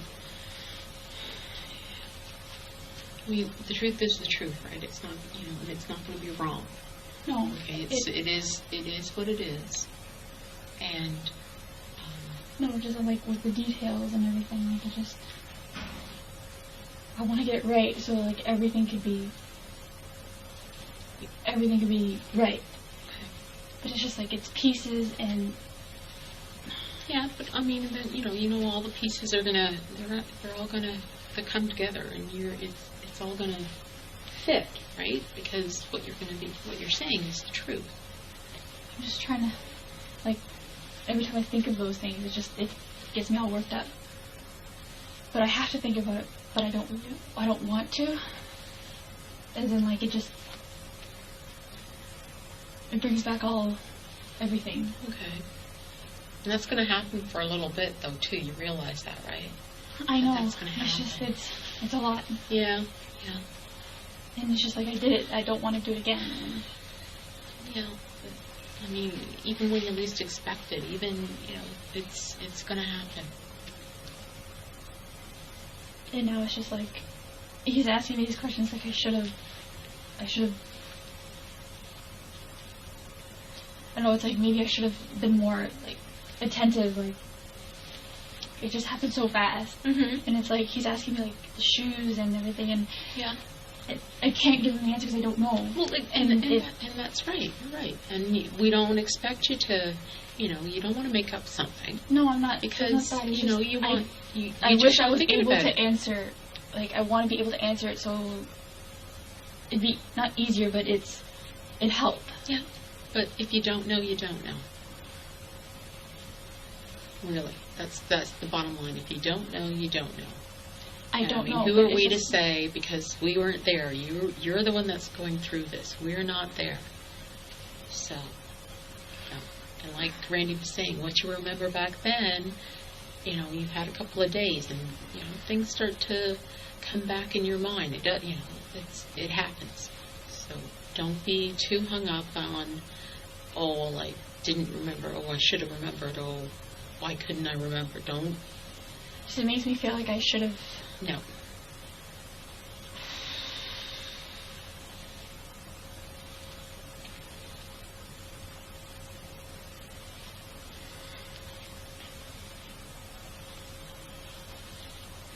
Honestly, I'm still, like, beating myself up like I should have. No, don't do that. You don't, there's no apologies needed. There's none of that. There's none of that, Jen. You don't need to be beating yourself up over this. Okay?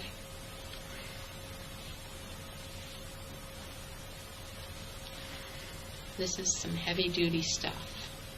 I mean, this is, you've been through something that, is very traumatic. Did you get a hold of Julia? No, I still haven't heard yet. Haven't heard yet. And I kind of want to be here if you need me right on the go. So, but once I'm able to touch base with her again, I'll do that. And I know that she'll get in touch with you.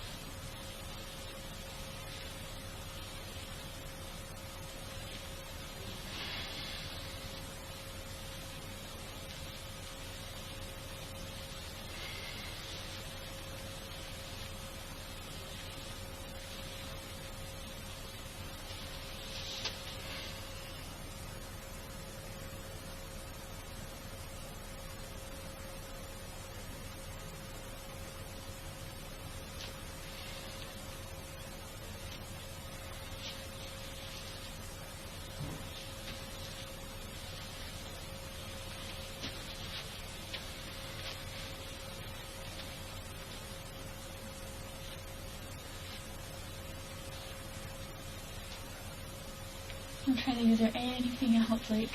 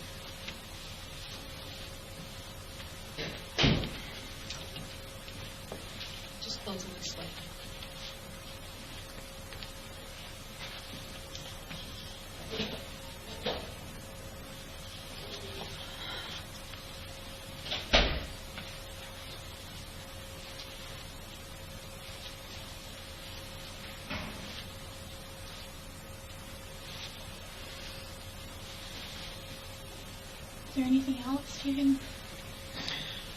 You know what? I'm.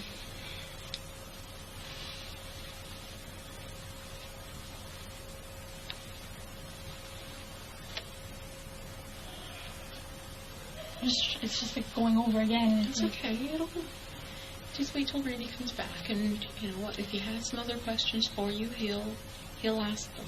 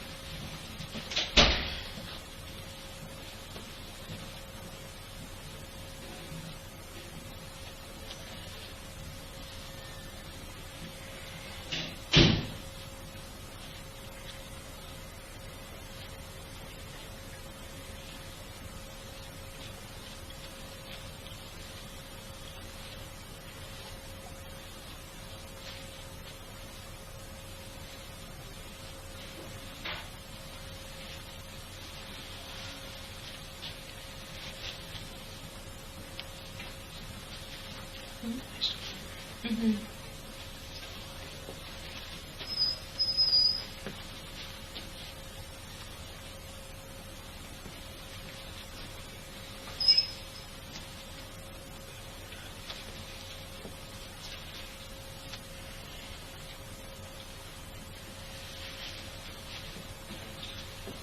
Yeah.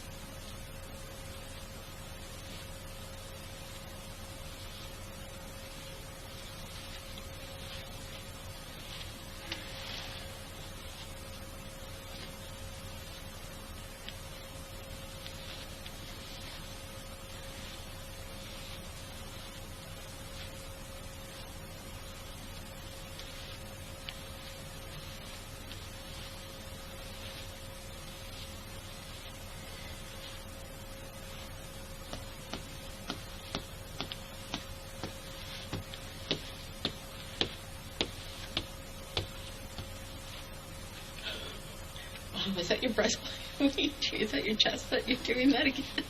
It's a thing you do?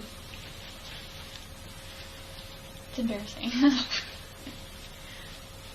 When I lose control, the only thing I feel I can control is